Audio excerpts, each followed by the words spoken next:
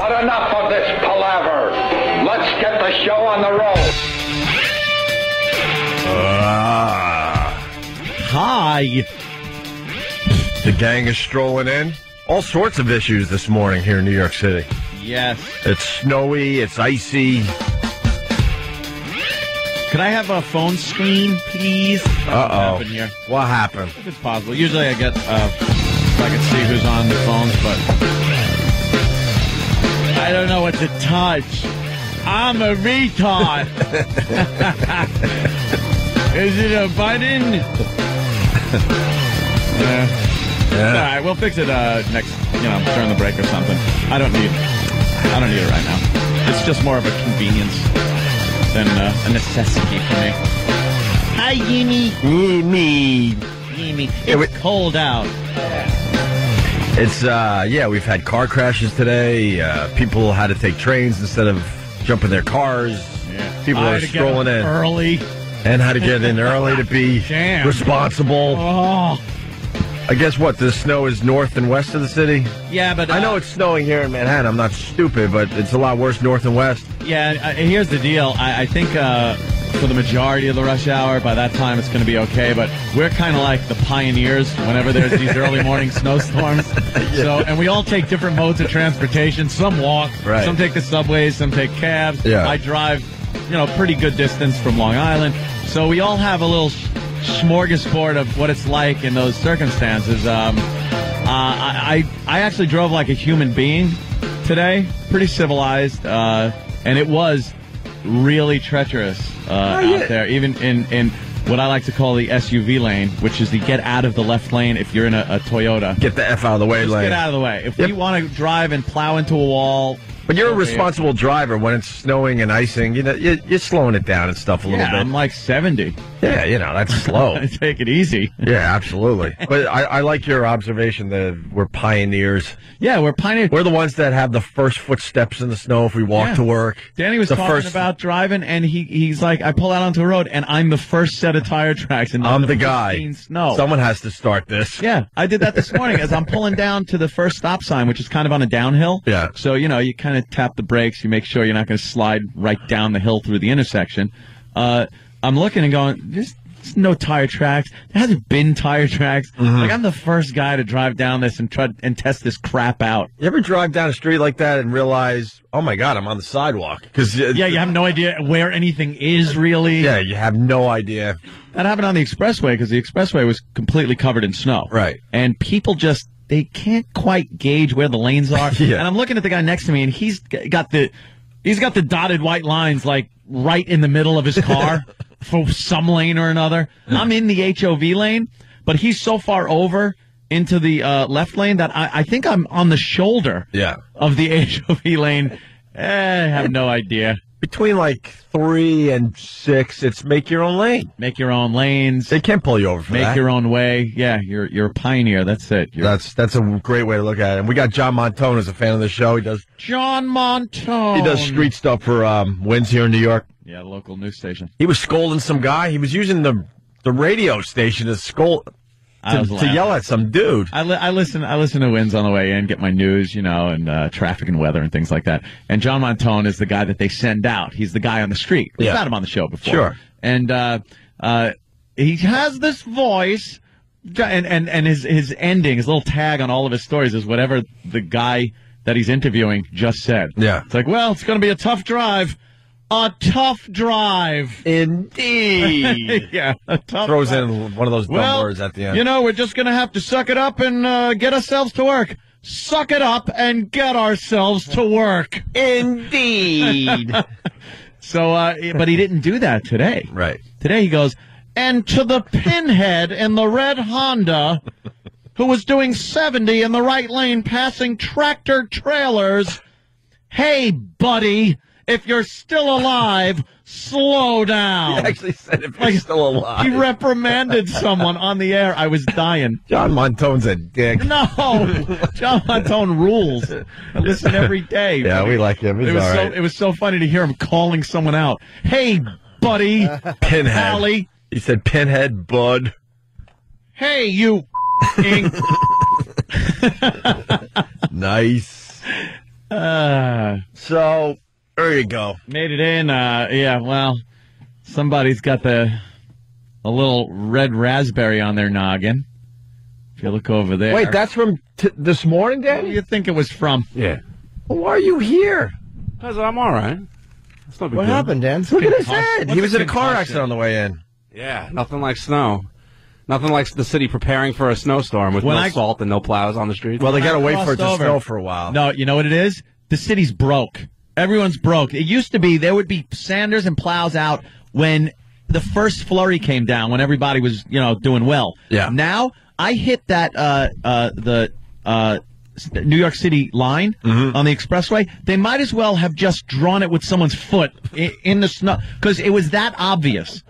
You hit it, and all of a sudden, nothing was plowed or salted. They should have a huge sign. You're on your own now. You're on your own. Good luck. To be honest, I've never, I've lived in New York my entire life, so I've seen plenty of snowstorms. I've never seen the roads so poorly planned for. And there's not a lot of snow on the ground. There really isn't. But there's nothing. They didn't salt? No salt, no plows. Because they usually throw that salt down early. They do that. Dude, we used to make fun of how they would say, oh, my God, there's going to be this big snowstorm. And before the first, flake came down, the salters are out there. The news is talking to the salting trucks.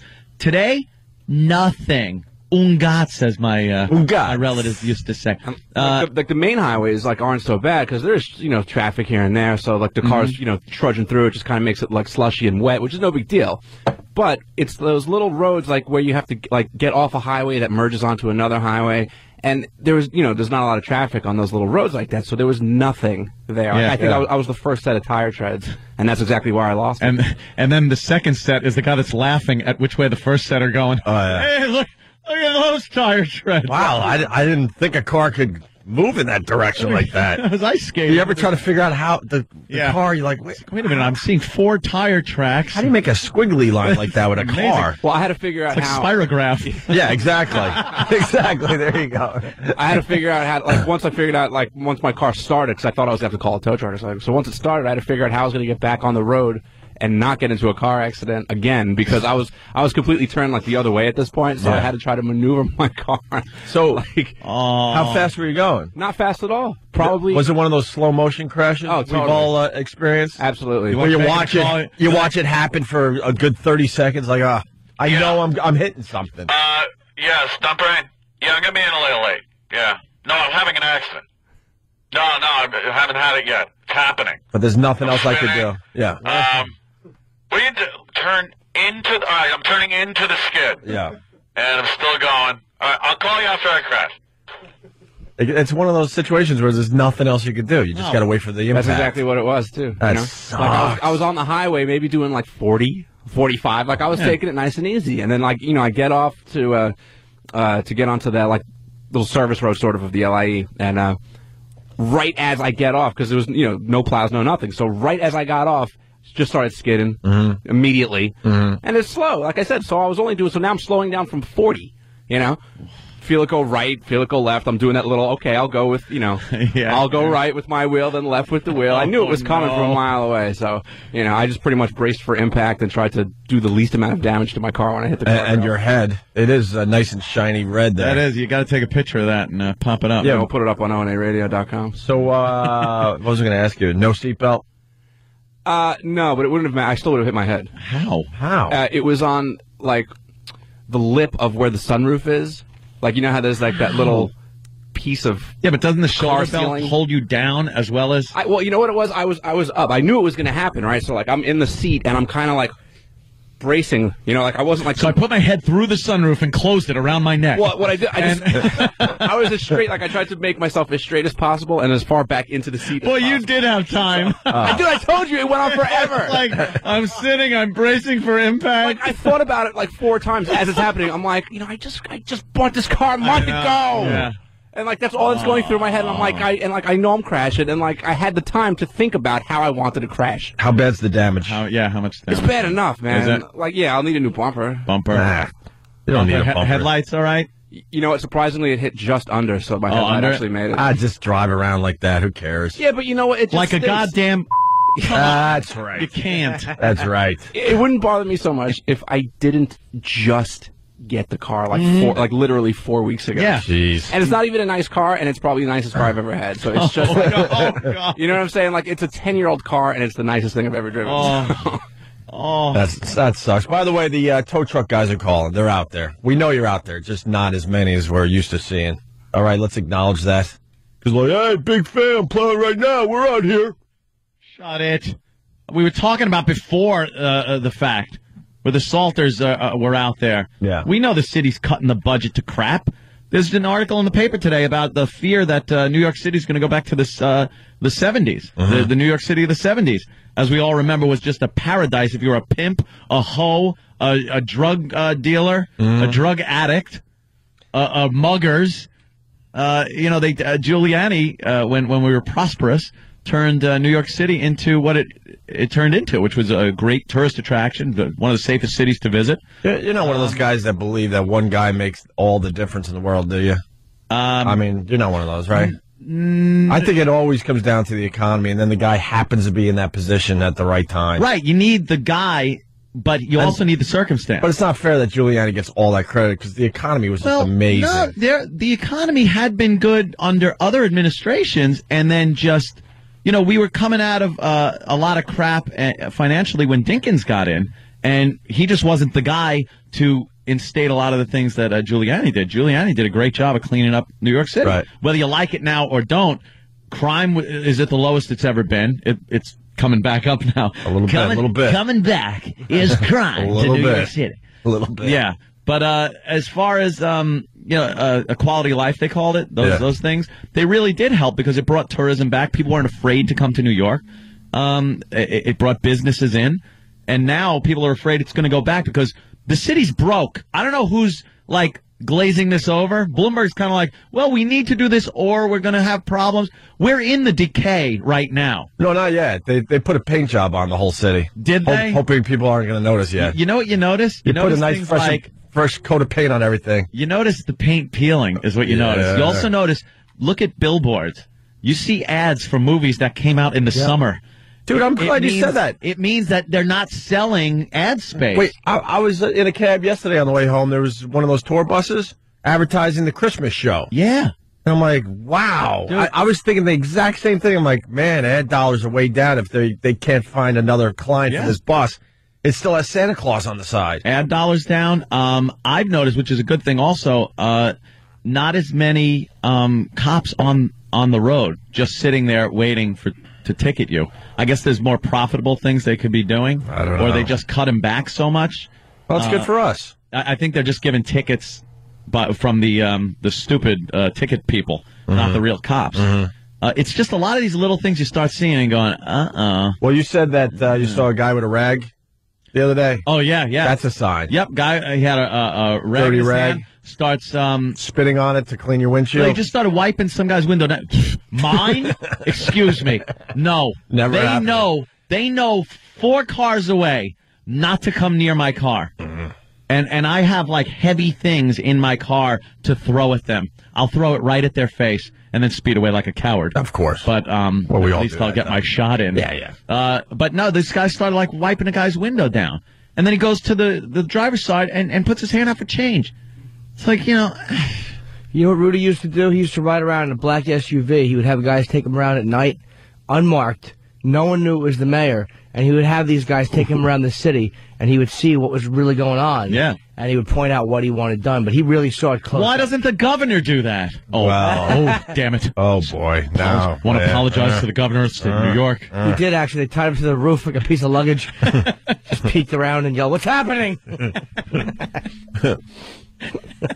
There's more homeless out there. Yeah. In my neighborhood, not a lot, but you're starting to see businesses closing down. Yep. Not a lot, but just here and it's sprinkled right now. Doesn't happen overnight. You're bing over here, and all of a sudden graffiti. I don't know why that happens. You close your doors, graffiti the next day. Doesn't happen overnight, but why don't the graffiti people just do it while the business is still in business? I never understood that. Then they cover it up real quick. You think? Yeah. You want your tag up there for a while. Yeah. What's yours? OP Radio on Twitter. Oh, good one. Actually, I took a picture of a homeless guy, just I don't even know if my picture did it justice. I was at the Red Eye Grill having a really nice lunch, and I look out the window, and I'm like, wow, there's a homeless guy. And we've all seen the homeless guy go into the garbage and try to find some stuff. Yeah. And usually they put it in their bag and they walk away. This guy was in full chow mode. Just munching. Full chow mode. Just munching. In the garbage. Yes. That's a life-size rat. Yes. That's a rat man. And no one, and all the business people, because it's Midtown, they're just walking by like it's nothing. They've seen it all in this town. But this guy, just scooping with his hand. It had to be some kind of Chinese food or something, and just shoveling it into his. You know what the trouble is? You're in a dumpster an hour later. Nice. But and I'm seeing more of that. Yep. You know, it's the slow, just a little bit granules coming off the sides of the buildings when you're walking down. The slow decay. Mm-hmm. That's what happens. Right now is a very interesting time. We gotta recover from this kind of pronto, or things are we're looking at some kind of class conflict or a complete breakdown of our inner cities. You better have room for me and my girl, because if this city goes back to the late 70s, I'm running out of here scared. Dude, you ever see that Twilight Zone where the guy builds the bomb shelter and all the neighbors laugh at him? That's going to be me. All right, good. No, you're going to be knocking, and I'm going to be, I only have so much ammunition and food. I thought you'd at least, invite me in before you close everyone else out. No, that's the point. I want to make the cut. You break the door down, and I give everyone I want to make the cut. Remember the headline, the famous headline in the Post? What was it, when Ford was president and basically told New York, dead. Drop dead was the quote. Ford tells New York, drop dead. What year was that, like 77? Yeah. It's not going to get that bad, is it? And who was the mayor back then? Lindsay. Was it Lindsay? I think it was before 77. Really? Yeah. Like 70. I think Carter was in 77. Wow, good job, Danny. Carter was 73? Yeah, that was early. That was 73. Does that look like a 73? I think it was Mayor Lindsay. Yeah. Was in Ford? 75 about? Ford to City. Wait, put that headline up again. It's one of the most famous newspaper headlines in New York history. It says Ford to City, drop dead. Yeah, the city was asking for federal money. Yeah. Because it was broke. And Gerald Ford said, you ain't getting a dime. Vows he'll veto any bailout. Yep. Abe Carey, rip stand. Stock skid down. Abe Beam? Dow down. Wow. Look at this. Stock skid. Dow down 12. Wow. Dow down 12. And that's a stock skid. Oh, my. Would we take that? Like 5% probably. Would we take the Dow being down 12? When it moves, no one cares. It's like, it's even today. We would take it down 12 for the next 60 straight days. It doesn't matter. It would be Dow Sly Walk 12. 12. Holy Jesus. I guess they were working in fractions back then. I'm in the money today. We went up 6 points. Dow's up 6 cents today. We're in a good place. Jeez. That's old. Yeah, jeez. All right.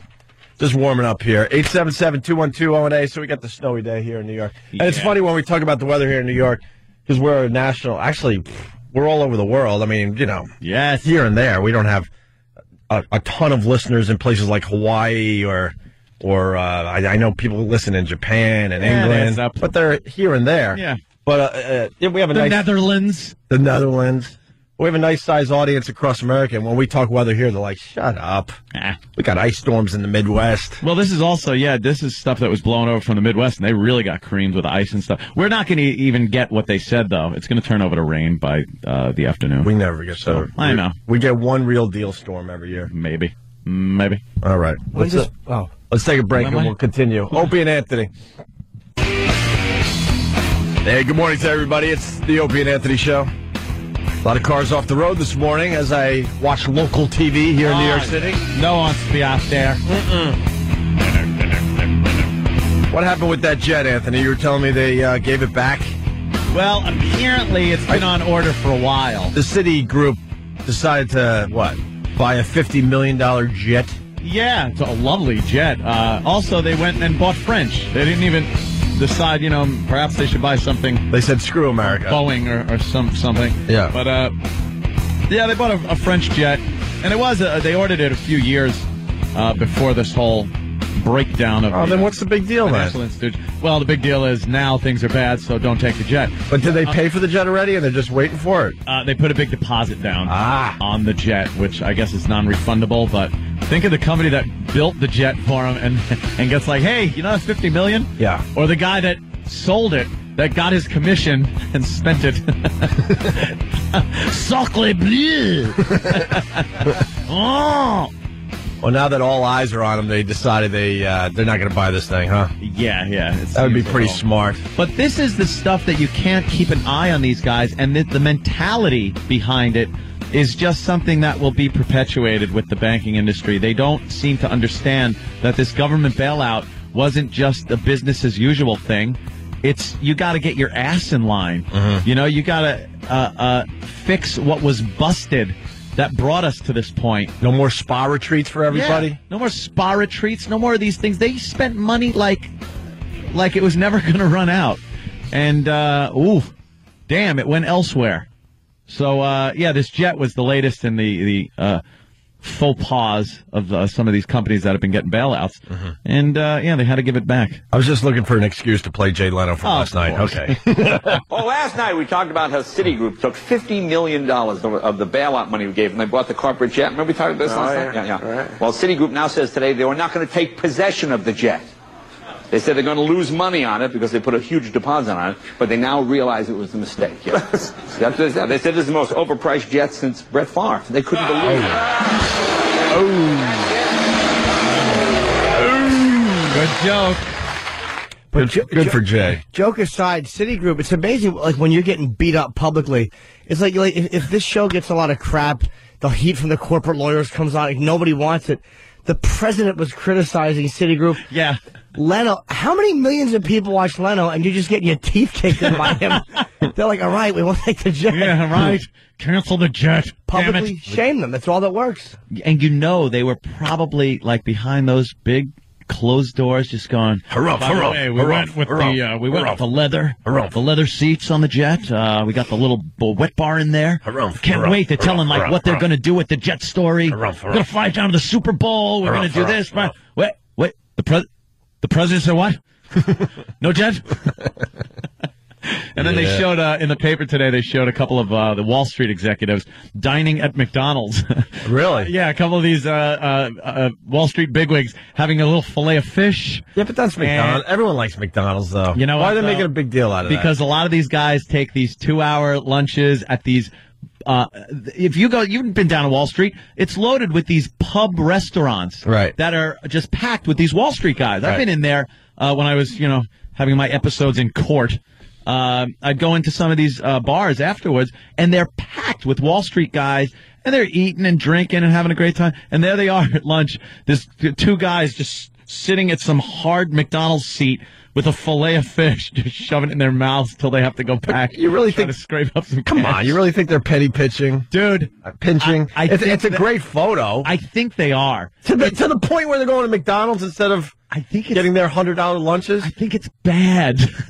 McDonald's reported their earnings just 2 days ago, and they had an 80% increase in earnings. Well. And they say it's all due to their $1 meal because nobody can afford it. Yeah, people are definitely eating cheaper out there, but the Wall Street guys, come on. I'm calling Bravo Sierra. A little bit of Bravo Sierra? I think these guys just like McDonald's. Who doesn't? All right. It could be. I don't know. It's still a great photo op. Yeah, it's one of those, you like to think it's real, right? And they kind of look like they're skulking. Yeah. They look like they're skulking. Because some ass has a camera in their face going, hey, look at you. You can't afford a real lunch. Just being bitch. Yeah, what happened to your lobster and filet of fish and a cheeseburger now, pally? Filet of fish and cheeseburger, indeed. Right. I guess business is not so good, right? That guy. Did I mop the floor of Wall Street? Could you please cut me some slack? We all know that guy. I want to talk about another. We should do a bit right now. That guy. That guy. There's another that guy I wanted to bring to everyone's attention. The guy that has to tell you the joke at work. We got one at the other joint. Really? Oh, and he's a really nice guy, but all of a sudden you get stuck in the elevator. He goes, "Hey, did I ever tell you the time?" And he's rolling into joke I don't know mode. that guy at work. Oh man, I hate to blow up. You're the stuck spot. with him? A lot. Yeah. I think we kind of have the same you take hours. the later elevator than I do. I think that's what it is. Across the place? Yeah. But there's a guy that can't wait to get our attention to tell his latest joke. Oh, I know who you mean. You do, right? Yes. He's a nice guy, but I hate that guy. You don't like the joke guy? No. Do you like the joke guy? No. Are any of those jokes ever good? No. For real? They stink. Maybe if your grandpa... Never knew my grandpa, so I'm just kind of... Hello? Hey, I knew one. I was calling at this hour. No one. That's what you do when that... Oh, God wow. damn acting. Nice. That's what you do. Nice. When he goes, I got a joke for you. It's not... Mr. Fabersham, I'm taking your call. You pick up the phone, you pretend someone just called That's you. a good one. If they said, I got a joke for you, that would be a lot smoother. It's usually like, hey, I ever tell... And then you realize... You thought he was just telling you something that was happening in his life, and it's like, no, oh my God, he's setting up a joke. Second you realize it's a joke. One finger up, phone to your ear. Yeah. That's a good one, Jimmy. Yeah. And then the call lasts the whole time. And you're like, I'll catch... And you're gone. I mean, when you got, like, grandpas, the older generation, when they go with the joke, it's okay. Yeah. I like. When I don't mind that. With the C word punchline, especially when Grandma tells me those. Oh, well, it's usually usually with some racist joke from and it's about your mom. All right. So we'll talk about that guy today. There's a few of those out there. We used to have a bit. Remember the arm around the guy? Yeah. That's one of that guy's kind of guys. I hate that guy too. It's the guy at the ball game, at movies, whatever. If you don't leave the one seat homo buffer that most adolescents and young adults use. But then after a while, you kind of grow out of the one-seat homo buffer at the movie theater. But then you got to worry about arm around the guy. This is the guy that will sit, even at like a dinner at a restaurant. He's generally your friend in some way, shape, or form. It's easy to go business associate, but it's easy to go gay with this thing. No, it's not about being gay. But we're not going there for once. This is guys are straight. But they have to do what Anthony's Anthony's got to be your buddy, and in order to be your pal, it's not really your friend because none of us would do that to each other because we're like close enough friends. It's a guy that's like on the periphery of your friendship, perhaps a business associate, something like that. And he's got to lean over and put his arm around your chair back. Yeah. And kind of like talks to you like that. He's not really touching you. He's not. But it's look. We all know that around the guy. We all know that feels comfortable. Yeah, but not around me. Right. It instantly puts you in the bitch seat. Like it's some kind of power move. Maybe it is a power move. To put you in the bitch seat. Maybe it is. I usually just take my hand and put it right on there. Well, and that pretty much trumps the arm around why not? the guy. Makes it a nicer experience anyway. For everybody. Sure does. You feel close, he's turned on. Yes. It's lovely. A little jizz. Handful of clam chowder. I was going to say a little jizz in the pants makes everybody happier. Right? Does it? Of course it does. Hey, the economy's really bad. Let's get this horrific story out of the way, and then we can move on to maybe some fun stuff today. This is a big story in the news, yeah. You know the one I'm talking about? Oh, yeah. The guy, he used old school faxes? Did he fax or email? I heard he faxed. He did fax, the police right? department. And his intentions. And a news... Danny, you got... And was it fax? And a news channel. Yeah, if it's what we're talking about. Yeah, he faxed. Perhaps the most horrific story of the day. Yeah, absolutely. Who do you think handed it in? Of course. But he also, this guy, they said he pulled his kids out of public school like 2 weeks ago, and he was setting up to do this. This guy was nuts. This went beyond his job. That's disgusting. And apparently they were under investigation for some type of alleged child deduction or getting money for their children. Gotcha. Some kind of the state government gives them money for their children. They apparently lost their job. I don't know. You know what, I guess the story will come out. If you want to kill yourself, fine. Just don't kill everybody around you because they want to live. You know what was really creepy?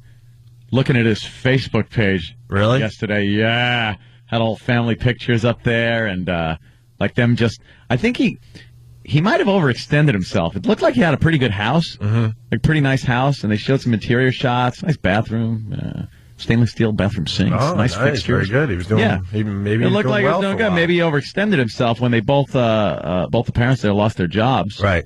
But again, until this investigation comes to light, who knows what was going on? So here's the story. A man recently fired from his job may have killed his 5 kids, his wife, and eventually himself. Police say Irvin Antonio Lupo contacted a local television station to make his intentions known. The station, KABC, then called police. He faxed a 2-page written statement to KABC Channel 7 in Los Angeles, and he also called that station this morning about 8:30 or so. And in the note, he talked about his issues with his employer, job situation. We're not clear exactly where that is. We're talking to his employer right now. And in the note, he clearly said he was going to kill himself, his wife, and his kids. Lupo was despondent about his wife's job and his job. His letter said they'd both been fired. Neighbors expressed disbelief. None recalled hearing gunshots. Police say a revolver was found next to Irvin Lupo's body. The Lupo children ranged in ages from 2 to 8. Why do you have to kill your family? What's that about? What a coward. Revolver means he had to reload. Yeesh. He had time to think after every... Yeah. He had weeks to think, though. He pulled him out of school. Yeah. It was bizarre. Why do you have to kill your family and your wife? Let them live. Damn. Let them move on. You're not going to know the difference. A lot of these people have this kind of, I don't want them, moving on without me. I'm much too important. Oh, that's wonderful. Or, you just have jealousy, kind of think that whole thing. Who knows? I'm sure they'll, in the days and weeks to come, find out what the hell the story is with this one. But, pretty tragic. Pretty tragic. Len Berman, who does New York sports, is an awful-looking man. Wow. He's been around forever. Yeah. For years. Ranger highlights. What's the matter? You don't even know what your team's going to be. This is the first time, Islander fan, and I'm embarrassed to say this because I'm gonna catch S for this, but I have season tickets. I can't tell you the last game I went to. Really? They've barely won since early December. At this point, I don't want them to win another game because then we'll get a nice draft pick. But it's just horrendous what's happening to the Islanders. Horrendous. Awful. It's a building century. It's tough to be a fan. I'm not even going to lie. Yeah. It's tough year after year after year. A couple of years ago, we were seemed like we were on the way up and then right back down. Yeah, I remember that. You were all excited going to all the games, and actually, it was like this kind of actually made the playoffs. A vibe. There was a vibe like there was when they were, Stanley Cup champs forever. And then you know how bad your team sucks if you don't make the playoffs. In hockey, they allow everyone in the playoffs. Yeah, pretty much. How many teams don't make the playoffs? 4, maybe. Whatever. And then they got Super Bowl coverage. 3 and the Islanders. Yeah. Pretty much who doesn't make it. Got Super Bowl coverage. And there was I was thinking about that last night, and we had talked about it briefly yesterday. There is no hype. When we talked about it yesterday, I didn't realize that it's this Sunday. Mm-hmm. And normally, at least 2 weeks out, you are seeing nothing but hype. I mean, there's radio stations doing contests for ticket giveaways. TV is talking about the appliance stores are pushing their big screens for the big game and this, that, the other. Dude, nothing. There is no vibe on this at all. Are you getting the feeling that everything... End of society? Not end of society, but close. That everything... Anarchy? Everything we are used to and know Fascism? is going away? Everything we're used to and we know is going away.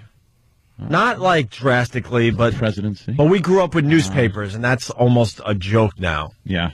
Newspapers are folding. You think this is a big click up? You know how things are gradual and then you have a click up in technology or industry, things that happened in the early 1900s with the industrialization. Right.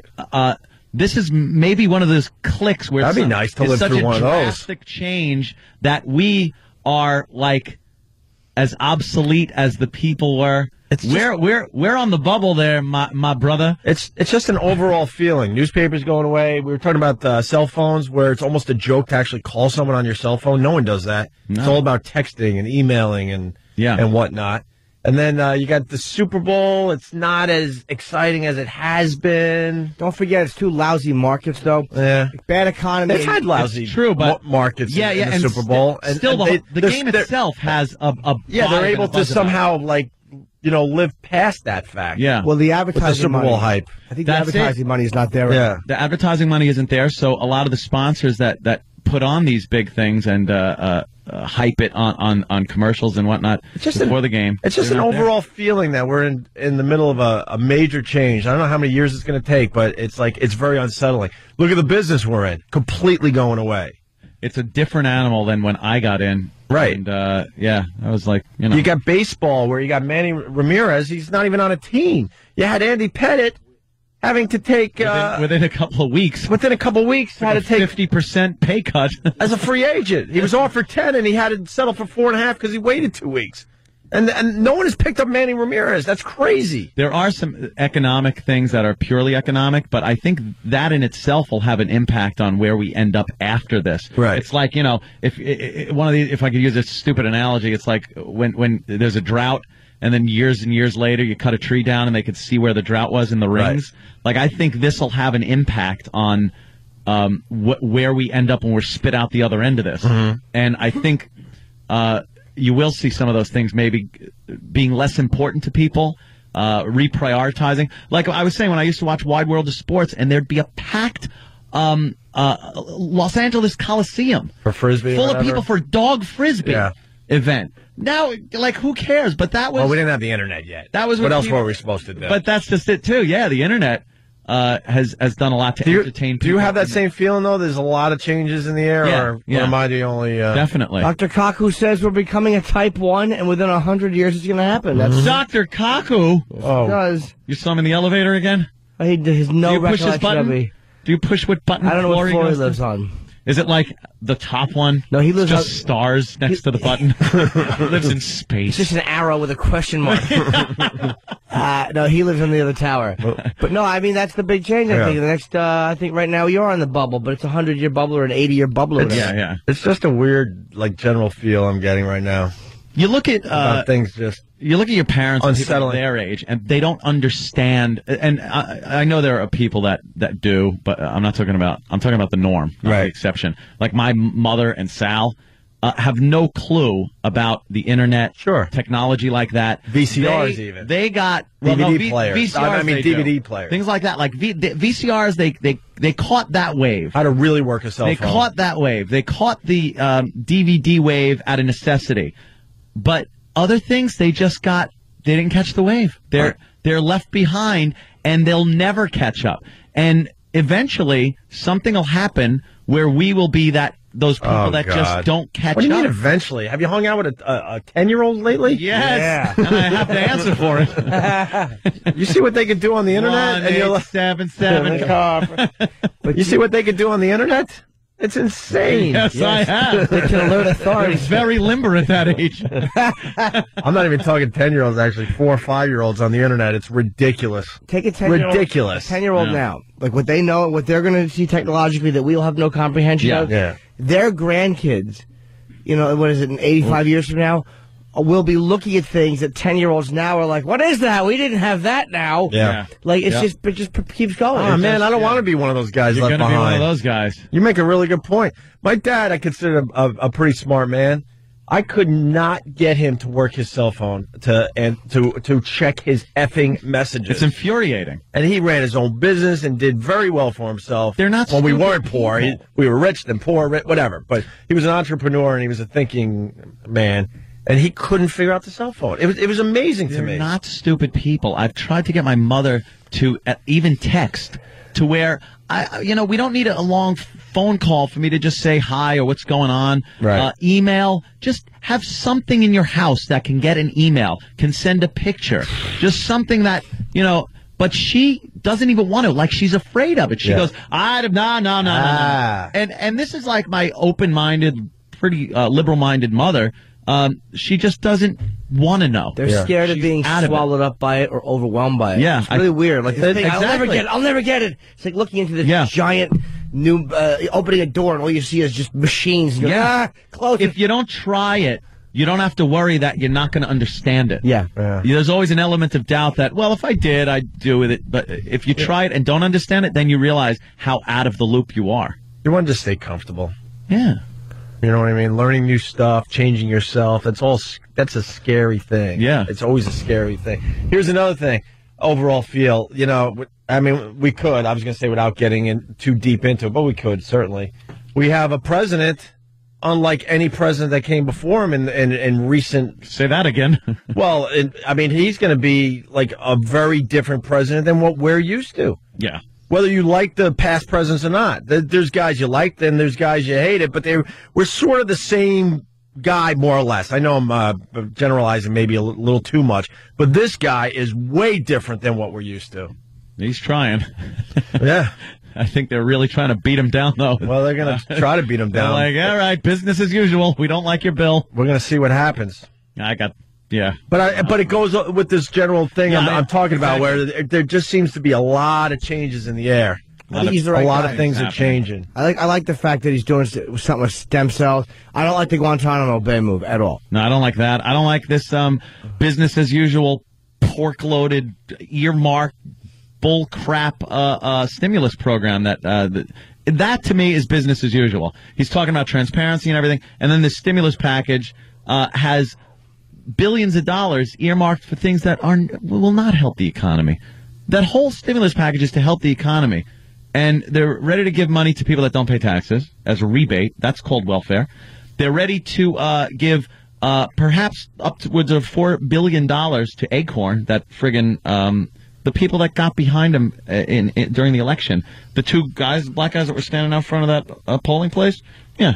They were part of the Acorn? They're like a community activist thing. That is not going to help the economy. $200 million earmarked for low-income family planning. Now, as a president in a sound economy, all right, let her rip. Okay, you son of a bitch. Just because I'm talking a little... No, just turn off your phone and continue. I'm sorry, Ed. My phone wasn't on. 200 million? What were you saying? 200 million earmarked for... For what? What happened? You're going to hit that goddamn button. I'm not. I don't have a button. Go ahead. Continue talking. For low-income family planning. What? Low-income family planning. That doesn't help it. If you're in a sound economy and you're a president that wants to do that, then you do it. In this, if it's a stimulus package, have everything directed towards helping the economy. That don't do it right now. But it will help in a couple of years. Will it? Yeah, because he's got 4 years before his first term is up. So...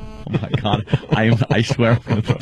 I'm just going to hold my grapefruit and pet it like it's Pele Kid. But it doesn't matter. I finally came up with a defense. I'm really happy. If you're not pumping out babies, that's saving us money. I like it.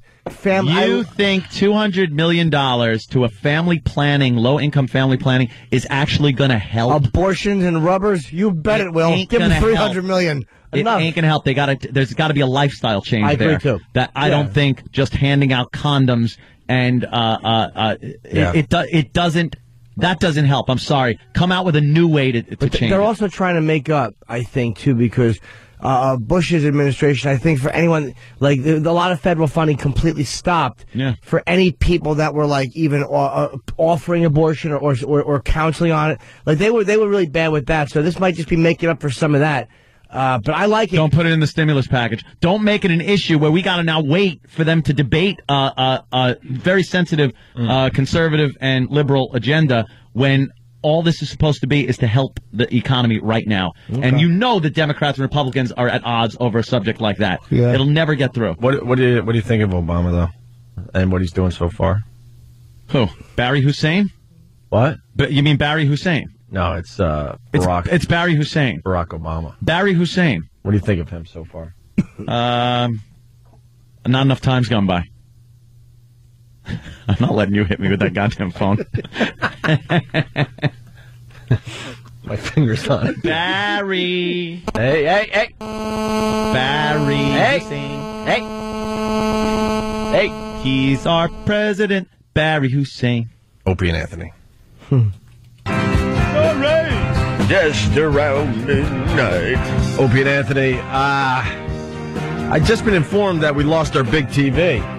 Now, you might be saying to yourself out there in Radio Land, what's the big deal? Well, we've been telling you guys for the last, 6 months that things are slowly but surely falling apart here. Yeah. In this studio here in New York City.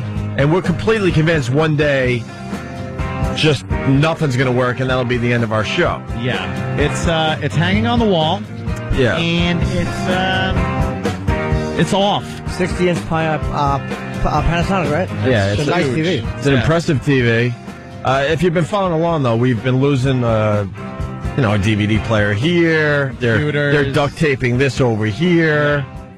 We still got the same board that Howard Stern used many, many years ago in front of us. Nothing has been updated. I mean, we're looking at appliances and equipment that has wood. Yeah, it's actual wood in 2009. Yeah, it's encased in wood. That's how old this stuff is, and they're not bothering to fix anything at this point. That's how bad radio's gotten. And now we have officially lost the large screen TV, and I'll tell you why we officially lost it, because they were quoted at, what, $1,300 to fix it? Yeah. That ain't happening. Power supply problem. That ain't happening. Give me the baseball. The paperwork coming for Wait, us. Yeah. power supply problem? What's that mean? Yeah, they have to replace the entire power supply. It has an intermittent problem, and that's $1,300. So why isn't it covered under warranty? No, it's older than. Yeah, that thing is a couple old. years now. That looks a bit on the old side. Well, they were sponsors, so why don't they just fix it? Were definitive. So you did put in that word that was so important to what you said. Were. There were a lot of people that were sponsors a year ago in radio. They all also were sponsors. Yeah. I'm hoping this TV is owned by 1877 Cars for Kids. Yeah, then we'll get it fixed. Yeah. So another piece of equipment down. It's slowly but surely going to happen to us. You watch. Speaking of equipment, I got to thank Sam. Yeah, I'm just bringing this to everyone's attention because I think everybody has been there. My girl's laptop just crapped out yesterday. Yeah. 3 years of stuff on her Mac. It was a Mac. It was a Mac. Thank God it was backed up, because when that happens normally, you lose everything. Yeah. Well, so thank God you guys are smart enough to back all that up. You put on external hard drives. Yeah. Well, you know what? And off-site, Yeah. you pop your pictures up on like photo dump or something like that. Exactly. In case of a fire or Well, something. all right, so let's move on. What do you? Well, that's what responsible people do. You know? What? Wait, There's And, more to the let's, and just like a lot of people out there, hams. I know. And just like a lot of people out there, we said many times, like, you know what, we got to back up these computers. We'll get to it. And yesterday was the day it went dead. Gray screen, folder, question mark. And she lost everything from the last 3 years. Pictures. Every picture. Screenplays, all sorts of stuff. Stuff she's that's writing, all my kinds God. of good. She's freaking out? Oh, my God. Her whole iTunes library.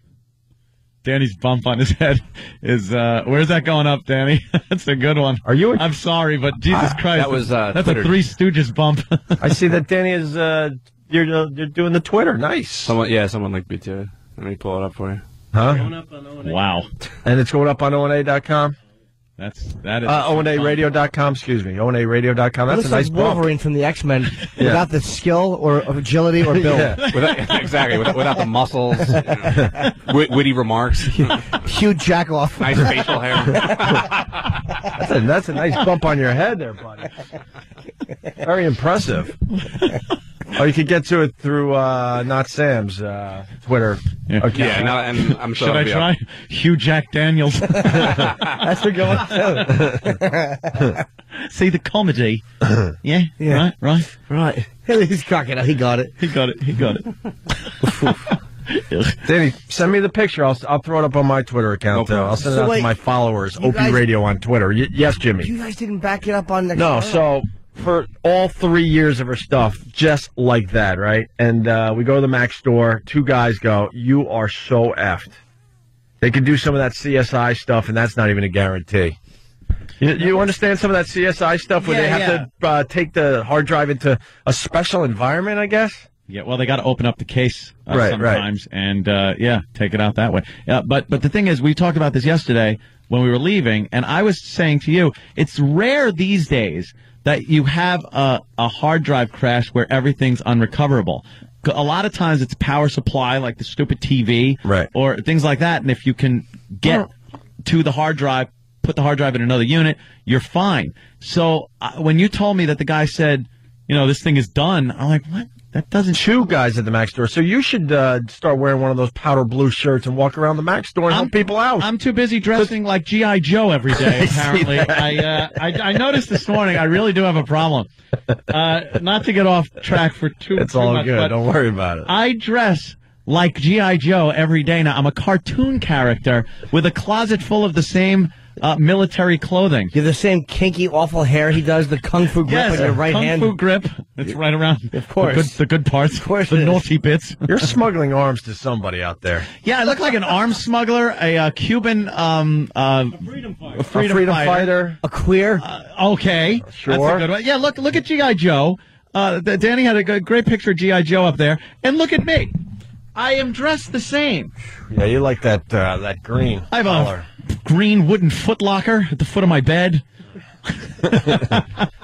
So I really am crazy. Is it unlocked? Oh no, there's no donut in there though. Please, please, Sarge. I want to dump it on the floor and examine it. Let's make sure nothing's missing. But dude, you knocked it on the floor. So we go to the Mac store. They said you're effed. They looked at it and said, this, just like you were saying. I thought they were going to say that. They're like, no, yeah. You're done. Maybe if you go one of those places where they specialize in this, and you could spend up to $1,000, $2,000, and it's still not guaranteed that they'll get any of your data back. Was she devastated? Devastated. It was a rough day in the Hughes household. Oof. And well, that sounds weird when you say that. I know it is. I still have a hard time saying wife. Household. His wife sounds just so like. So did old. I don't know. But anyway, so I go, you know what, we're not giving up hope. And Sam happened to be around, so we gave the laptop to Sam, and Sam says, I might know a guy where I live, and let's give it a shot. Anyway, later on in the afternoon, Sam calls up and goes, you're not going to believe this, but I was messing around doing some stuff, and I was able to turn the computer back on, and it powered right up. So he grabbed his external hard drive and got all her stuff off the thing, and then the thing crapped out again, and he can't turn it back on whatsoever, even doing the same little tricks he was doing. He had a small window of opportunity. Yeah. We totally lucked out. The static electricity in his hair powered up the computer for a limited time. That's funny. It probably is a power supply issue, though. You're right. Maybe they didn't think to look for that. Well, those mother effers, because this is 3 years of stuff. And then I'm at the Mac store, and they're like, you join the statistic of people that learn the hard way, and now we'll back up everything. You're going to join the statistic of people that lose their teeth to a laptop. Yeah. Because we almost just said, all right, here, take this piece of crap laptop and give us a new one. Do you know there's a program they have on Mac, which I forget what it's called. It's called Time Machine. Yes. We had it. Time Machine. I love it. I went back to no. the Enchantment Under the Sea dance with it. Does it back up? What? Does it back up? It backs up onto something else other than your computer. Yeah. Yeah. Like it goes to a third party. Automatically. Like you could set it to just back it up every Mine backs up, but I also back it up, I think, onto it. I have one of those Mac airports. Yes. And it backs up onto that, I think. Yeah. You know how it works? Yeah, there's Don't scream at me. There's a terabyte humiliating hard drive connected to that. And it automatically does it whenever you turn it on. Yeah. Everything I own is backed up on 3 locations. That's smart. Me too. And one is off-site. What's off-site? It means not my house. Just say not your house. Not my house. Off-site. Oh, you mean like online? I meant at the governor's house. Sorry, I want to apologize to the governor of the state of New York. Yeah, that's right. Ed finally said, I really am crazy, so people are happy. Yeah. Let's go to Dawn in Virginia. This is weird. Dawn. Yes. Hey. Hey, we've thrown hard drives in the freezer before to attempt to get information back off of them, so there's lots of things that are possible. What does that do? Really? But why are the people at the Mac store going, you're so done? They wanted you to buy a new computer. Well, we were going to anyway. Yeah. And because we got the Apple Care, we're going to get a free hard drive. They're going to fix the damn thing. So, but it wasn't about that. It was about losing 3 years of material. Did they physically take your hard drive out of your computer? I don't think and so. Put it into another computer, I don't another think laptop? so. They ought to have a laptop there, or a couple of them that are just made for that. Just made so you could slam it in. But it was slam it in. But it was pretty much a miracle. Where is Sam? It was pretty much a miracle yesterday, thinking you lost 3 years of stuff. If the OS is on it. It doesn't Sam, matter. It's what do you boot do up to get this thing back on? I mean, this thing was dead. Yeah, you could hear it. I mean, the hard drive's not in good shape. You could hear it when it started up that it wasn't running right. Oh. Yeah. Damn it! How many gigs was it? Like, how much do you have to pull off? It's an 80 gig hard drive, and there was like 40 gigs worth of stuff. Yeah, because they're trying to say that we used up all the space on the hard drive. I'm like, there's no way. Half the hard drive was empty. Did you back it up or just kind of copy paste onto another? How'd you get it off fast? I just copied and pasted everything. I wasn't going to run any apps because like a right click and pull it off, right? Yeah, I just. But how do you get it back on? You drag and drop. Did you shake it or something to get it back on? No, you just kind of etch a sketch. I mean, I held the power down for different amounts of time and fidgeted with it. I've been using Macs for a really long time, so. Well, then you should be working at the Mac Sometimes store it works. You hit it. I swear, I've taken my computer. When you think your computer's completely broken and there's no hope left, I'm with you. Take it, hold it between both of your hands, and smash it on something real hard, and then power it up again. But the same thing happened to my computer, and I brought it to the store, and the whole folder came up, and they said, there's nothing we can do. You have to get a new hard drive. There's nothing. And then I said, well, we'll try to recover some data off it. So I said, yeah, do that. And then when I got the new computer or the new hard drive, they said, yeah, we couldn't get anything off the old one. There's something going on there. Yeah. I mean, I backed everything up. Really. But Sam, you might be onto something. You might have discovered a way to save a lot of people a lot of misery out there. Yeah, and if that doesn't work, a 223 round, will pretty much seal its fate. You're right, though. Sometimes old school, you just punch your just hit something. Your stuff. Sometimes it works. You just have to fidget with it. Right. Fidget with it. Yeah. All right. Sam, because you saved my girl a lot of misery. Uh-oh. Why don't you plug your Twitter account? Because I know that's what you want. I know that's what you want today. The name of the game, some eyeballs. Because my wife's going, we got to get him something really nice for this. I'm like, trust me, I got the perfect thing. This is all he wants. He's a plug for his Twitter account. You can find me at Twitter/NotSam. Ah. We're even now, right? Yes. We're good? Even. See, I know. I know. Are we square? We're square. Are we square? It's been a weird week. I get my phone back that I thought was lost. Yeah. She gets all her info back from a laptop that she thought was completely done. She writes screenplays? She's a very I want a part in one. Really? Yes. You want to play the young shock with his finger up his nose?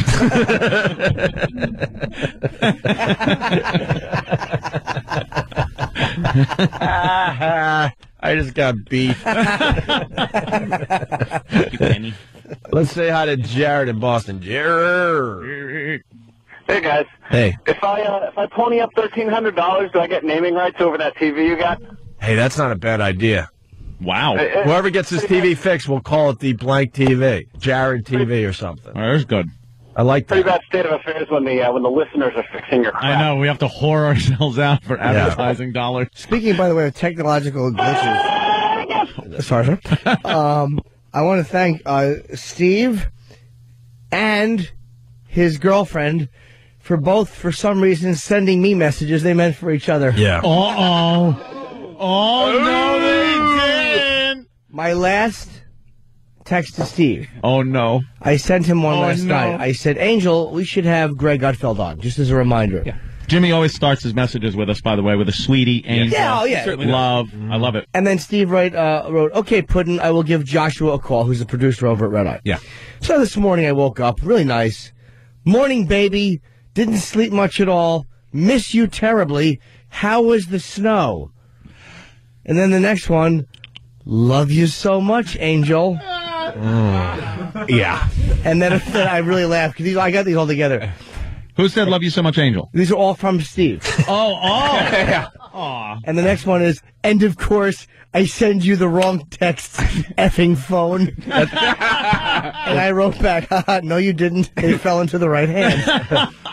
And so MJ, I don't know what it is with your phones, but MJ and I talk. She's helped me with my diet. Right. So the last thing I texted her, she was like saying she's going to help Bob Kelly work out, and she would help me. And I wrote, great, thanks, I'd love that. So I called her with a peanut butter question. Uh-oh. Yes. And she said, you're going to get punched in the face. Chunky Rottweiler, yes. Oven mitts. No. I was in the supermarket, and the call got dropped. So she She wrote back, sorry, lost you, tried calling back. As long as I'm near my phone, I'm always available to help you. And then this morning I get one, good morning, my love. Snow wasn't as bad as expected. Could have come home last night. I'll be home tonight to rub your back and twirl your hair so you can sleep well. Love you too, baby. That I didn't know. And I wrote back, I am looking forward to that. although my crew cut will make it difficult. But I like the fact that she's going to twirl his hair. That's the favorite part, because she means his back hair. Yes. Dear Lebanese idiots. So, I don't know what's happening with these two, but I'm in the middle. These stupid phones, and believe me, your text messages are sectioned off into columns, so the last person I text at night is usually her. Yeah. It just happened to be you last time, so I picked up the phone and started typing my lovey-dovey stuff, and Don't happen with the old iPhone. No, it happen. Yes, it most certainly does. I've done that before on the iPhone because when you... That got fixed with the upgrade. I haven't had it happen anymore. Okay. Yeah, there you go. So keep your mouth shut. All right, fair enough. That's really funny. Oh, dude. That's really good. What a couple of little sweetie pies. I know. Yeah. I miss you too, love. It was snowing. I want to curl your back hair and braid it. I miss you, MJ. I want to just rub your ankles. What's wrong with these two? They're all nice. It bugs me. I was hoping for some... I wish I would have gotten some savage messages. Horrid, right? All right. Dear Cuck, wash the special belt with the attachment. You'll get yours later. Those get sent much later in the evening. A good one. I love a Steve improv. Yes. Oh, God. All right, we got to take a break. Hold on. My girl texted me back. Ooh. Let's see if she realized her error. It's funny. Sure, it was an intentional on my end. It's funny. We got Adam Ferrara stopping by. Your old pal is in Mall Cop. I know. I didn't find out until I bashed it. So, well, you know what? Making up to do it. It's obviously great for him. It's great for him. Anything good for my pal is good enough for me. He deserves a real break finally in this business. Yeah. Crappy business. He's a guy who's been putzing around aimlessly, getting nothing done for 18. Yeah, working for Leary. He's always working, man. He's always headline gigs, and he's got TV gigs. The guy has never stopped working since he got out of high school. Yeah. Take a break, you idiot. Makes me nauseous. Why? I don't know. Just sit down for a second. That's hyper. This isn't the time for him to take a break. Take a seat. This is, he's on his way up big. He's on a hit movie. A huge hit movie. Even when he comes over the house, it's like he doesn't know where a chair is.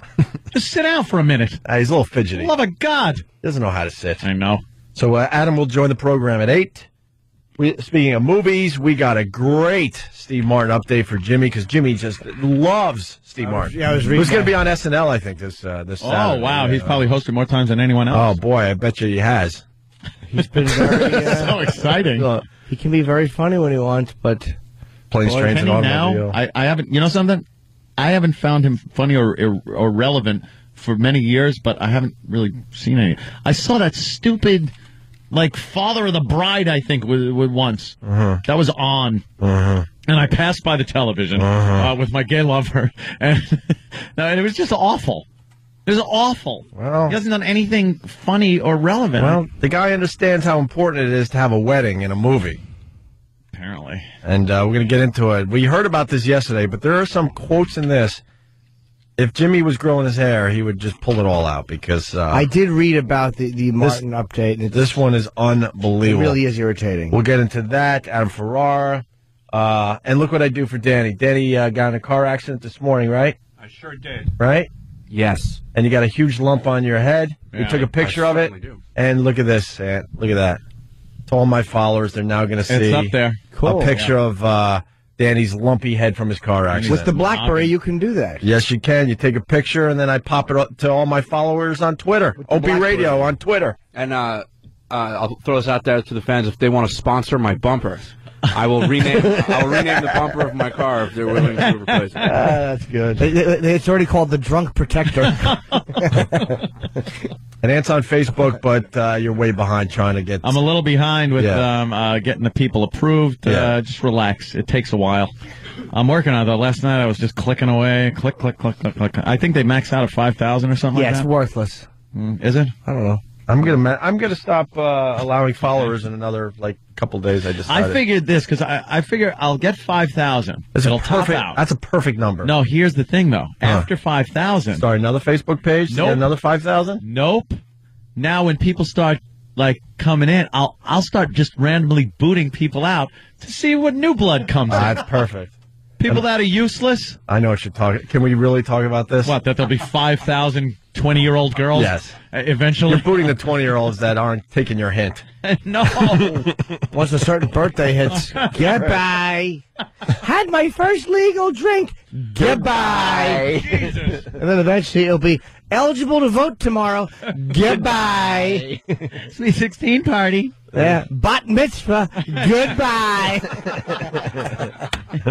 I get a bad reputation. Let's go to break with this. Jimmy's all over TV these days. You were on Red Eye last night? Yeah, it was a fun one last night. We got a nice little clip as we go to break. I used to work at McDonald's, and one of our managers started having terrible stomach pains, and she went to the doctor, and he said, "Do you eat a lot of fast food?" And she said, "Yeah, I work at McDonald's. I eat 3 meals a day there." And he said, "Oh, well, that explains it. They put so much tenderizer in their meat that your stomach has actually started to tenderize." Oh, God. Is that a bad thing? The problem with McDonald's is this is why it has a bad reputation. It's because the grimace looks like the growth under the arm of a fat person. I think I've asked you. It's true. Opie and Anthony showing the airports. They're actually taking off at LaGuardia. Yeah. Ugh. After that Sully incident, who would want to take off from LaGuardia to begin with? Especially with the runways all snowy and icy.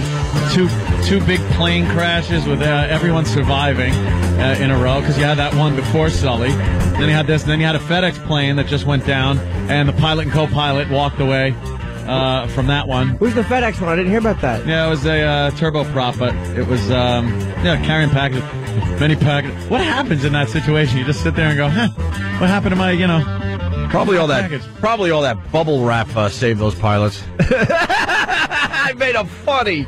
Jesus. You check your tracking number, it just shows flaming wreckage. Yeah. Although they use the peanuts now. Oh, yeah, sure. Styrofoam. That's a pain in the neck when you get a package. Oh. You can't find it. It's in the middle, and it all just spills out everywhere. It's like a game show. You're trying to slowly pull the product out from the box, and peanuts are sticking to it, flying all over the floor. Yeah. I hate those peanuts. What? What about the peanuts? What do they call that? You can't eat them. No, they're styrofoam. Kramer, don't eat the peanuts. Stop using the word. People are checking out the picture of Danny's bump that you sent out on Twitter. Once again, Opie Radio. Looks like he was hit squarely with a ball peen hammer. And they're commenting, which is great. Of course. The best one so far. Danny drives like he plays Guitar Hero. Oh, Danny. Oh. Wow, that one. What hurts more, the bump or that comment? I don't even get that one. Oh, Danny. See, because he played poorly when the intern beat him. And you really got to take it because it was someone anonymously said that, Danny. Well, of course. Why would they? What else are they saying about you? I see you looking at the comments. I just. My dad commented. He hopes I was wearing a seatbelt. Thank you, Dad. Is that really your dad? Yeah, I wasn't, by the way. I wasn't. You really got to wear the seatbelt. Opie, how many friends can you have on Twitter? Like 200. That's it? Yeah. It's a very small thing. You're kidding, right? That's why they call it Twitter. What the hell? She's trying to make the curtains match the rug these days. You can only... Oh, sorry. I got distracted for a second. You can only have 200 friends? Yeah, something like that. That's horrendous. Maybe like 1,000. Who wants Twitter? Well, it's not about numbers. It's about, numbers. No, it's... I'm on one site. You can have 2 friends. Yeah. What is that site called? Loser. That's not funny, but it's true. Kind of is, actually. It's not. Let's start a service where you can only have five friends. Water, mouse. That wasn't bad, though. I know. I liked it. Mouse joke, I mean. Yeah. Hey, I thought about that goddamn mouse joke all night, and it made me laugh just thinking of your face. like when I turned and looked at you, made me crack up laughing. There's nothing better. Well, obviously, killing is just better, but when you have to bomb, there's nothing better than looking at Jimmy's face. The joy in his face. I imagine that same face opening up the bestest Christmas present ever on the bestest Christmas. I undo the bow and I undo the wrapping and I open the thing and there's your face just saying it.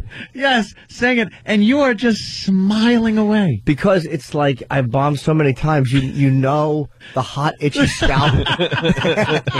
And you know the feeling of swinging and missing, and you know you've swung and missed. They should have given the mice little things of water. Boo. 23 years ago today. Wow. It's a big day in history. 85? Or 86. 86. Back to the Future. No. It's not a movie. Oh. Although your Pink Panther update is right around the corner. Wow, don't tell me the Space Shuttle Challenger. Yeah, that was 23 years ago, yes. Yes. What was the famous quote, Mr. Reagan? I saw it on the presidents on the History Channel recently.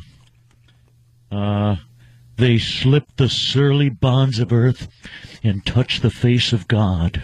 Yes. That made everyone feel better. Oh, my God. Yeah. I was like... for a second, like he's giving his speech, he's trying to, help the nation out and stuff, and I'm watching and just kicking back. Of course, it's back then, so, we're too cool for the room, just watching the news, drinking a beer, whatever, man. And then Reagan just gives that speech, and you're like, you give that gasp of like, that gulp. I almost cried. Son of a bitch! Not even what they did. They broke the clouds and fell. What a lie.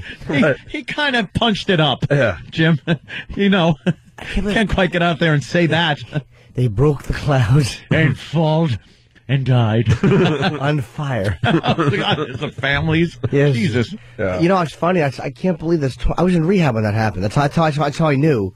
January of 86. Wow, I was in January for a month, yes. It's funny how tragedies make you remember stuff. You know what I remember because of that? You were in rehab. I was going out with an anorexic chick that puked up the fine Red Lobster dinner I bought her. Really? That's what I remember when I think the Challenger explosion. I was in Syracuse. I scraped up money. I told the story a few times. And I was with this girl, liked her a lot, and she was a bit on the thin side. And we went to Red Lobster. She ate everything. She ate all the shrimp and everything. And she went to the bathroom just before dessert and came out with the watery eyes. Oh, my God. That rotten puke breath that bulimics have. Nice. I knew from that day on, I knew there was an issue, and now I fully understood what anorexia was. I didn't know until then. I was 5 years older than the girls I have sex with now. Oh! Wait. That's terrible. What? Wow, that puts it in perspective. You were 5 years old. I'm kidding. So you were... I was 20 flurf. Yeah, you just dated yourself, man. What? Wouldn't that make you like... myself? I did date myself last night. Oh, come on. Waka waka, jacka jacka. Don't be so fresh. Well, times you're alone. Do you waka waka? What? Are you a man that waka wakas every once in a while? Like a rabbit. You do, right? Oh, these days? That's good. It's good to know. If I'm going, I hate the guys that go, I don't do that. Shut up. We all do it. Jesus Christ. What are you talking about? So blacklight in my house. Look like a Peter Max painting. I've only done it like 5 times in the last month and a half. I've been banging so much. Yeah? I told Aunt before, I've been banging so much lately that my legs... What do you think I jacked to? We were on a cam in front of Anthony. And my legs and inner thighs and abs hurt. Because I like to have sex like kneeling. Yep. That's how I like to do it. I guess everybody does, but... Yeah. Even when she's on her back, I like to kneel. Really? Yeah. Oh, okay. Yeah, I can see that. It's a good one. We were talking about the sideways. I love that one. Sideways rules. Girl on the side. She looks like the she's leg on top is now bent. She looks like a jogging trophy on her side. Right. Yes. Yes. Perfect. Yes. The jogging trophy on the side. And then you just kind of, swing that. You got to stop them halfway because they think you're flipping them over. Yeah. You got to like, oh, no, hold up right there sideways. Mm-hmm. Don't go. We'll get to that later. I just dated myself. For the people out there, believe it or not, white people used to go to Red Lobster. Yes, that is true. I think I just dated myself. White People trash people, because I remember people like Opie. What are you, black? Because it's really that's racist. First of all, well, it's a known thing that is that racist that a lot of black people like the Red Lobster, but there was a time that it was a place where white people went as well. Yeah, right. White trash. Like I used to go there, and I was probably the biggest white trash. I still am, but I used to go there with the ex-wife. Took her there, and that's why I pay so much to keep her in the lifestyle she was accustomed to. Jesus Christ, the injustice. That's really funny. My God, man. Did you? Never mind. Yeah, we'll talk about it. Yeah, I know. You're getting close. A few months. You're getting close. Last payment is right around the corner, my friend. The installment plan. Mm-hmm. So, Steve Martin update? Yes. Steve Martin. Who wrote this, by the way? Is this a blogger, or I don't know who it is? I don't know, to be honest with you. But if these quotes are true, it's going to just drive you even more crazy there, Jimmy. We're only about 10 days away from the Pink Panther 2 movie, A Pox on Your House, it's called. And it is with a heavy heart that I report the formerly funny Steve Martin wants a 3rd movie in the series. I really officially hate Steve Martin. Yeah. Hate him. Official now. For real. Yeah. According to WENN, Martin convinced the film's... Huh? When? Yeah. They're all capitalized, so it stands for something. Literal check. It's got to be a radio station, I guess. Martin convinced the film's producer to throw in a wedding. Because anytime his movies contain weddings, they do well. I said, I have to tell you that every movie I've done that ends in a wedding or holding a baby has been a hit. Said Al Pacino after doing The Godfather. You're a real douche, Martin. Martin explained. Yeah, Clouseau's going to marry. Well, the best wedding and baby story came out of Modesto. Did you do that story? I must bring the anchor. Yes. Ooh, what is this? It floats. Gotta give this guy credits. Getthebigpicture.net. Give him a little love today. And because his raping of Peter Sellers' Jacques Cousteau is no longer a bachelor, Martin's patting himself on the back about his remarkable achievement. I do believe we've taken the Pink Panther somewhere else and, in a sense, made it our own. Yeah, the dump. God, this is made it our own. Why don't you create your own character and make it your own? You did make it your own. You removed the humor. You surgically removed the humor. Anything funny from the originals, yes, gone. You've made it your own. You've taken a brilliantly funny character in a bunch of brilliantly funny movies, and you have charmlessly wrecked them. Yeah. He sucks. You watch the old Pink Panthers when he is doing the parallel bars, and he just dismounts and falls down a flight of steps because the parallel bars are by the upstairs stairs. It's fantastic. He falls right over the Dude, he just dismounts and falls down a flight of steps. Right. Mm-hmm.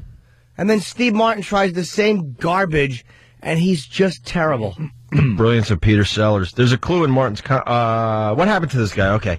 Seriously, he made the Pink Panther his own? Did he also make Cheaper by the Dozen his own? There's a clue in Martin's comments about a possible threequel. A clue even Clouseau could sniff out about how unfunny and completely irrelevant Steve Martin has become. Bravo to this guy. Yeah. It would obviously open with Clouseau's honeymoon, admits Martin. Him taking Nicole across the threshold and she's wearing arm pads and a helmet. That's funny because he's clumsy. Yeah. Well, then the guy writes, nope, not funny, not original, not interesting. Not funny. Not funny. Do the bit. Do the bit. Do the bit. Do the bit. Do the bit. Yeah. Do the bit. In fact, the only interesting thing about any of these movies is where Steve Martin's shame went. Perhaps if he finds it soon enough, he might also be able to track down his sense of purpose and his obligation to an audience to entertain. See, that's not even in a way accurate, because he does entertain the audience. They love these movies. He's giving the audience what they want, but it's still a sickening ripoff. And as a comedian, he should be called out. I don't know why comedians aren't killing him for this. Yeah. Well, why aren't they murdering him for this? But I mean, it's Jimmy like Norton. You know what? Comedians like to kill Dane Cook. Oh, Dane and Louie, or they look. Hey, Rogan. Oh, I love Rogan because Rogan will call anybody out. Yep. Rogan's the exception because Rogan beat them up. But Rogan's got balls. He doesn't pick and choose soft targets. But guys yell at Mencia. How about Steve Martin?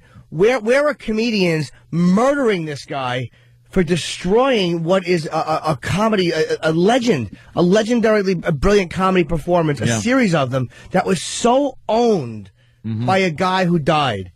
They were so owned and so defined by sellers, and he is destroying them with an unfunny, just like a high school French accent, and it's soft and it's weak. And it's terrible. And comedians are not murdering him for this. They're too busy calling out Dane. You know, it's really, why, because they want to work with Steve Martin in a movie? It looks like a parody. You know what I mean? Yeah, it looks like an unfunny SNL parody of the original Pink Panther movies. You guys want to be comics, you want to balls, leave Dane alone and start attacking this dope. They're so geared to, I think, you know, parents taking their kids to see. Whereas I think the original was more, you know, adults going to the movies to see the original one. Because it's just he's so bad in these. Oh, he's so bad. He's so wacky and zany and just, there's no charm to him whatsoever as the character. Have some pride. Have some pride. Really, you wear that Captain Hook uniform. This boys down at IBM's just sort of... You know, manager Jonathan, I'm going to slap with my helmet.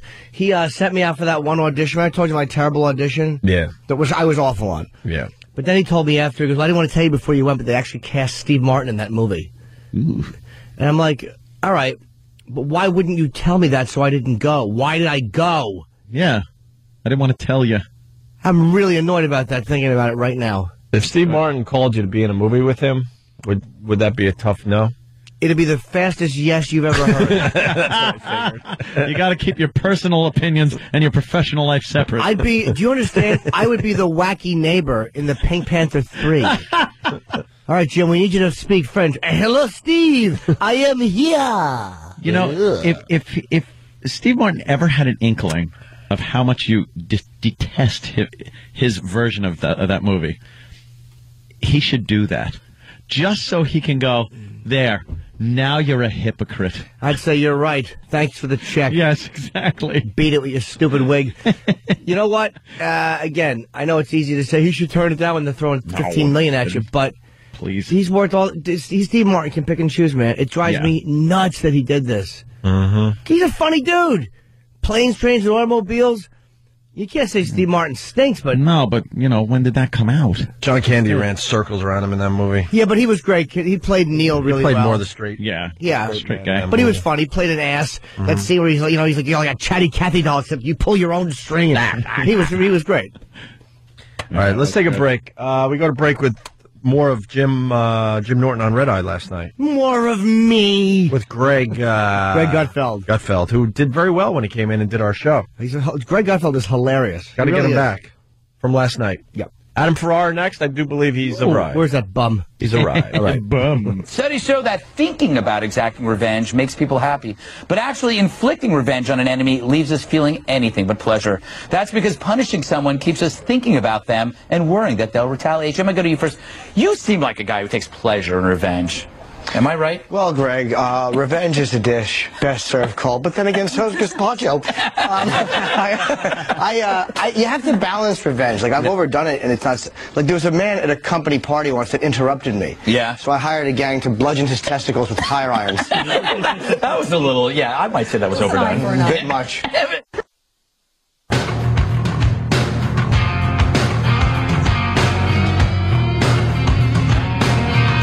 They may be gay, but they're still penguins. Jim, these guys would steal other birds' nests and then raise the chicks as their own. Doesn't that prove that gay couples should be allowed to adopt? Well, I don't know, Greg. First of all, what do you call a gay penguin? A glacier biter? I don't think they're even... In a couple of years, they won't even have any glaciers to bite. Oh, that is so true. I don't think these are gay penguins. I think if they live in minus 20-degree weather, they're just using each other to keep their penises warm.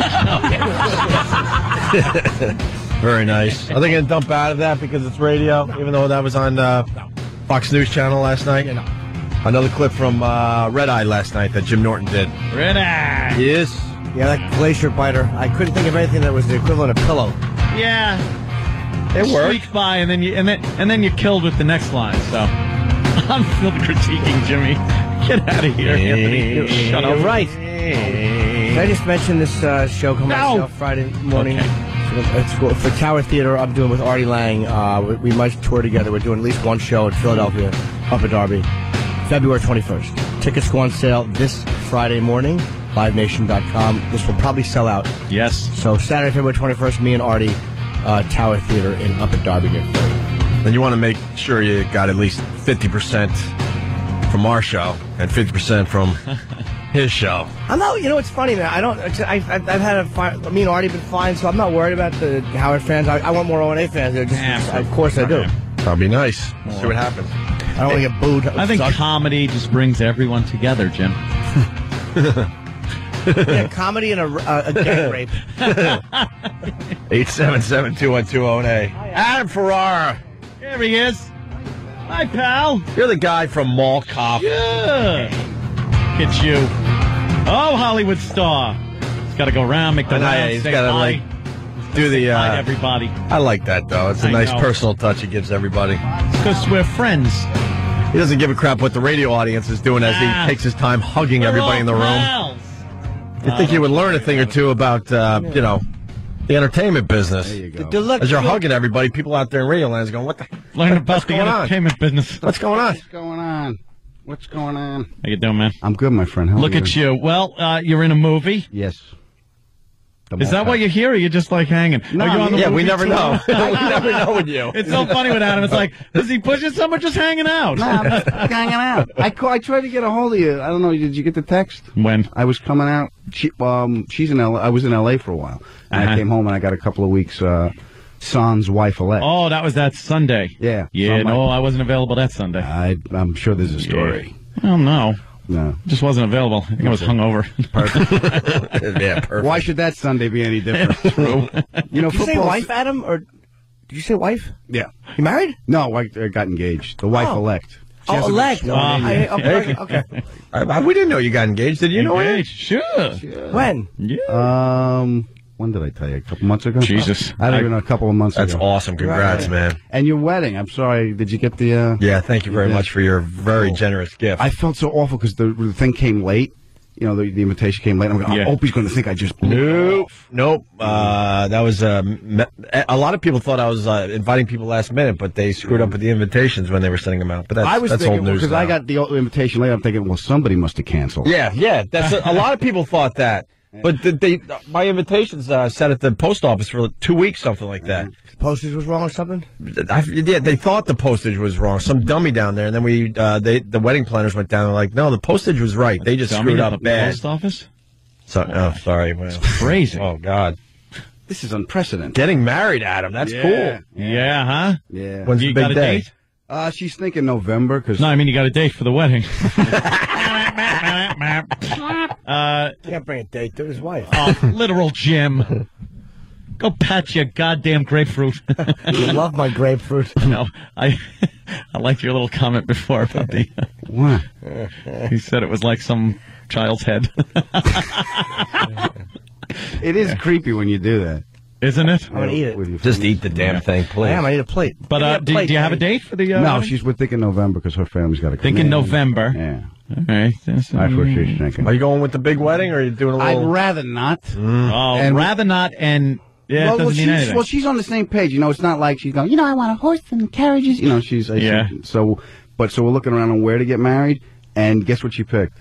The old Eastern Military Academy, the castle. She goes, oh, really? A castle? Oh, that's simple. Yeah. I said, where does like not spend a lot of money and castle fit in the same that's sentence? Good. If there's a drawbridge, we're not going. Yeah, that's... And of course you went, sure, hun. Yeah.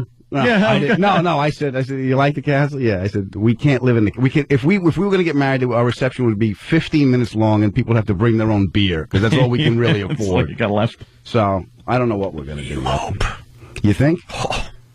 Well, yours was a big production. I mean, the invitation numbers. Look, in the end, it worked out great. But you know what? Save yourself a lot of aggravation and just go and then throw a party. Go, hey, we're partying when we get back. That's what I would. I'm telling you. Jump a broom for at a anyone barbecue. out there. That's what I did. It worked out so well.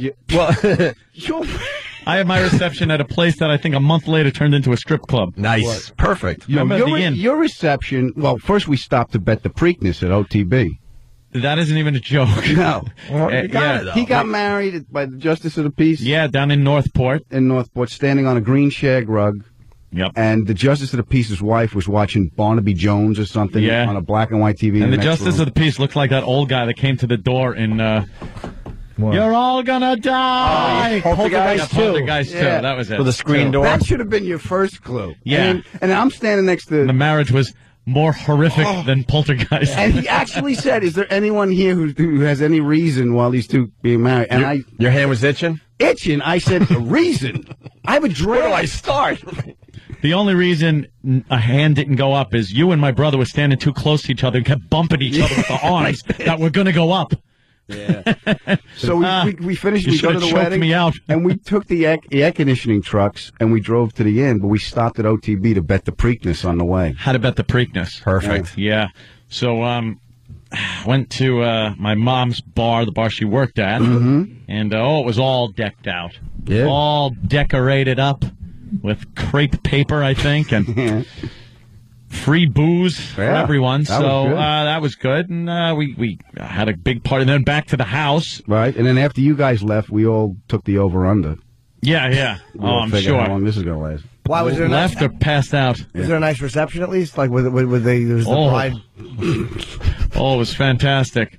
Within every girl's dream. Every girl's dream. And they did it right. They shut the dartboard down. It really was. Yeah, well I know. done. Yeah, so. We took Don't want any distraction. Basketball game. We took the balls away, so nobody, it was really show some respect. It was so nice that once we got back to the house and the party really got underway, and by party I mean argument between my brand new wife and mother. Oh man! Over what an ass my brother is. It was fabulous. Yelling at your mom, right? Oh yeah. Something to the effect of your son is a all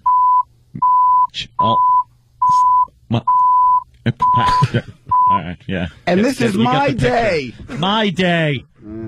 I'm the big bride. Oh yeah. Yeah, it was yelling. It was girl yelling with alcohol. So yeah. You actually heard the yelling? I heard tale of such. It started, and we just kind of. I was right there trying to hey, let's dance. And I actually felt kind of bad because I was like, someone should help him, and I said, well, it ain't gonna be me. No. But the good news after that day, you only had 8 or 9 years left, so yeah. And then another 9. And then another 9. Whatever became after the marriage. Were you being fix-it, Anthony? Were you trying to fix it when that was the argument? I was running around like a video game character trying to plug up like leaks. I was but I couldn't do it. I was trying to do damage control, and there was just too much damage being done. You were Scotty in the engineering room. Yeah, and the place was burning. It was done. Burning. And finally, I just decided, let me drink to the point of just, where I don't care about what's going on. You were like the father in Boogie Nights that just sits there while the mother was yelling at the kid. Wow. Yeah. Just sitting there drinking. Whatever. What a day that was. Yeah. What a day. Hey, Adam, we got some numbers coming in. What do you got? For the castle. Castle numbers? $10,000 site fee, and then $200 a plate after that. Yeah. Holy mother of pearl. Yeah, you guys want to come, it's going to be a door deal. We're going to need a couple of more movies. Yeah, you got to be kidding me. I better hope for the Mall Cop sequel. Yeah, that ain't good. Because that's not a site fee. Yeah, come on. Site fee. Dude, it becomes about everyone else. New York, I know. The wedding. Missed this payment. Sorry, Governor, I want to apologize to The wedding is not about you in the end. Well, the whole it's about making everyone else happy. The whole ring thing was like, because I go to buy the, because I went to my brother. He's like, go see my guy. Everyone has a guy. Everyone's the guy. Yeah. So you go to see. So I go, the back of the bowling alley is the guy. Sure. So you buy your ring. So I get actually a buddy of ours' wife hooked me up, and she goes, "What size is her hand?" Because the diamonds sit in the hand. Who knows? So None of us know she that. goes, go home and look at the hand so she have an idea. I'm looking at the hand at night, and I'm like, oh, my God, I'm marrying Dan Marino. Look at the mitts on this kid. Holy. So I bought the ring, and I asked her father permission. I actually... Wow, traditional. Yeah. Like his armies did invade my father's army's land or whatever Right, it is. of course. And I'm thinking, if he says no, I'm like, well, then you got to buy this ring, pal. Because you know how big that Harbor Seal daughter of yours is with that flipper? So, so I asked him permission. He actually says, yes. He goes, I'm very happy. I know I don't look it, but I'm very Wow, happy. really? Yes. That's kind of He actually said that. a little backhanded. What is that? I don't know.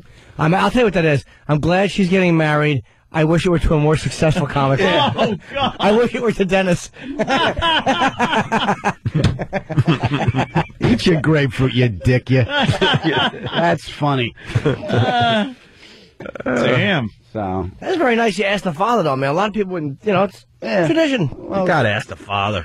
Just Even if he's the same age as you. You still gotta do it. No, this guy's like... Any position I've ever been in, I wouldn't have been able to find him. You had to call the dad up. Hey, kid, I got a question. I can't take calls after 10.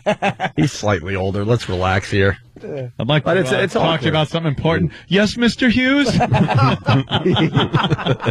Hey, it's Uncle Greg. How are you? We're pals. Big Ken rules. That's cool. It's tough to call him my father-in-law. He's Big Ken. Yeah. You know, it all works. I like the chicks where the father's out of the picture anyway, so I never had to ask. I knew I was doing something right with my girl because it was the first girl I went out with in many girls that had a father in the picture. Let me tell you. That's where you and I were similar. We were always dating these broken girls that didn't have the father around. It's okay, because that doesn't come with any baggage. No. Father's Day. Comes with a valet. Father's birthday, Christmas. Should I go on? It looked like when Fred Mertz tried to pack Ricky's car for the trip to California. It's that much baggage. Oh, my God. Oh, come on, Rick, it'll stay. Get in the house. I'll pack it. Get in the house. The best one ever was... a good, strong rope. The best one ever was just a normal, wonderful day. And what's wrong?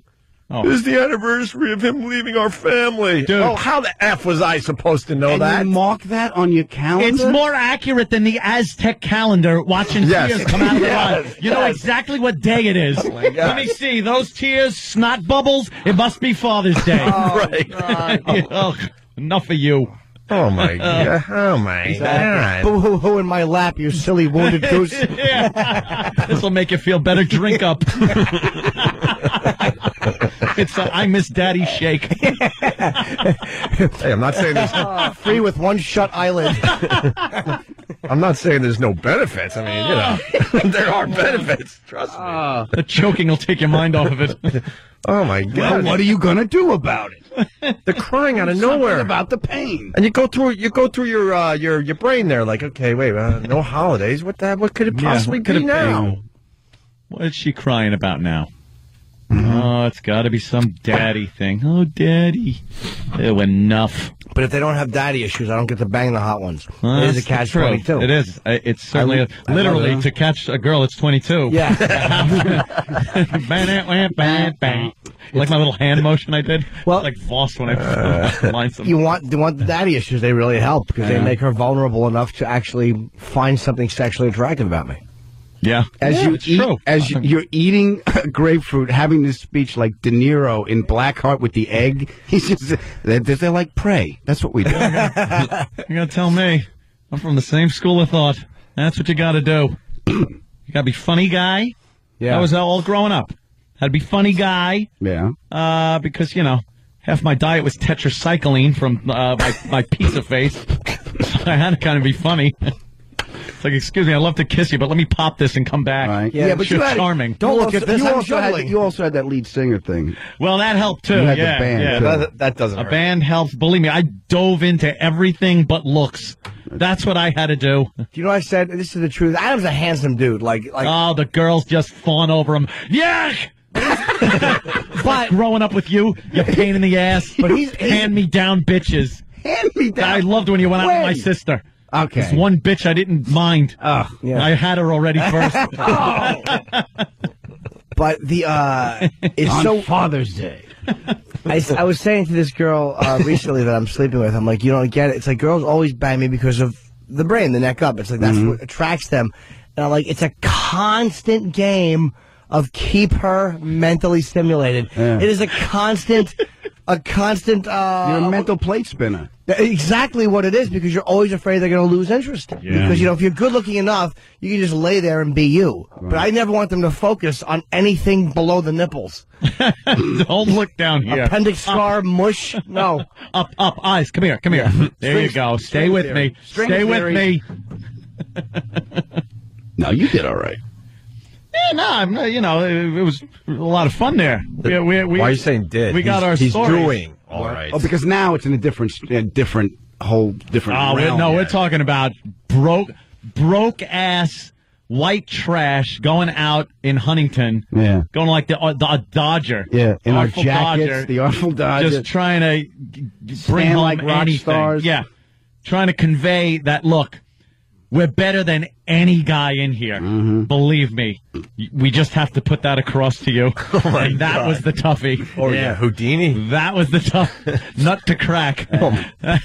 Believe me. Gigs were easy. Gigs are good. Gigs were real easy. That's why, when you were with a band or something, when Adam started going out and doing comedy, Jesus Christ, he'd get done with his show, we'd go out to the bar, and a little harem would just come around. Adam, these giggling girls would come out. Oh, you're so funny. Hi, how you doing? I'm his pal. Let's go to the apartment. You like rock and roll? And it was the stack same thing. beer cans. He'd do that when the band played. He did that, and he would always make his entrance because your brother came out, Joe Buck would come out, and then Foot would come out. Yeah. And then he came out at the end like David Lee Jr. I had to wait. Yeah. Wait. What did Foot play? The keyboards. Yeah. Just a keyboard player in his mother's dress. Yeah. Just to make it more difficult to get laid. Yeah, exactly. That's an attention getter. Oh. It was, and it was his mom's dress? I never knew that. Oh, yes. Well, who else would he wear? It would be ghoulish if it was somebody he didn't know. You go to Lane. Yeah, the band was good. The band was tight. Well, which band? I mean, there was a bunch of them. The last one. That was it. We had to stay in bands the entire time. It was like just this, everybody was. It was a band gangbang. Yeah. You had the East Islip crew, and then our guys and other guys, and we'd constantly be trading. It's like the players. Little Rascals. I got a horn. Yeah. And then we'd just, find enough guys, get it together, practice a few times, go out, and hope to get laid, because that was pretty much the goal. Money wasn't it, that's for sure. And I played the lights. Yes. He makes a light board out of it, like Professor Q makes a light board out of an Atari game with the knife switches, and he's got to hook it to the 220 with jumper cables. So before he's going in the back, he's unscrewing the service in the bar, and he's got these giant Lilko gloves on. Are you serious? I wanted to be safe. Yeah, and he's convincing me that everything's going to be fine. I'm like, don't be so short, Ralph. I ain't got no Lilko gloves. Don't worry. I step it down to 110 from the 220. So you don't have to worry about a thing. And he's explaining this to me like I know. Yeah. And I said, oh, well, he stepped it down. The switch must be fine now. To be good, right. God damn, you made your own lights? Oh, yeah. That's be at home with the crazy. soldering iron, just putting together dimmer packs. That's lights. It was like Ted Kaczynski. He was like in a shack. a mad scientist. And just building stuff. Made a bazooka. Remember the bazooka I used to fire it at the drum set? Yep. For real? And the grenade launcher. This was before now you fire at 20-year-olds. Yeah. It was, it was a different time back then. Sure. All right, we got to take a break. We got Adam Farrar. Adam, what are you promoting? Governors or? We got Gotham, February 19th through the 22nd. And wait, 19th through the February 19th, 22nd. Okay. I got this. I had some time. I want to come see you guys. AdamFarrar.com too for all your dates. Ooh, yeah. Sure. And congrats on the movie, man. Thank you, pal. That's huge, man. Yeah. I hope it starts doing better. Yeah. Jesus Christ. We'll continue with Adam in a minute. Opie and Anthony.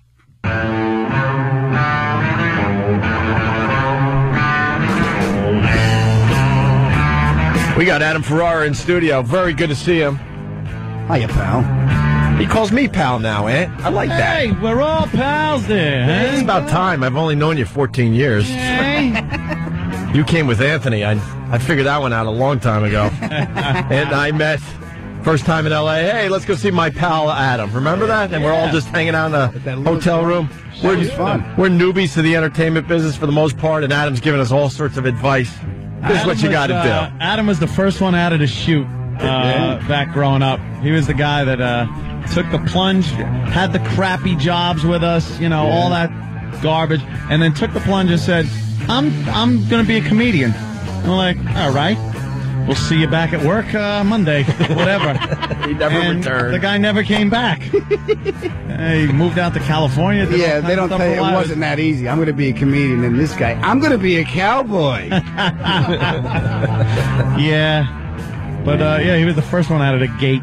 And it's got to be said, I mean, Adam's stand-up is awesome. Hysterical. I've never really good. I've never heard a bad word about the guy.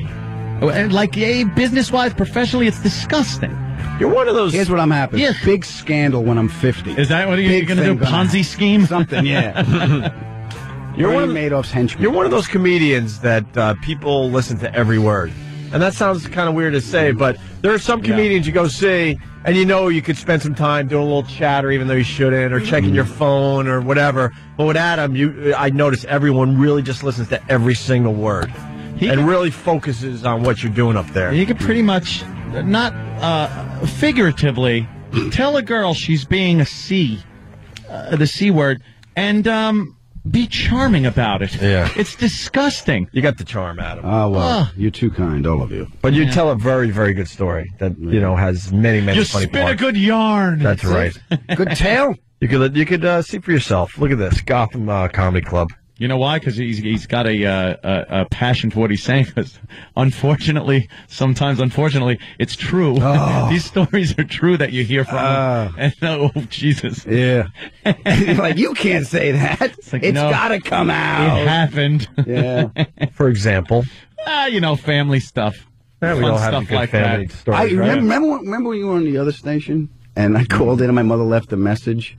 Oh, yeah, Some American Comedy Award, something. My mother left a message. He's like, I got diarrhea or something, and I played the message on the air. Yeah. And like, she didn't know, she knew Anthony was on the radio, but she didn't know how far-reaching it was. And everyone was asking her about her stomach. How do you feel? How's your stomach? You feeling better? I'm like, I'm better. But everyone is asking me. That's all. Well, that was our parents, too, during the whole thing. And I think my mother's just getting over it. Right. The fact that, no, this is my job. For so long, they just never understood what... They thought we were still in your kitchen videotaping. Oh, I wish some of those would surface. When are they going to grow? Wow. I think you have them. I might have had them. I think they ended up in a fire back in 98. Oh, really? Oh, really? Along with everything else. What the F? I think she burnt everything of mine. Me and fires with these relationships. Jesus Christ. Yeah, but They Smokey the Bear when I break up. Grand theft auto. Yes, a little bit of that. Whatever. God, I it's can't not just hurt break feelings. up. There's felonies involved. When women are done with you, they want to cleanse. They want their soul to be sucked out. Yes. Yeah. You have such They're an burning effect. sage, waving it around them. He must have a hell of a peace. He does. That when He does. the girls realize, oh my God, I'm not going to have that peace anymore. They just lose their effing mind. Yeah. No, they just want. You ever see Roy Rogers done with cowboy me. walk out depressed? You go way back with that. Have you seen his piece? Years ago. Really? Where? Yeah. Well, remember the gig up the college gig when you ripped your phone? When I beat up the payphone? You had the phone surgically implanted in your hand? Yeah. Why would you beat up a phone? Well, he was Kennedy drunk. Oh, we were. Me. All right. At least I didn't have. I go to commercial. No. All right. We just got back from commercial. Yeah. All right. At least I didn't have coming out of my room. All right. Wait. Goddamn Cloverfield. Oh, yeah. Adam hooked up that Really? night. Did you pull a fatty? Hooked up with Moby Dick. That's funny. Oh. But the funniest thing was like nothing wrong with that. everyone's sleeping because it was a little Oh, apartment. he tried so hard. But both bands were there, and they were all strewn out. It was like Jonestown after the Kool-Aid, just laying. And I'm trying to get her out, which is pretty much like a circus act, trying to get the elephant to walk through the little thing. Yeah. How big? How big? She was a fatty. Yeah. Yeah. You look at her and you just went, you didn't go like, oh, she'd be cute if she was. You looked and went, all right, he was just chubby chasing. No, she was cute. She's I don't know, cute. I was looking at the body. Okay. She was fat. You're the hottest guy she ever banged. Like, she's still. Oh, my God, still, yeah. You're the one that got away. Yeah. got away. Ran away. So they're all laying there, right? I get them out the door. I open up the door, and they're all laying in wait. Yeah. Like little snipers. They're not saying anything. I shut the door. I say goodbye. I actually think I get away with it. They don't wait till I turn around. They wait till I get to my bedroom door, and then all of a sudden the alarm goes off like, we saw her. Fatty, chubby chaser. What'd you do? What'd she eat? She ate the bass player. Yeah, good one. All right, let me say hi to Bruce in Louisiana. He's got something for Adam. Bruce, what's up? Yeah, I just want to tell Adam how much I love him. He's one of my favorite comedians, and he came up with my favorite term. I use it all the time. What? I'm not 100% sure if I can say it on the radio, though. Ooh. Well, give it a shot. Somebody will. It's not Adams. Somebody will hear it. It's pissed mist. Yeah. Oh, yeah, I yeah, love that. Well, it's used in the angered term. Yes, yeah. Like when you say you're pissed off, you're angry. Right. Yeah. That. So when he walks in, shut up! No, go ahead, sir. Jimmy is such an instigating ass. Because that gets so annoying. No, it's annoyed, and I love it. At them when they just start stepping on him, he'll be going to say something, and they have no idea that he's coming. I can see him. He's coming around third, and he's got his eye on home, and all of a sudden the mascot runs out and stands on the baseline. Yeah, but you're in the back poking the mascot. Go ahead, it's fine. Get the T-shirt gun. Get the T-shirt gun. They'll make you part of it. Oh, it's hysterical. Anything else, Bruce? Budinsky. What were you saying? That's it. Thank you, Bruce. All right, Thank you. Thanks, Bruce. There goes Bruce. That's funny. Yeah. That's when you come in and you know that there's a problem going on in your relationship. The chick is mad at you or whatever, and Adam would say, there's just this pissed mist hanging around the house. It's a fog and a werewolf movie. yeah. It's a feeling when you walk in. Yeah, you know that feeling. I'm in trouble somehow. I did something. I know something's off. The worst is the car because you got nowhere to go. You're driving home after something happened. Oh yeah. Yeah, and you get that no talking thing going on. Or they tisk at you. So, did you have a good time? Oh. Oh boy. Here it comes. Where are we? Here we go. Where's it? I'm aiming for a tree. What does Nav say where we are? Where is this? Okay. What did I do? We're miles from happiness. Miles. Can I punch bliss into the nav system here? Can we do something here? Can you navigate me to bliss? Because this ain't it. Yeah, can I make a left that I swear, honey, I don't know what I did? Am I the only one now that as soon as there's a weird vibe, the first thing I think is she cracked the computer password?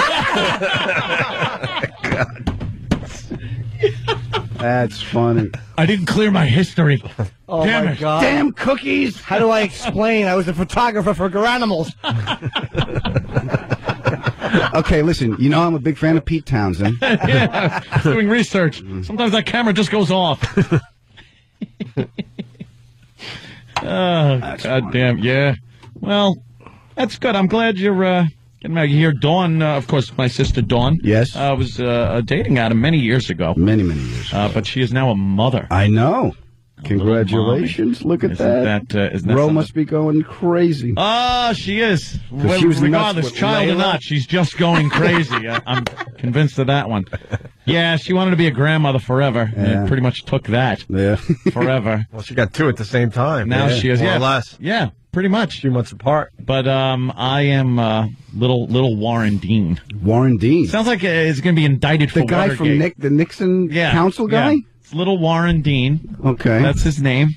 Little Warren Dean. And his brother G. Gordon Liddy. And G. Gordon Liddy is coming over for his first birthday. Yeah. No, and the christening is coming up, and I indeed am the godfather. Good for you. I myself am a godfather, have I mentioned? Godfather. Yes, I am. Godfather loves you. So I got to do all that on Sunday after Valentine's Day. Do you have to touch the baby and hold it? They christen it. Yeah, hold on. They christen it. No, you don't have to That's touch right. it, really. It's like the last scene in The Godfather when they're Michael's killing everybody. Yeah. And he's standing up there. Yeah, that's all. Yeah. I'll be armed. That scene doesn't get the credit it deserves, man, in Godfather 3. Mm-hmm. I know. That scene is amazing because everyone thinks the movie stinks. No, he means Godfather, I think. No, the original one. Where Michael's standing Godfather. Oh, yeah. Carlo and Connie's baby. Fantastic, yeah. Do you denounce Satan and all his... Right. And he's just having everyone killed. I do at renounce that moment. him. Yeah. At that moment, Fat Clemens is huffing and puffing with a shotgun. Yeah. Mo Green gets the worst shot in the eye ever filmed. Yes. And then red tempera paint falls out of his head. And he slowly lowers it back like it's nap time. Yeah. Oh, just take a nap, you goddamn guineas. What scene am I thinking of in Godfather 3? I'm such an idiot. Dude, I saw it one time. I don't remember. I know. I saw it once. What am I thinking Sophia of? Coppola's merciful shooting? That was it. Which wasn't in the script. They just did it because she was annoying people. Should have thrown my wig in front of her. Bulletproof. Got a Kevlar wig. Maybe if she was wearing my lifts, the bullet would have went between her legs. Missed her completely. People saying perhaps the Archbishop hanging from the bridge. All right, yeah. Is that one of them? Sure. Yeah, there's a lot of religious stuff going on in that one. I'm dying on my bench. Doesn't he just keel over on a bench or something? I don't remember. I gotta remember he that. He dies on his feet, on his lifts, but he can't because his lifts are so high. He just kind of tips over like a dandelion. He tips over like that little, remember that game used to have a little doll, you'd push the button. Yeah, he just kind of collapses. Yeah. Like one of those swans with the top hat drinking. I'm going to tip my wig to you like Jeffrey Tambor at the end of Dog Day Afternoon. And Justice for All, wrong movie. Oh, no. Boo. That's funny. What else is going on? Another slow news day. We got the snow in New York. I want to get a righteous kill now, and someone's got to get it. Yeah. Freeze frame the scene where Pacino dies. Thanks. No, you just wish it was you instead. Because you actually start looking through the movie box for the hour and 45 minutes you wasted. Like, do they replace this? Yeah. Hey, Rooster, Turk. Rooster. But you got to look for the lifts on his shoes. You want to just snuggle with him. Yeah. Those big lifts. Yeah, with his. Gotta freeze frame that and see it. I gotta see I want to make a poster out of it. Oh, Rotten fantastic. lifts. My lifts. We're obsessed with how short Pacino is. And how tall is Somebody get my wig. Where's my wig? Where's my wig? Yeah. Hooah! Somebody pick me up so I can order my breakfast. He's a twerp. And they're not even, man, we've talked about it before, legendary actors. I mean, just watch them go down the crapper like that. That 88 minutes. It was good. I fantastic. Didn't even see it. Is right. I just saw a bunch of. Did you get the screeners? We always do. I got a couple. Did you see Benjamin Button? Yeah. I'm not. That should be a zipper, so it's over quicker. Oh, really? Really? It's just. It goes on and on. I get it. The You concept not like Benjamin Button? Real No, time. I did not like Benjamin. The concept was good, but it fell short. I'm with Adam. It was Fell correct. short.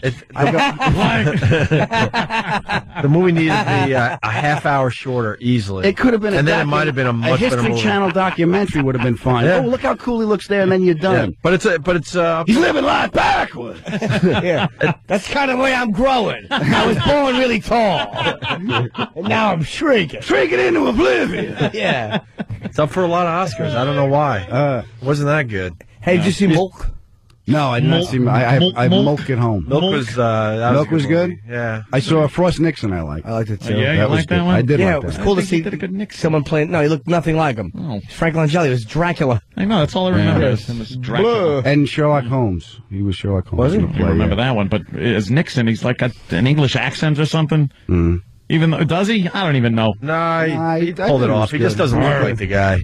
What about Slumdog? Slumdog I haven't seen yet. We just saw it 2 days ago. Yeah? Ant's going to probably see it tonight. Yeah, I had to go for comedy. That movie's going to last night. win a lot of freaking Oscars. Yeah. Oh, my God. They're protesting big time over Slumdog Millionaire in Oh, India. yes, in India. Because I guess that's a slang for people who live in, but they did live in garbage dumps Yeah. in India. It's like, It's probably like using the N-word here. yeah.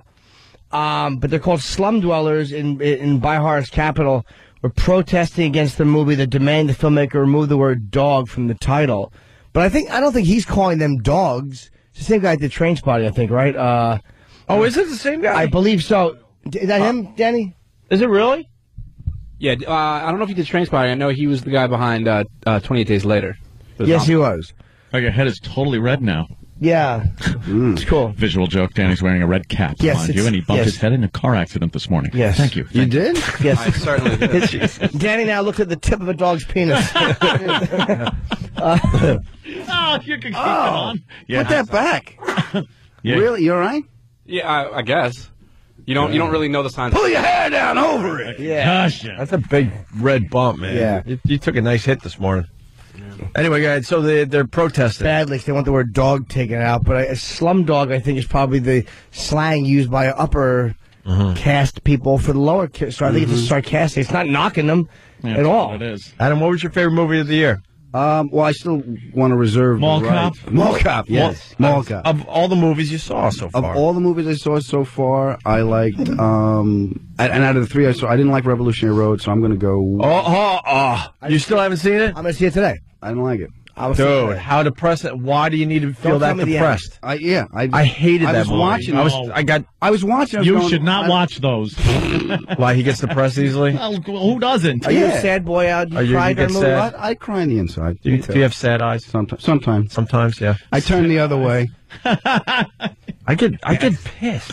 Yeah. I get angry. I'm like, I don't need to feel. I want to escape. I got problems. I don't mind feeling emotions when you go to a theater, but Revolutionary Road takes it to a place. It's like, all right, I get it. Why dream of anything? Yeah. Wait, you don't. No one should dream of anything because I don't want to ruin for you because it's miserable. You're just going to end up in a house and why you want to nowhere, see that? living a mundane life. Movies. I hate sad movies. I got my own problems. I dress like a Sandinista. Idiot. You think I got? I'm a mental patient. All right. I want to sit there and get all freaked out over a movie. Now that it's out on the table, General. Yeah, I know. I dress like G.I. Joe. How nice was the secretary's boobies, though, huh? Yeah. Anybody want to see Che with Benicio del Toro filmed in actual time of his life, apparently? 4 hours and 17 minutes, those pompous asses. Are you kidding me? They're showing it in 2 parts, and you could buy a ticket for part 1. You can't even buy a ticket for the whole movie. Maybe you can. I just want to buy for part 2. Yeah. And then see if you can figure out. The Artsy Theater has it part 1 and then part 2 as basically 2 separate movies, huh? Is that a duplex? The Artsy and Fartsy Theater. Yes. Thank you. Part 1 and Artsy. Mouse joke coming up. Part 2 will be held in the Fartsy wing. The Fartsy. Fartsy wing. He walked out of a press conference because they were asking him too tough of questions. I like him as an actor, but it's like just another... Stop trying to make statements. These babies in Hollywood try to get political, and then they're called out by people that know more than they do, and they got to sulk and walk away. Yeah. Shut up. Word. Shut up. 4 hours and 17 minutes? Word. That's crazy. What's the matter with you? You know what's more of an outrage? I think he had sex with Scarlett Johansson in an elevator. The elevator, I heard that too. God, is that annoyed up? I know. Ooh, lucky girl. Oh, yeah. She's slutty. Yeah, not as hot as she used to be. What? She's fantastic. What? She's losing a little bit. What? She's lost nothing. I'm the only one. A little bit. She's fantastic. A little bit? A little bit. What? A little bit. No, you're showing me the... Danny's already all over it. Well, these pictures, yeah, amazing. Well, you could say that about Dakota Fanning, too. Scarlett Johansson, 2009. Ever since she got a driver's All right, license. that's a recent picture. Is it? What year is that Look picture? at that goddamn picture. Then I'm insane. Opie, Then I'm insane. bite your tongue. What is she losing? I'm gonna. You know what? Sometimes you got to cut your losses. I will openly admit I just lost the battle. Holy crap! Is that really the latest picture? Pretty close. I don't know if it's like really recent, but I will find one, and I guarantee you she looks just as good as this picture. She's wonderful. My favorite. She is dressed legally dressed in that picture. Wait, and that's it my only goes favorite up right to there. like the Which middle, one? and it's completely jackable. This is my favorite Scarlett Johansson picture ever. Maybe we could put it on O&A radio. That one? Yeah, with the long sweater that's completely open. Yeah. Holy mother! Oh my God! Holy Jesus, Palomino. Would you, Ann? Oh no, never. I would kick my girl into an elevator shaft. Oh, to bang her. Beat it. Wow. Oh, that one's good too. What's that? What's that? Right there. Get it. Right there. You're just about on it. One. Hit it. There you go. I'm a fan of a little clothes. Me too, a hat. Go to the naked one. Put on your socks. I so lost that battle. What's that one in the middle, Dan? She's naked. That's not her. That's a Photoshop, Jimmy. Oh.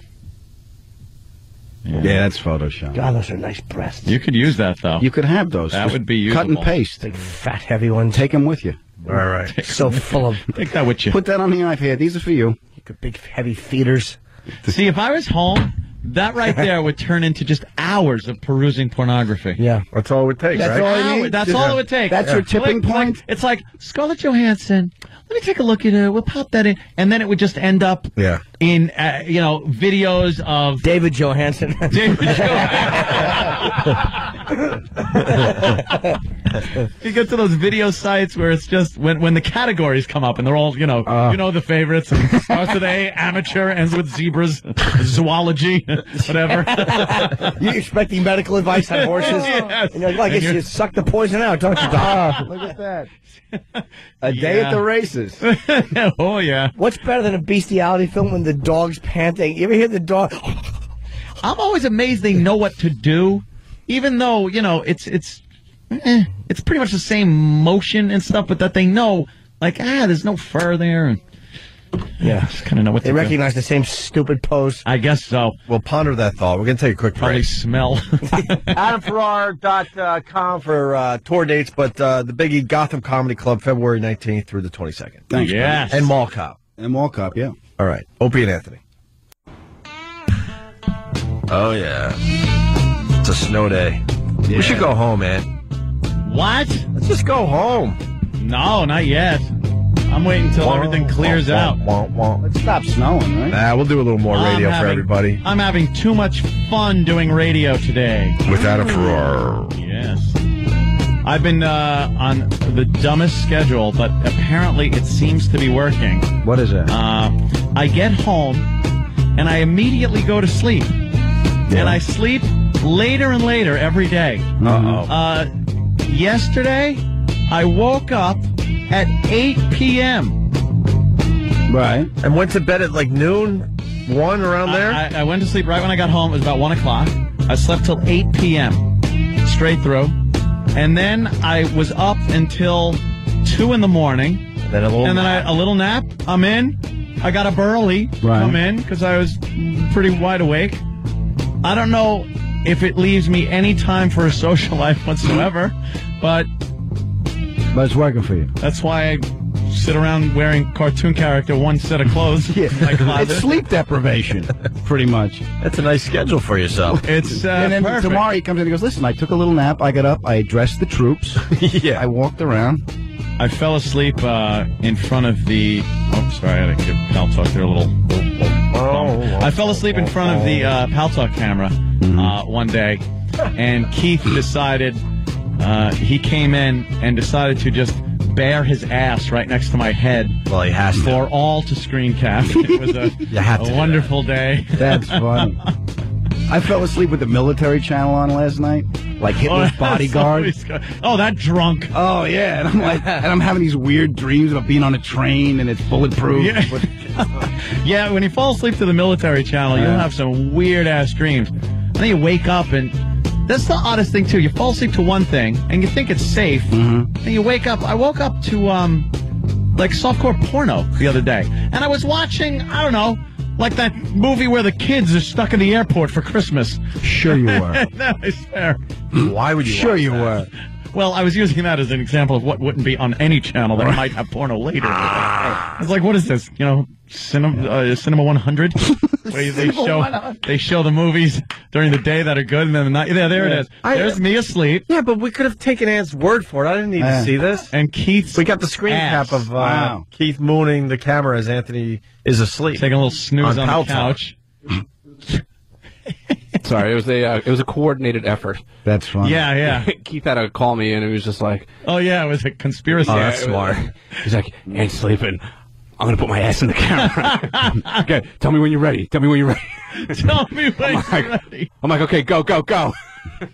He's on the phone. He's like, you got it.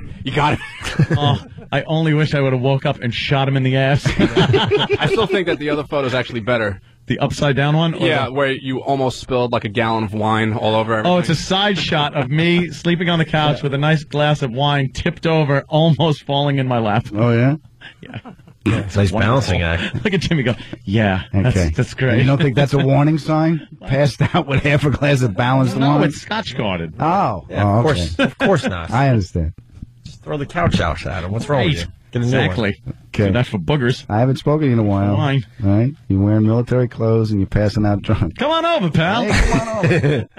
Let's get out of here. I was napping, by the way, drunk, not passing out drunk. I understand. There's a difference, you know. Much better. One is on the couch, the other's on the bathroom floor. We're into their music marathon, you know. 'Cause that's way more important. Sorry. You got a good song to start that off there, Danny? Why, of course we do. It's Get the Let Out. Why are we getting the let out today? Because it's Tuesday. Wednesday. It's Wednesday? That's what you do on Wednesdays. Wait, Wednesday they get the let out? Yeah, it's some kind of lead lunch, right? It's not lunchtime. 9:04 in the morning. Well, you're getting Mr. Mountain Roberts? Hop anyway. Oh, all right. Well, thank God. Adam Ferrara, thank you. AdamFerrara.com. Good seeing Gotham you guys. Country Club. Gotham Comedy Club. The 19th through the 22nd of February. Good seeing you guys. And we're going to continue over the other church. Let's go. Let's go, indeed. See you guys tomorrow.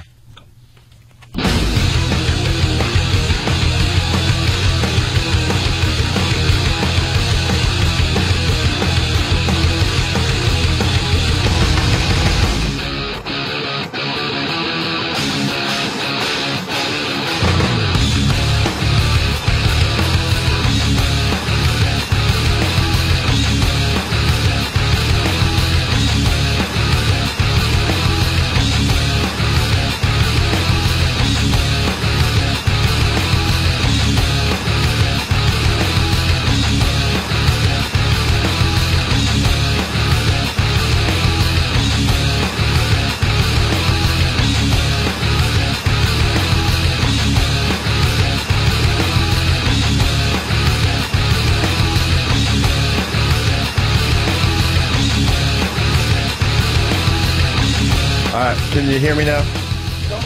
You know what? I can't do a show this way. Bizarre. Let's just go home. No, we can stay here. No, let's just go home. No, we can't.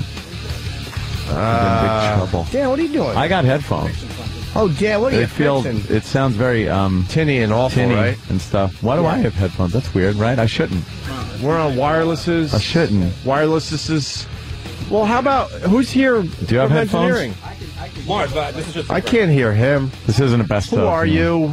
Oh, Adam Ferrara. Yeah, Hi, Adam. Yeah, but I can't. This is like, Watson, come here. I It need sounds you. like a tin can. Oh, well, whoa, that was getting a little better or something. That's okay. That was weird.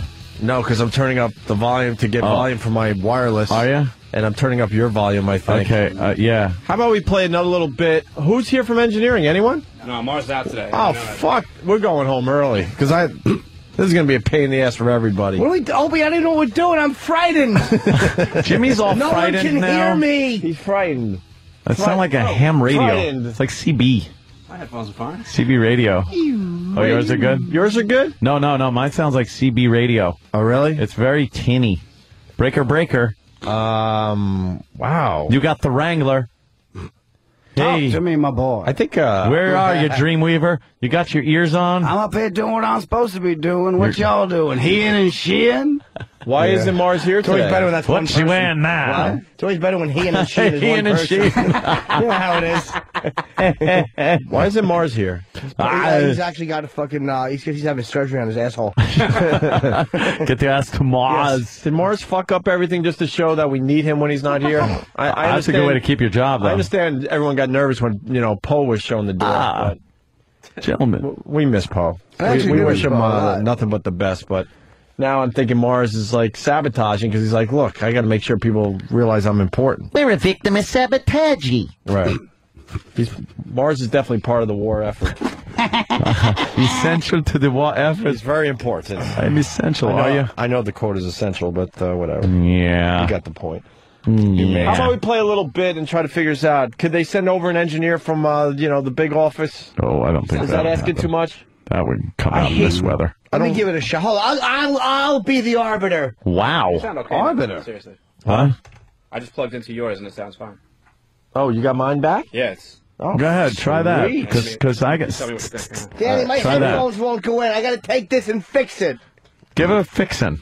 Hold I'm going to we're put them on my head. I'm back. Now I'm going to turn the volume I'm up back. a little bit. Oh, back. wow. back. All right, now I'm there and I'm fine. I Yeah, can't we're hear all nothing. good. I can't hear nothing. What, Jimmy? I can't hear you. I can hear me. What? All is good. Up. All right. Yeah, thank you. Thank God that worked out. Yeah. For a minute, I thought we were going to have to leave early. Yes. That would have sucked. Who wanted to go home and sleep after an hour's sleep last night? Not me. Yeah. I'd rather just touch my aching dick. I fuck until the pussy is just dry and bored. I really do. I'm like getting a gum job from someone eating peanut butter. Holy shit. Yeah. That's dry. I know. I want to thank Danny for being a company man and fixing everything. We were this close to getting a few hours off. Thanks, Dan. Fucking goody two-shoes. What a goody close to working at gumdrops. 7-Eleven. What the fuck, Danny? I know. We Haven't won't you learned anything from us? You know how long it took Opie to break this? Yeah. I don't break stuff anymore. I'm a happy man. Sorry. Sorry to disappoint people, but I don't break as much stuff. We were trying to be lazy. I was kicking stuff yesterday. Oh, Never yeah. mind, Adam. Sorry. You like power slammed the You're CD right. player with All your right, all foot. If I remember, if I do recall.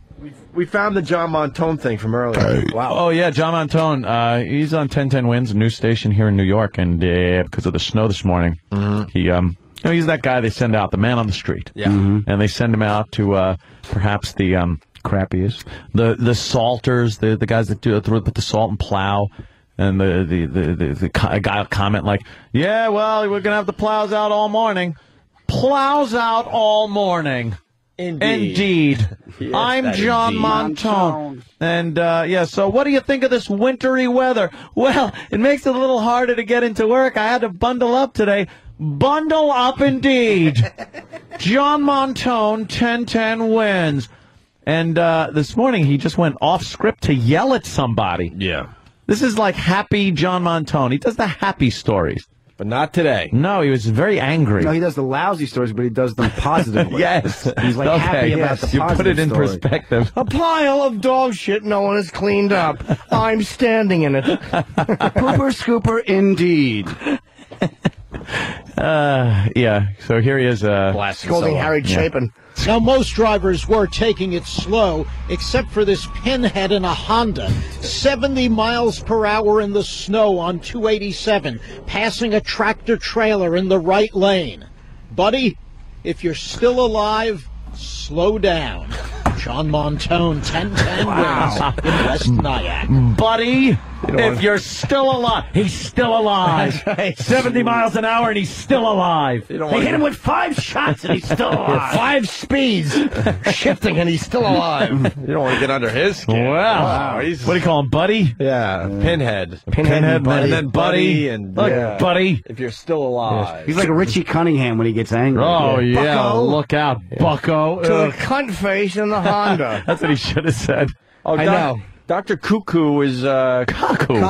Cuckoo is going to be on Fox in a minute here. Fox News. Is Let's he? turn on Fox and I What's don't the wanna end of the know what- world? Michio Kaku. No, he says good news. No, Is it the he's- end of the world? No, he's the type of guy you don't want to know what he knows. I always want to know what he knows. He knows very important stuff Nope. He that loves we me. should know. Nope. Nah, he'll scare He me. doesn't know you. Why don't you tell him who you are? I can't believe you get in the elevator with that motherfucker. No, that I just see him gentleman. walking. Yeah? Do you ever give him the old head tip where you go, hey, I you like say to hello, acknowledge- Dr. Kaku. Yeah? He's shy. And what does he say? He What's waves. that? Shy Asian man. It's crazy. Had enough of me. I'd love to put on Fox News for you, but the epic conglomerate that is Time Warner just doesn't want to work today, so Oh, you get no no. Fox News. Well, why don't you How fix come we that can too, only get Danny? MSNBC? We were this close to getting a snow day, and you had to fix everything. Wait, you think I don't want to go home? I had a car accident this morning. Why don't you want to go home? Oh, why is that Were work you then? driving 70 miles in a Honda, you pinhead? No, I was doing 40 in a Mercury. Pinhead. So the guy driving in the Mercury vomiting out the driver's side window. To the bump head. He'll be wearing a red hat. We went over this before, but I want to make perfectly clear. There was a TV there, right? Yeah, as a plug. No, we've been through this before. I know we've been through this. No. But I'm not accepting that there was never a TV There wasn't. Someone took a fucking It's a figment of our flat screen. imagination. Are you sure? I assume somebody this used stole to be it. But balanced. There used to be 3 up there. I think I told, I said that, and I was proven wrong. Like Adam said, there's a plug there. Yeah, Perfect it's a plug. That's a plug where A plug flat does screen not a should be in front TV of. make. I know. Dude, I'd take stuff too, man. Especially in between the merger thing when that's things are when still... no one was really keeping an eye out. Right. No one really knew it was around. There's never a TV there, huh? No, from what I've been told by Mars when he was in, because he probably stole it. We did cover this, too, because we all thought there was a TV there at one point. Yes, we did. No, we do. We all thought there was a TV, because it looks like there should be a TV there. Let's see. And it should be S7, according to the numbers. S7? S5? S5? T1, T2. Mars said there was... This is TV T2. T2? That's an S7 that's missing. What?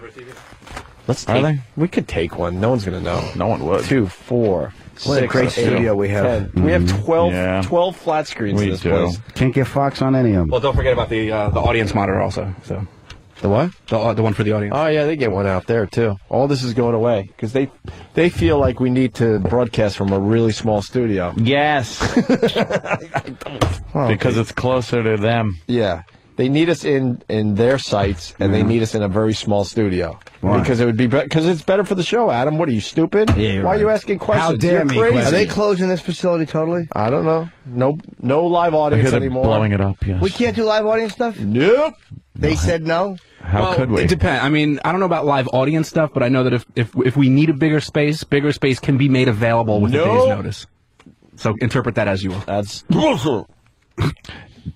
to get a live audience up through security in that building and in the elevators and through the serious lobby area, which is like just not, they do not want, and believe me, I know the reasons too, they don't want fans walking around. Yeah. Because it's, offices and stuff up there. No.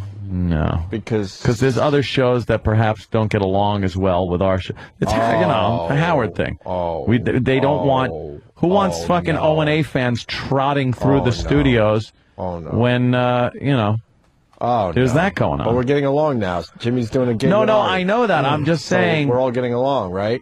They work on a delay. We're getting along this week. I don't know what the future brings, but it's like right before the holidays. Look, we don't want any trouble. Grandma's coming, and so's Uncle Alan. Well, great. Look, we're second-class citizens. They try to make believe we're not, but trust me, we are. Yeah, we'll continue onwards. We are. But we have an amazing facility they're taking away from us and throwing us in a little box. Oh, they're cost cutting. They're throwing blueprints in front of us and making it sound like they're doing something nice for us. But the reality is, it's a small little fuckhole that we got to broadcast from. And what's going on with they're this making place? the fuckhole nicer for us. Oh, that's gonna be a nice fuckhole. What are they greasing it up so it doesn't hurt as much? Thank you. There a few bells and whistles. This place is going to turn into a kiddie porn studio. They might as well. They got it set up nice. For cameras. For cameras. Play space. Will we have any TVs in our new studio? Two. We will have 2 televisions, is what I saw on the blueprint. Maybe a few more. Maybe. Smaller versions. Perhaps more than that. Is it as big as our old fucking space used to be? It's about the size of when the wall was up across. Yeah. So we're just going back to where we were before. Yeah, exactly. We're going right back to where we were. We have to be good boys because, that's what you do nowadays. Yeah. Well, you got to be good because the economy's bad. Yeah. So they got an excuse. Everyone has an excuse. Right. Because they could go, well, the economy's bad. Right. Hey, this guy needs some cash. Now the economy's bad. This guy needs this. Now the economy's bad. The TVs are breaking. Everything's breaking. It's just the way it goes. We're in a recession bordering on depression, is what they say. All right. Moving on. Everything's fixed. Everything's fixed. Good.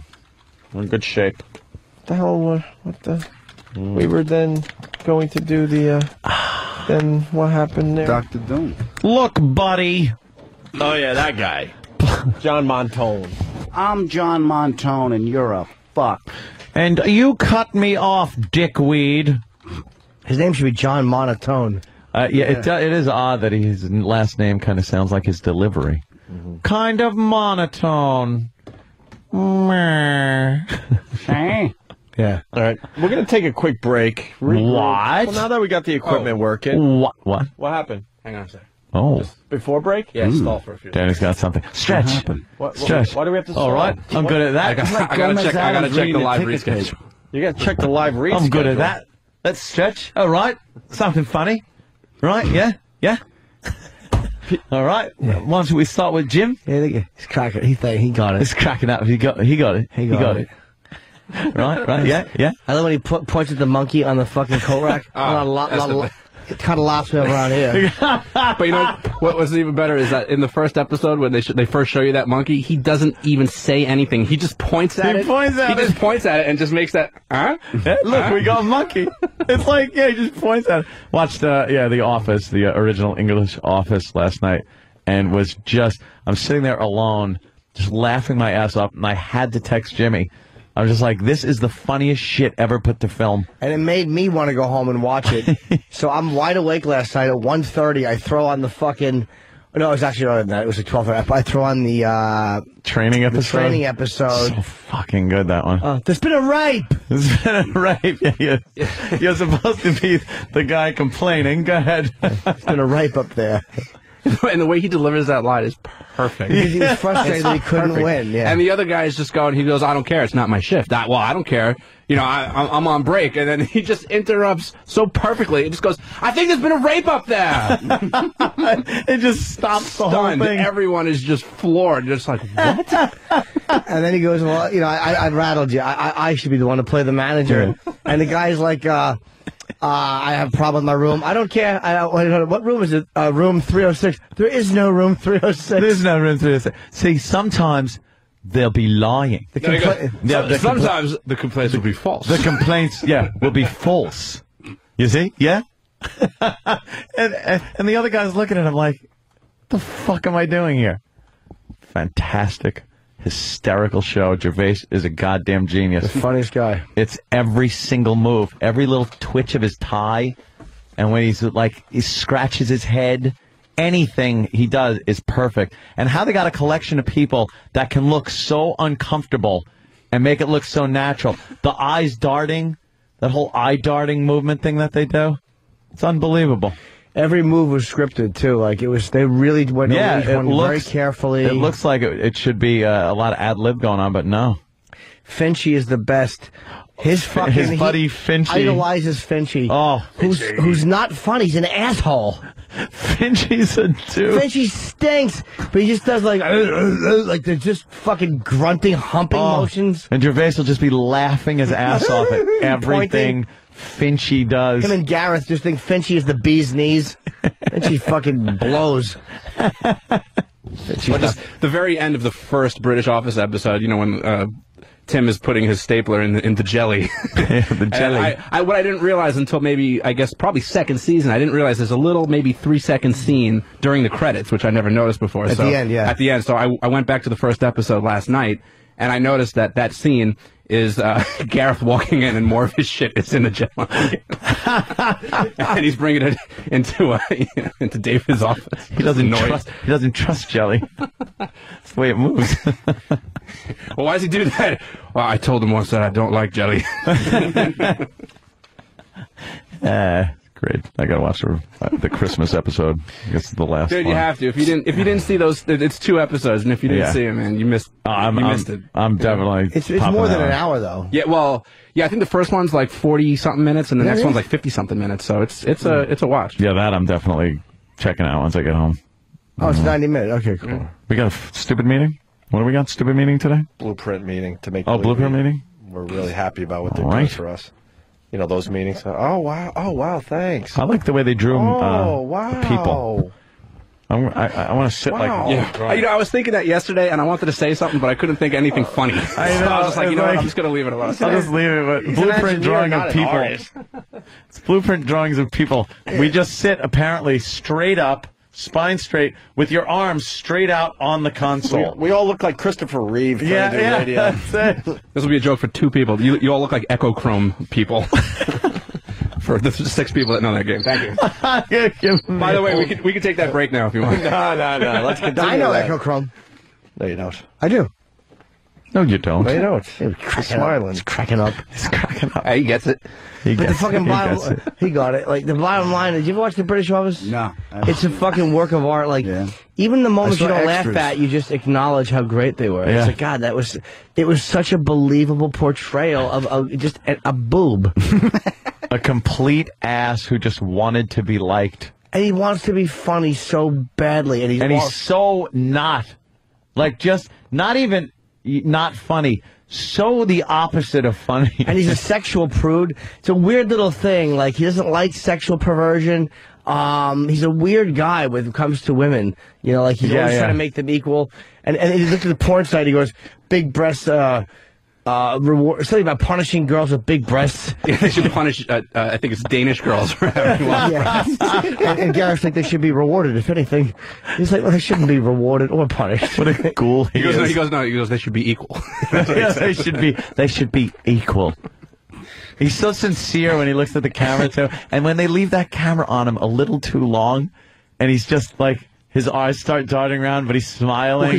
You could almost feel his flop sweat. Yes, like, when it's happening, like like he's trying to play it off so hard that, like, oh, I know what I'm doing, but inside, he's like, I hope they don't. And they leave the camera on long enough for you to see that. Plus, he's pick up on he's incredibly racist, but he does it in a way where he thinks that he's not. Yeah, where he goes up to a Pakistani guy and he's like, oh, do that Ali G impression, And he's like, I don't know what you're talking about. He's like, yeah, come on, you do. He's like, no, I think you're thinking of the. He goes, oh, I guess I'm thinking of the other. I'm thinking of the other one. And then the guy goes, the other Paki, and he goes, oh, that's incredibly racist. Incredibly racist. He looks at the camera like disgusted, like, oh, that's terrible. Do you watch the American version?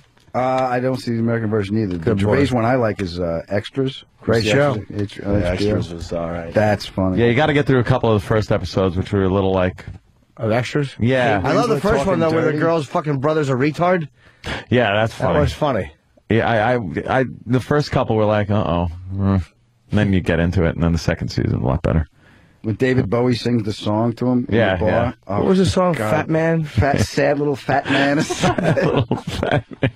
But it's David Bowie, and everyone's gathering around like it's a Christmas special. And it's really great because he goes back to that little bar just to fucking have those local yokels praise him. Yeah. That was great. Yeah. That was great. He's such a sad little man. That was great. When he's trying to show off for the new employee, and Dawn goes, you're a sad little man. And he goes, oh, am I? Like, he's so embarrassed that his little joke flopped, made her cry. Oh, my God, that was so bad. He told her she was fired. She's fired. For taking Post-it notes. And then she goes, what would I do with Post-it notes? And he goes, I don't know, make the little things on the end of joints. Roaches, yeah, that's it. And then she just starts crying. He goes, that's a joke. Put you on. He goes, how much are Post-it notes? 12p? And he goes, well, he's like, yeah, but then you steal 100 of them and you've made a profit. Let's say hi to Kyle on Long Island. Kyle. Yeah, guys, happy birthday, Jimmy. Welcome aboard, Kyle. Well, here's the deal. I was obsessed with the British Office. I refused to watch the American version because I didn't think anyone could compete with Gervais. But you guys need to give it a shot. Steve Carell is a comedic genius. A lot of the first scripts are copies, almost direct copies of the British one. Right. The first, 3 seasons are just as good, if not... I mean, it's blasphemous, but it's not better than the British one. I do like the American Office as well. I absolutely don't think it's better. It's a different show. It's a different show. Yeah, the English Office is amazing. Yeah, but I'll agree with this guy. The first 3 seasons of the American Office I thought were very well written, and I thought they were good episodes. And then I started to notice 4th season things started to get just a little wacky. Well, because it's one of those shows because they didn't have the material. Because it's one of those shows you shouldn't have too many seasons. And it's like Just how it's set up. Yeah, like Michael Scott is supposed to be the Gervais character where he's trying to be funny but he's not, and he's just this awkward, cringy guy. But now, like Carell's Michael Scott almost seems like he's a little retarded. You can't change the character like that.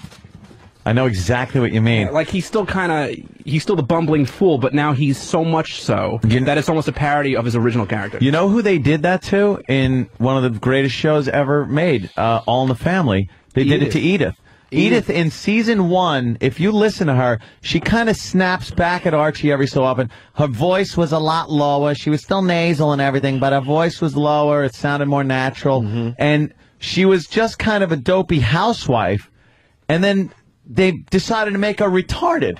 Completely fucking retarded. Yeah. She's just, I'll get you a pig. And it wasn't as funny as when she was just kind of the dopey housewife that was a little more realistic. Yeah. They eat every character, even Archie. Toward the end, they milked the shit out of that series until it just sucked. Yeah. Archie Bunker's Place and all that crap, and they just wrecked it. They became parodies of themselves. Yeah. It happens with so many shows. The people latch on to a character, and then I guess they decide they have to kind of change it or grow as a character, or just keep people interested by fucking it up. Well, everybody left. Edith left. Oh yeah, I know. Yeah, they all. Well, then it was just Archie on the phone with everyone. Hey, how you doing there, meathead on the phone there? It's like everyone's got to be on the phone. Jack Tripper there. Hey, Chrissy. Why did he take that? She's on the phone. She's calling. You want to take the money? It just comes out of money. Threw a whole bunch of money at him because that was an amazing fucking show. Yeah, that end with him on the phone. Oh, just horrible. Yeah. They did that with so many shows, though. You take cream and sugar in your eye. In your eye.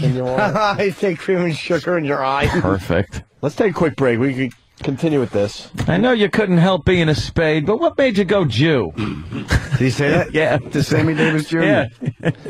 Fucking, I asked Kenny, here's what I wanted. I'm trying to do. A nice a protein drink with oh guys, careful, easy, with skim milk and some chocolate powder. That's all I want. But there's ice in it and it's chopped up, so it's like an awful slushy. Oh, it's not like a smoothie. No, it's a roughie. It's like a shitty. That's how it tastes. Shitty. It's a shitty. Okay, shitty. It's like a smoothie made at home and the ice didn't break all the way. I used to hate when mudslides were made and people didn't leave it in the blender long enough. You're like cracking ice in your teeth. Fuck that. It should be like a Slurpee that gets you Yeah, but that's usually like the fourth blender you make. Yeah, you just want to quick. Wait. I can't fucking wait. I'm just whole ice cubes are in your mouth. I can fucking bust them apart with my mullet. Go fuck yourself. Just pour it in my mouth. I'll shake it around. Yeah, good mudslide should be like a smoothie. Let's break. Break!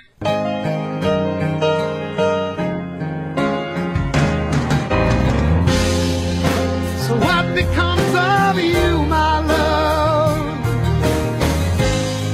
when they have finally stripped you off the handbags and the glad rags that your granddad had to swear so you goodbye?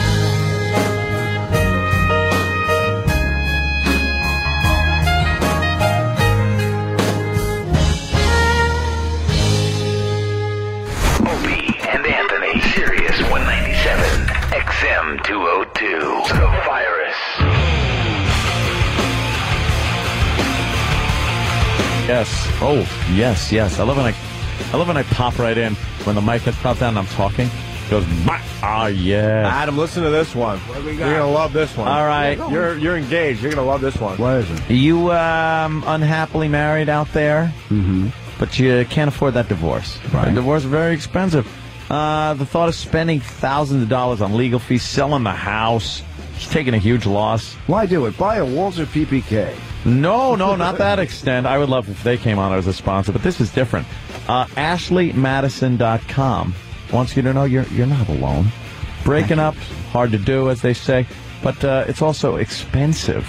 That's why thousands of people are turning to AshleyMadison.com every day to have a discreet affair. Oh. Yes. Over 3 million members, Ashley Madison's the #1 dating service for married people who are stuck in unhappy relationships looking for something a little more. It's 100% secure, completely anonymous, and free to join. That's right. So why are you spending like thousands of bucks on divorce lawyers when you could sign up to AshleyMadison.com? Adam has a little bit of a problem. Yes? What's the matter? Don't you think this is an advertisement for Yes. adultery? Yes, but it's called AshleyMadison.com. Is this like H&R Block? If you get audited, they'll cover you. So if like you get caught, it's 100% guaranteed secure. Nothing's 100%. Suppose something happens. Does Ashley or Madison show up and go, all right, wait, it was our idea. He didn't want to do it. You're on your own. You're on your own. I don't. Well, it says it's 100% guarantee. It's secure, completely anonymous, and they guarantee that you're going to have weapons of mass destruction. You believe everything? More people. Yes, I do. I have been to the Ashley Madison site. Okay. So I believe it. It's secure, and they're looking. If you're looking for fulfillment outside your marriage, let's say your wife is all right. She takes care of the kids. She does the cleaning. She cooks. Does all that. But the bedroom, fucking dud. Nothing. Dud. What is a man to do? What are you going to do? You're going to cash in the good part for the one part you're missing. No. You go to AshleyMadison.com.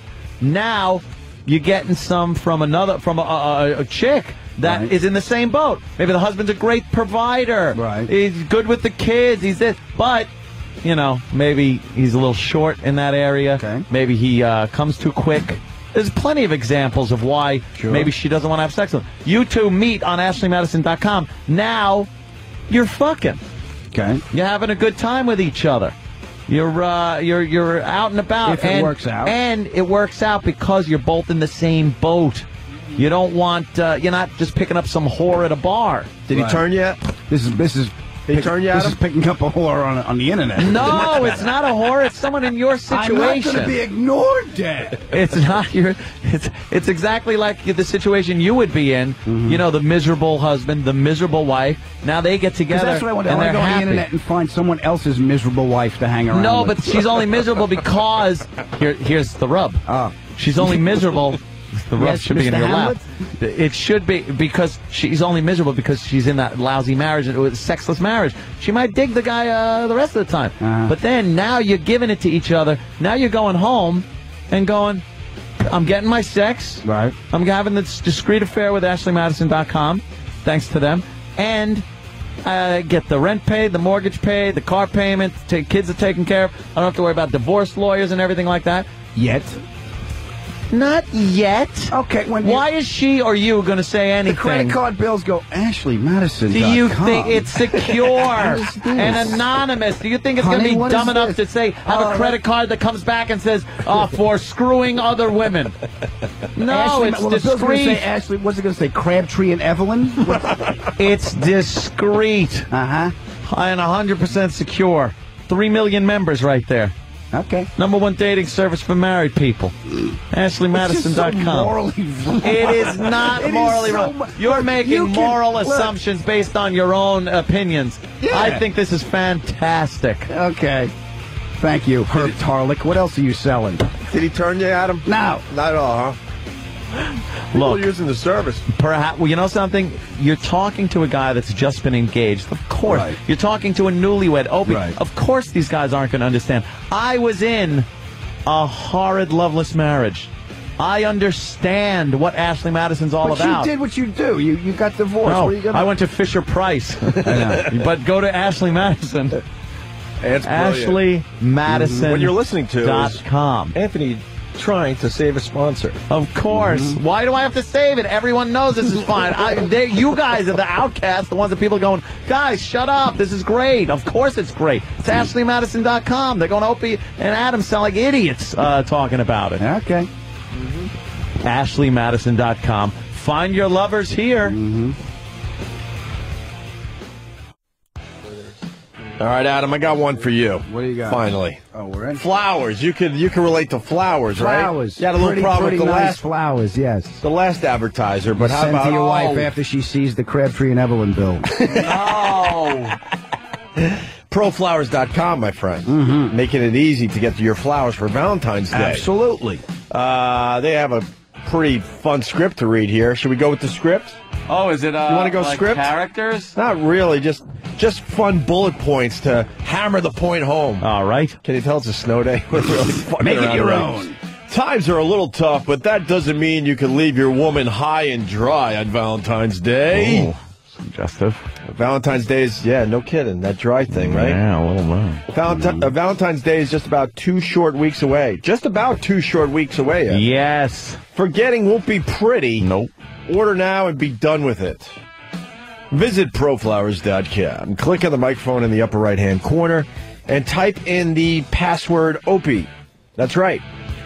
We've used ProFlowers for years. It says we've. Their customer service is outstanding and your flowers are guaranteed. That's not how you spell guaranteed, is it? Well, they spelled weave, W-E-A-V-E. G-U-A-R-E-N-T-E. That's not how you spell it. G-U-A-R-E-N-T-E.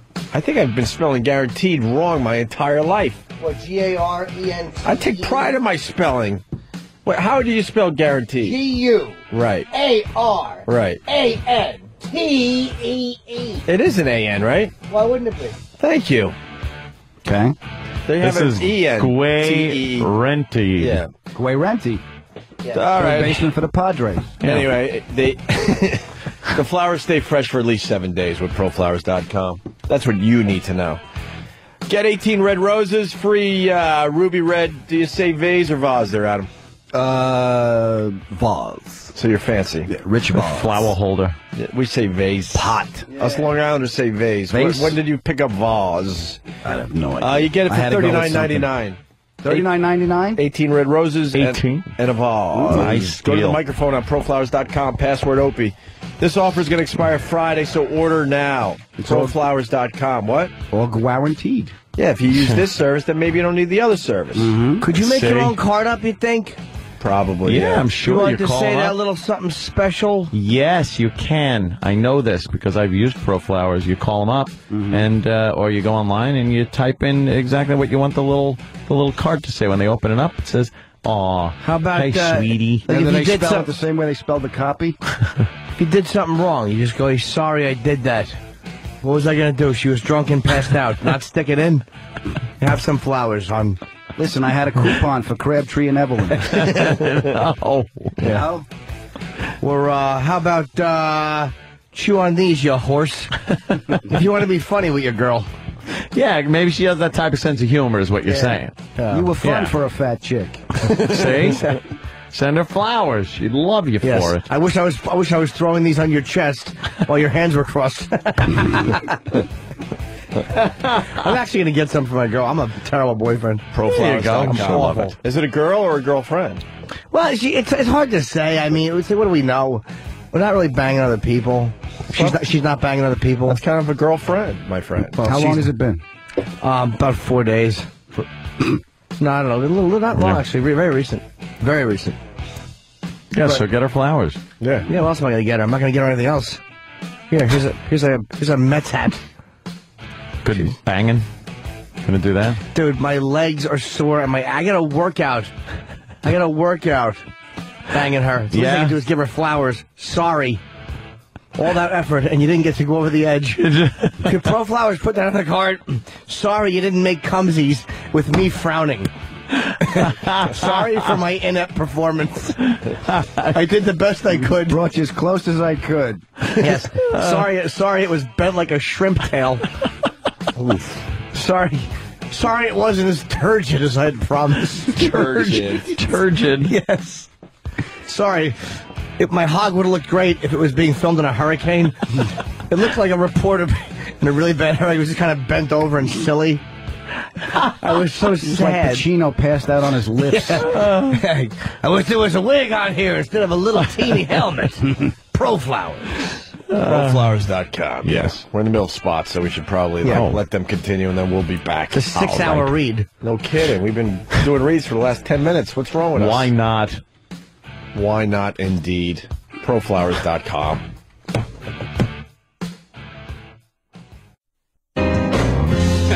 We're back to this. All right, enough of this music.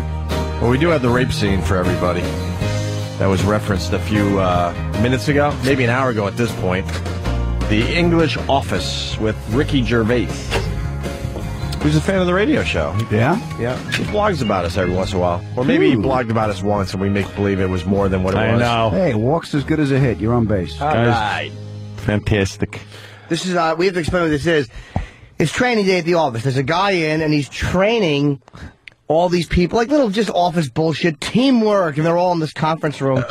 And Ricky is just competing with him for attention as the office manager. He cannot let this outside guy come in and get the attention. And it's just great how he's just competing to be the top dog. He does that with every outside guy that comes in to try to, do anything with his staff.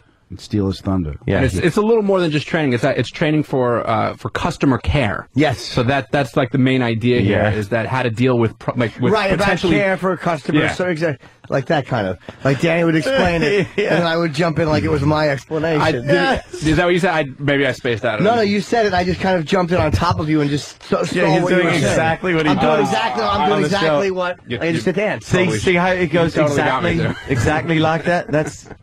That's it, right? Yeah, right. Right. Piece it together. Yes. Okay, well, you've got a complaint. You come and complain, and I'll show you the wrong way to handle it. This will be the wrong way. Okay. Right, so off we go. Sorry, what's the complaint? Just make it up. Anything. Because there's no right or wrong thing in this scenario. Then we tell you the right thing afterwards, so we might as Right, well well, you've get got on a with it. complaint. Yeah. Right. Okay. Okay. I'd like to make a complaint, please. Don't care. Well, I am staying in a hotel. I don't care. so- It's not my shift. Well, you're an ambassador for the hotel. I don't care. I think you'll care when I tell you what the complaint care. is. I think there's been a rape up there.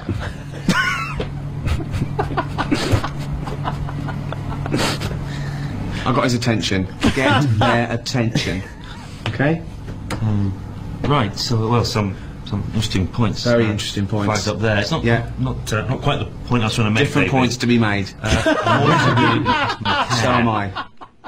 That's great. Not quite the but different points to be made. Like every fucked up thing he does that the guy's pointing out that he's fucking up, he turns around and it's like, I'm teaching these my subordinates. He's the fucking best at covering up with bullshit that we all use. It's like that was so well written.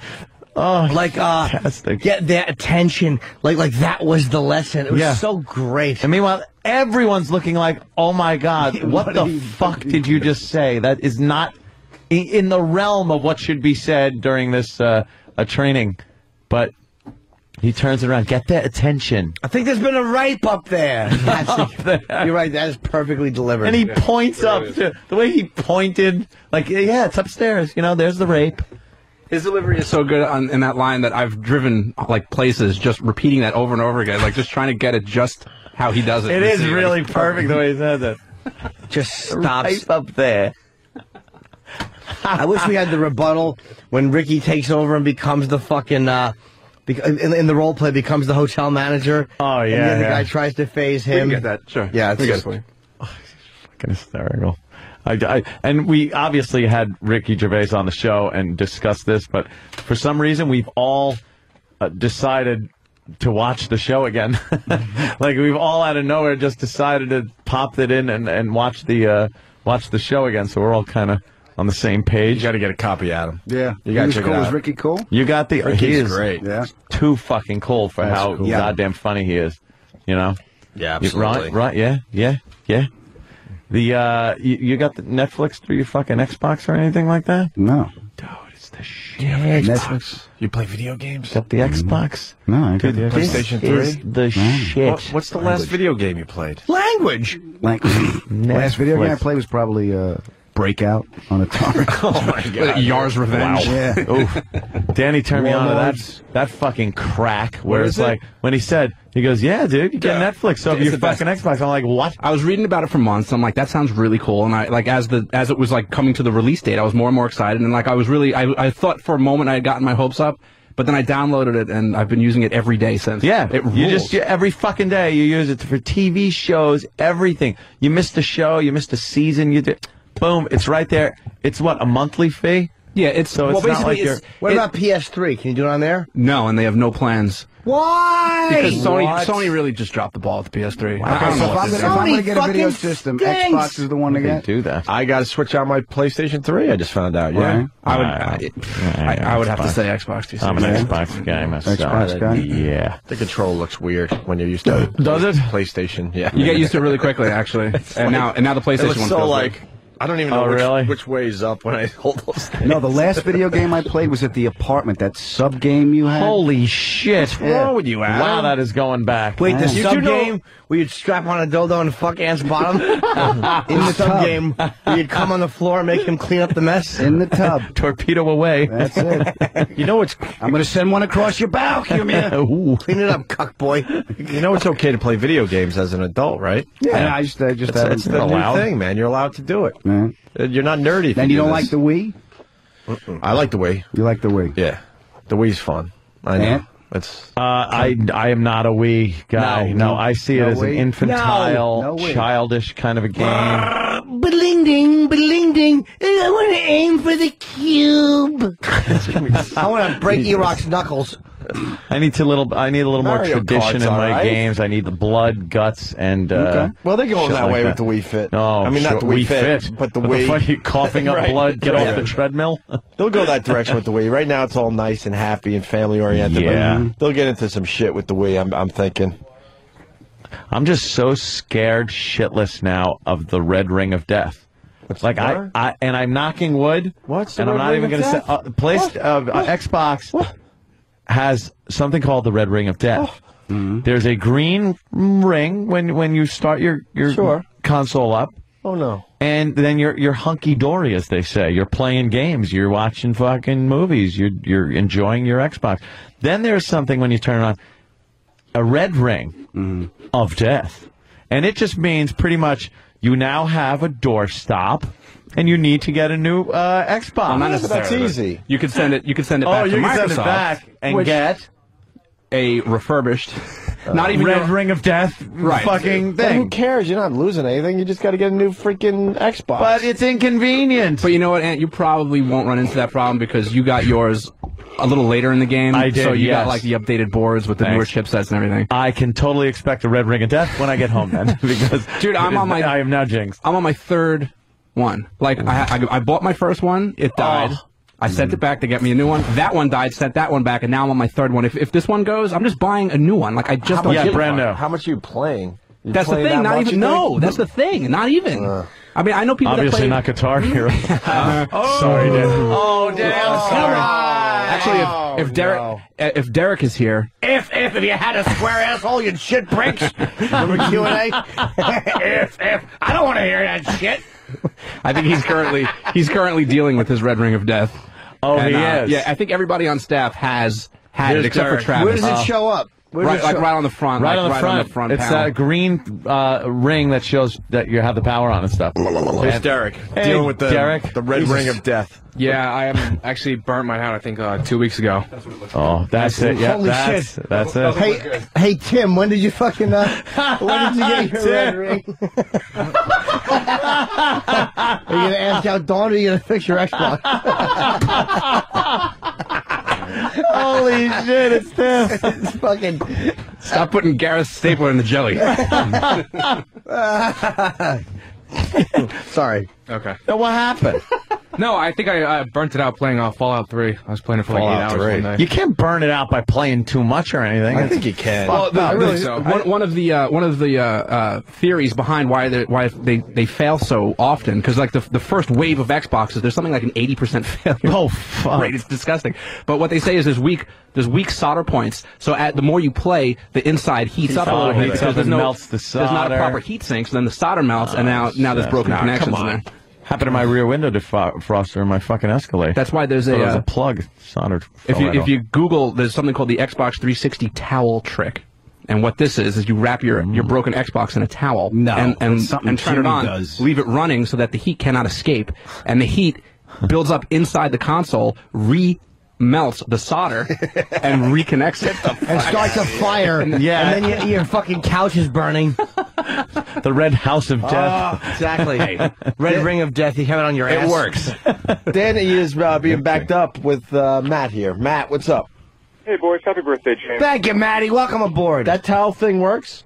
It sure does. I had the red ring of death, and I looked it up on YouTube, and I wrapped it in like 3 towels. They say you turn it on, leave it for half an hour, and the red ring of death didn't come back for like 3 months.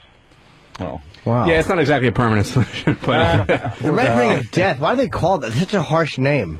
wow. Well, People don't like it. Look at it. Jimmy was just showing a picture of it. I think you know what it is. I think it's just playing off because it's a Microsoft product, so they're playing off the blue screen of death. I'm so the frightened. red ring of death. Don't show me that again. PlayStation 3 people calling. You can get movies through PlayStation. Yeah, but not in that Pancreas of sense. death. You can buy, like if you wanted to download like Transformers or something on your PlayStation, you can do that. But you can't just have a monthly access fee for one price and download and watch as much as you Where want. can There's I go no get service like that. Transformers? Say I want to watch Best of Shia LaBeouf. I often do. You can go to the PlayStation Where store. would I get that? PlayStation Store, James. Oh, all right. But they don't have a Netflix type of service. Netflix sounds great. That thing, and they just had a great fucking quarter, too. I was thinking about I was like, fuck, why didn't I buy it? Yeah, because people, they're broke. They're staying home. A lot of people are getting this service. And it's cheap. I mean, it is cheap. Because you're not really paying for the streaming service. You're paying for the get 1 disc in the mail, 2 discs in the mail, and that service just happens to come free. So you get the 1 disc, which you don't which I never even use. No. And it's like $9 a month. That's a fucking ripoff. And you're getting and you're getting like you could just fucking 20 movies, no late fees because you're not fucking, you don't have a real product or anything. You gotta think cable's doing real well right now too. People adding to their cable packages. They're adding, With you think? sports, baby, maybe. Yeah, adding Maybe. because instead of going out, they're like, we got to stay in a little more than we're used to. So I think they let's add a channel or two. Yeah, you think they're taking cut channels back? away? I think they cut back, but watch, You have your favorites. There are channels. I have to go through the entire 200s on my fucking TV because it's all Spanish. It's all fucking Spanish, and it's there, and it's like from 200 to 299. I wonder if you could get rid of that with parental controls. Like if you just set all those channels to block, we'd probably just skip right over those channels. That'd be fucking mint. That's a smart idea. Because it pisses me off. I'm going through It's and I'm not like, even what's on, parental what's because on? it's favorites. You just go on the favorites and put the loop on that you want to go through. Yeah? Oh, sure. But then I got to put so many in my favorites. So many. I do. I put so because I like perusing all the channels except for the Spanish ones because I don't understand what the fuck they're saying. But I like perusing. Spanish Sometimes TV's always you'll the find same thing. It's like an old guy with a bad toupee, hot girls, a donkey, and then and they're making falls. sounds. And then some bitch comes out with big tits. Yeah. It looks like old Technicolor. Every fucking set that they have looks like it came from the Wizard of Oz when she came out of the house and everything was in color. Yeah. And all of a sudden it's a carnival. Yeah. All right, we'll move on. We got The Office Training Part 2. Is that... Oh, this is Ricky becoming the boss in the role play? Yeah. He now wanted to switch it because apparently, didn't go so well the first time. So now he's being the hotel guy. And the new guy's being the guy that complains. The training guy, yeah. It's not quite the point I was trying to make. Different David. points to be made. I'm more interested really in customer care. So am I. And the way that we would deal with somebody. Maybe I should, as I thought, I should play the hotel manager because I'm used to that. I phased you. But you have a go, see if you can phase me, okay? Yeah, right. Okay. Hello, I wish to make a complaint. Not interested. My room is an absolute disgrace. Don't care. The bathroom doesn't appear to have been cleaned. What room are you in?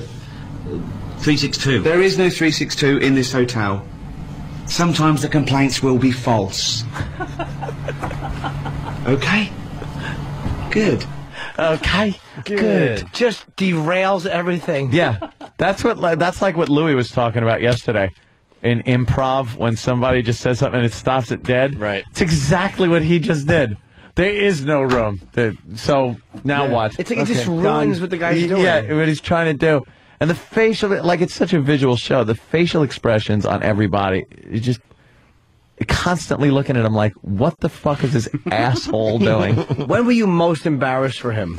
There was too many instances. I think though it had to be the one where he did the motivational speaking. Yeah, that's a real good one for embarrassment. God, is that but fantastic. I think probably maybe even a little more than that. And you didn't see it, so I won't completely spoil it for you. But it's probably part one of the Christmas special when he's doing like the after stuff. Well, I'll just say. Possible. I don't know when he dances after Neil. Neil and the girl do the Neil classic. and the girl do a perfect fucking Saturday Night Fever dance for the comic relief donations. And Gervais, he's just standing there pissed off and bummed out that they're doing such a good job. And they finish up and get like applause that they don't stop. They just keep going. And he can't let them have the spotlight. And then he steals it, and he's like, he really thinks he's good. Yeah, he goes, I do the dance. And then everybody clap and kind of, all right, faster, faster. And they're clapping and making like music, and he's dancing to it. And then until there's like no one left clapping. And he still goes on for so long doing this horrible dance. He was hosting some Princess Diana tribute he was a part of a couple years ago at the in Wembley Stadium. And, Princes Harry and Charles were there. Harry and William. And I guess the audience was screaming for him to do the dance. Oh, really? So he did the dance at Wembley Stadium. Wow. In front of like 80,000 people. They went nuts. Of course. That's one of the best moments on the show. It's fucking... It is such a bad dance. He's swinging his arms around. Yeah, dude, that's the best part. When he's just doing like this marionette, like swinging at his joints. It's fucking terrible. It's a fucking terrible dance. Horrible. Here it is up on the screen. Oh, where is it? For everybody in Can the you hear the volume or no? Yeah. I mean, Damn. You guys just gonna be dancing. And he can't even. No, but him talking. Let him have the spotlight. There's no beat. Oh, go on. Music and everything. Beat. Well, I just for charity, a little bit. Little bit.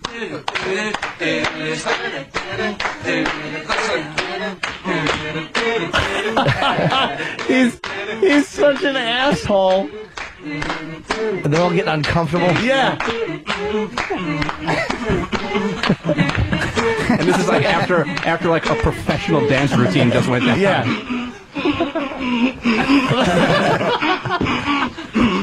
They've all stopped clapping at this point. Now they're just looking at him like he's completely fucking retarded.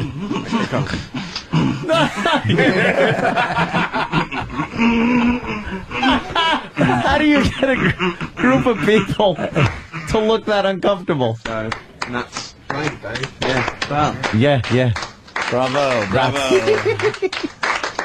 Reserved applause. You might get. Don't have to give a donation for that, do you? Well, don't say it like that. All the money collected is for both dances. Yeah, for both. In there. Well, you know, if there is a difference, mine was impromptu.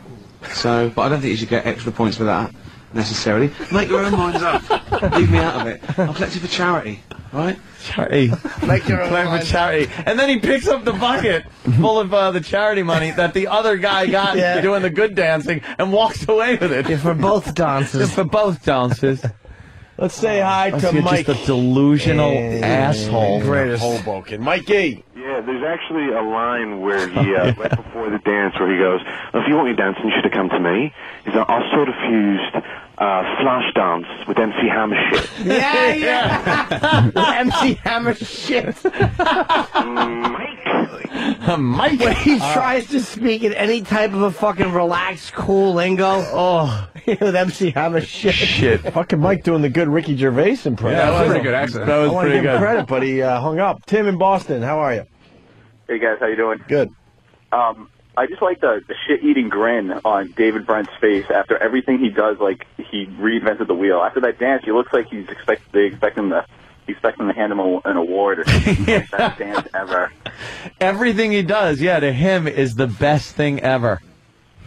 And he's just awful at everything. I love that fucking show. One more, we'll try to move on. Rob in the Hamptons. Rob.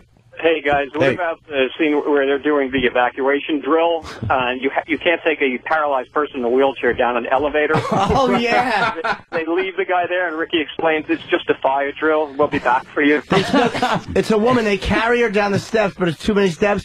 So they leave her like 4 floors from the bottom, just on a landing on the steps, and they're like, "We'll come back for you." Oh my God. Yeah, that's right. I think they show her later. About 2 minutes later, she's just sitting there, and nobody's coming for her. Where's this ice storm thing? Look at this. It's just the Midwest. That whole road is just fucked. Yeah, just a nice little ice. It's all icy, and because they know the second somebody rolls, they're not stopping until they roll into something. Wow. That's the whole fucking. Oh, it's Texas. Just a little. Figures those fucking assholes can't drive on a little ice. Yeah. It's like, go slow, you hayseeds. Wow, we don't know. Yeah. we just yell giddy up and our cars slide around. Spread some oil on it. You could melt the ice with some propane and propane accessories. Maybe you should take the horns off your Cadillac before we go driving. We don't have any rock salt. Do you wanna sprinkle some Jews on the road? Do we have any Negroes or Jews to make our driving smoother? Any type of minority work. Is that a good Texas accent? I don't know. Well, it's like you know, Foghorn racist Leghorn. kind of a. Wow, I'll see. Rhode Island Red. All right, It's about as sharp as a stack of wet mice. We're going to take a break, but All right, you got boy. Gotham, February 19th through the 22nd. Yes, sir. AdamFerrara.com. Mall Cop. Mall Cop, Rescue Me, new season begins April. Dude, yeah, let's talk about that for a second. Well, Sure. after the break. Cool. Rescue Me. Yeah. Give us the scoop on what the fuck's going on. I need my new episodes. You got it. Opie and Anthony. Hey, this is Ricky Gervais, and you're listening to my pal, Lil Jimmy Norton. He's not my pal. But we said yeah, we said no to that asshole. We're back. Opie and Anthony, Adam Ferrara in studio today. I want to hear his name again. Get out! Adam, you got a big role of Rescue Me coming up? Yeah, it's nice. They When are you wrapping up this shooting so we can start watching episodes? they're getting back to like what made the show really funny, like the guys hanging out being guys, and they throw me into the mix, and as being the young chief, they go into like my personal life, and they just give me a really fucked up personal life. Oh, really? I'm trying to think what I can tell you. That's Don't fuck your job up. I don't want to fuck it up. Are you a pedophile on it? No. All right. All right, not on the show. Not. Did they make your hair grayer? No, they stopped doing that. Because that was creepy. Yeah, that was kind of creepy. We know you and you don't have gray hair yet, but they frosted a little gray in there for you. Wait, it started gray? How do you explain that it went white? Who are you, Benjamin Button? Just for men. How crap living life backwards? Yeah, give me my black wig. Maybe I had a darker wig. I need Liam Neeson. Looks like a black doily. Same fucking things every day. Liam, here's a Sharpie. Do your hair. Oh, that hair is awful and taken. Holy shit. They're going to take you. I told you they were going to take you. Oh. When are the new episodes? We start, I believe it starts the beginning of April. Nice. Back in. Yeah. And Michael J. Fox is going to be on this year. I know, we heard about that. Dennis was talking about it. He's not a waiter, is he? I'll have the cold soup, please. Not the hot soup. Oh, Jesus. Dennis said he, when he's on his meds and stuff, he's kind of okay. Yeah. I didn't have any scenes with him, so None? None. Did you meet him? See him? Not a one. Didn't even get to see him. Did you shake his hand? I did not.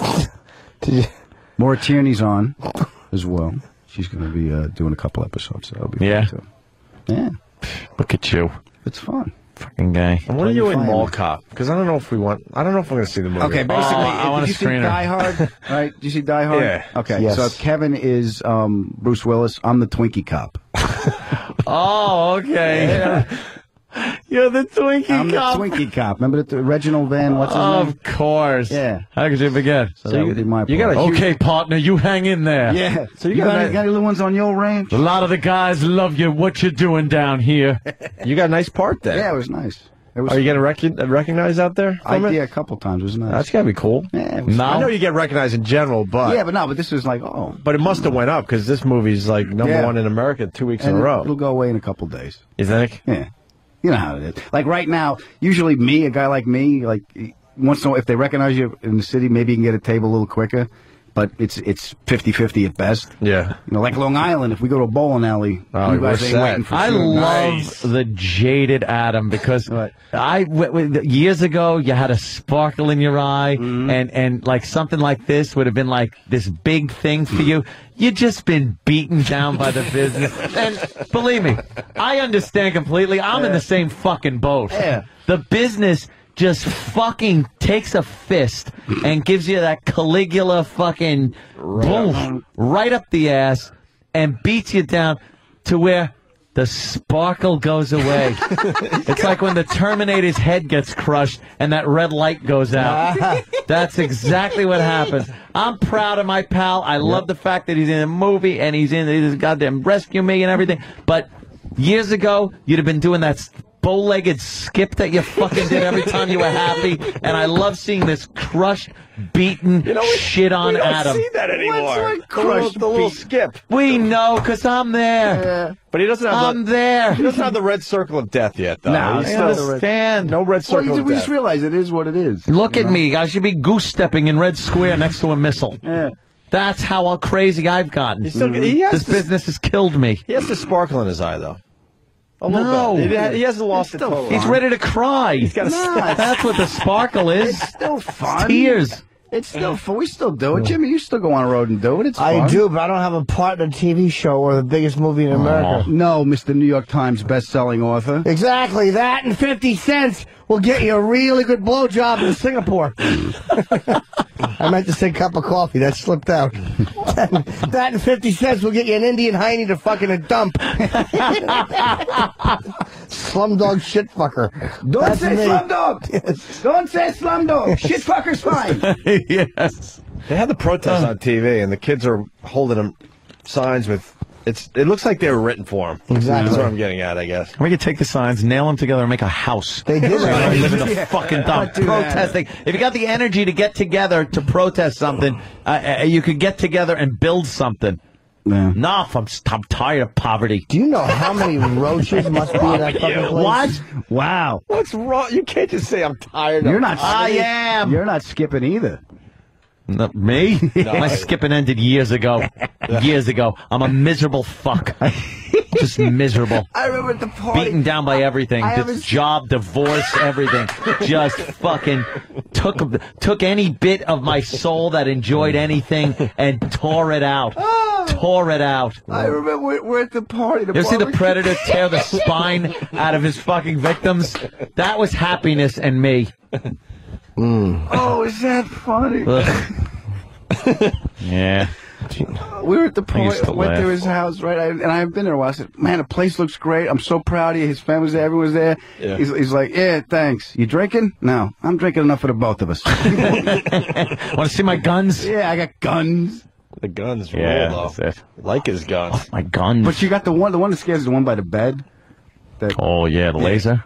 Yeah. Yeah. Because I know you. You're waiting for someone to break in. You know what's great about that gun, too?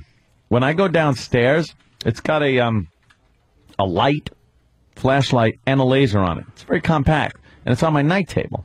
So when I go downstairs in the middle of the night, maybe for a snack, I use that as a flashlight. So I just turn the light on, and then if you shine the laser into the crystals on the chandelier, it looks like a disco. It's so fucking cool. So I walk down the stairs and I shine the laser in there, and that's the part of the stairs that everybody can see from the street because the chandelier is right there. So all they see is you they might see me pointing a toward the laser shit. sight in the chandelier. But then I'm in my pantry with the flashlight on, pointing a .45 caliber into the to see what I want to snack on. Maybe some cookies.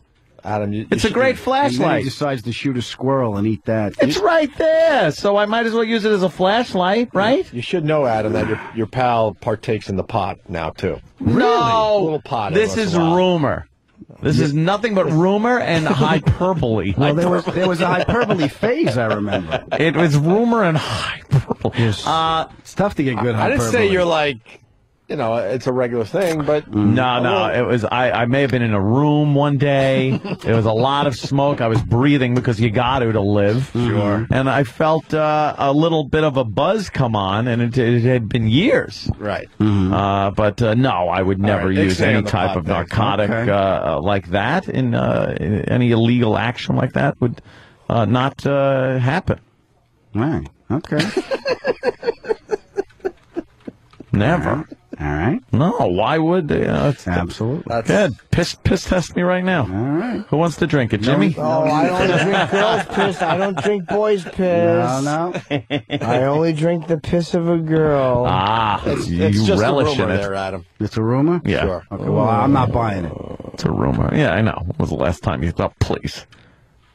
I remember the last time. Well, the last time I was with you. That was when I time punched ago. the phone again, the same night, right? No, that was No, I was watching Gray Lady Down. That's what happened. a sub movie. That submarine movie. And Yeah. I freaked out and went into the bedroom because I felt claustrophobic like the people in the I submarine. remember going, Aunt, you're really not in the sub. Yes, I am. I was frightened. And I kept saying, I know I'm not in the sub, but I can feel the feeling that you would feel if you were in there. Because my mind started, really rolling with it. And I was like, imagine you're at the bottom of the ocean in a sub and it's ready to crush, because of the depth. And you're in there, how horrible would that be? And I'm stuck. So I was like, holy shit, I'm fucking freaking myself out. I had to run in the bedroom, and I'm on my bed in the fetal position, going, God, get me through this, and I'll never smoke pot again. How do those things cross an ocean? The Imagine the submarine? fear. You just Underwater. They don't And when care. they all of a sudden go, oh, yeah, it drops down about a mile I'm like, at this point. yeah. And if the engines fail, we would all be dead. And the submarine's just going. People are in there. Tooling straight. Thought of that shit. Yeah, but your mind is messed up anyway. Oh, I can't be left alone with it. I have to have other things. Remember you told your story you were a kid, you're getting on the plane and you freaked out because the rivets were too small on the side of the plane? They looked pretty small. Yeah, and that freaked, the rivets are too small. You see, me and you watch How It's Made, and we're like animals looking at fire. Yeah. He watches How It's Made and goes, I can do that. Yeah, I know. And then builds. He's got that type of mind. Yeah. I can't be left alone with me and just my mind. No. I need a I TV. can't be left unattended. I need I need distractions. Yeah, quickly. Or else you think too much. Yeah, I come home, the TV goes on. You start blinking. Noise. Yeah. I don't need that. I need background noise constantly. Yeah, First of all, it's to cover up the tinnitus from fucking standing in front of my brother's Marshalls that he decided he needed to be deep purple. So I got a constant Well, 'cause he's deaf from the shotgun. Yeah. Oh, remember that? What happened with the shotgun? Might have been fired too close to his ear one day. Yeah. Might have been. Another rumor? Allegedly. Nah, it was. A lot of rumors. Who fired that? Wasn't us. I think it happened in the Army. All right. Somebody put a gun next to his ear and fired it. Why? Screwed his ear up. Why the fuck would they do that? Yeah, you don't get the brightest people in there sometimes. But, yeah, so I got that going for me, that whole little tinnitus from the band for so many years. And who that wants to think? You start thinking too long, you're like, Well, because I always go to protect myself in any situation. Like, what's the worst thing can happen so I can be prepared for it? Good. Because, I come from people that don't know what to do with happy. You met my friend. You know, happy shit. Like, aren't we having a good time? Yeah, well, shit can happen. So that's in the back of my fucking mind all the time. Constantly. Well, you know my father, right? Yeah. It's tough to be positive. I mean, he's always looking out for you. But I leave. I try to keep my head high. I'm going to be positive today. And I always hear my father's voice like, keep your head down. You're going to step in dog shit. Pay attention. There's dog shit. The world's full of dog shit. I remember one great Big Joe speech that he gave you that sticks out in my mind still to this day. Which is? It was good, and it was sound advice, but I could just picture him telling you this. You were going to sell your fucking car. Right. And get a cheaper car because you couldn't afford the payments. And your father looked at you and went, you don't go backwards. Yeah. You don't go backwards. You figure out a way to afford having the car. Yeah. You don't go backwards. And it's like, God, that is such a Big Joe thing to say. Yeah. And you didn't go backwards. No, I walked. Yeah, you fucking walked, but it was forward. But I got it. You were going forward. Yeah, that was a good one. That stuck in my head, though, over the years. Don't you could go tell. backwards. You could tell Big Joe I was inspired by that one. I am. Yeah. That's funny. You seem like you would come from a happy family, though, Adam. We had half happy. Half happy, but more like, because there was like no one helping out, so it was always like, Pop was always working hard, coming home. A lot of sarcasm being thrown around. Yeah. A lot of all right, you did that, but that was that. Now what's next? Yeah, it's always trying to keep you, like the first review I got was in like Good Times Magazine. Yeah, so I brought home the club. I brought home the Good Times Magazine. Feeling all good about yourself. That's when that sparkle was in your eye, pal. And I show my father a review. I go, Pop, what do you think? He goes, nice. Next time, once you get into a paper, people got to pay for. Oh, yes, yeah. Shit. That was it, man. Yeah. So it's like, it's good enough, but okay.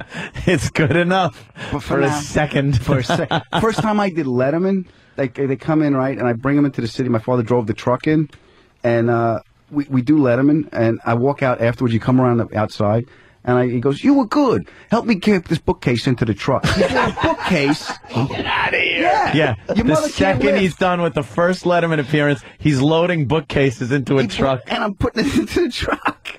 That's amazing. Still has his makeup on. Yeah.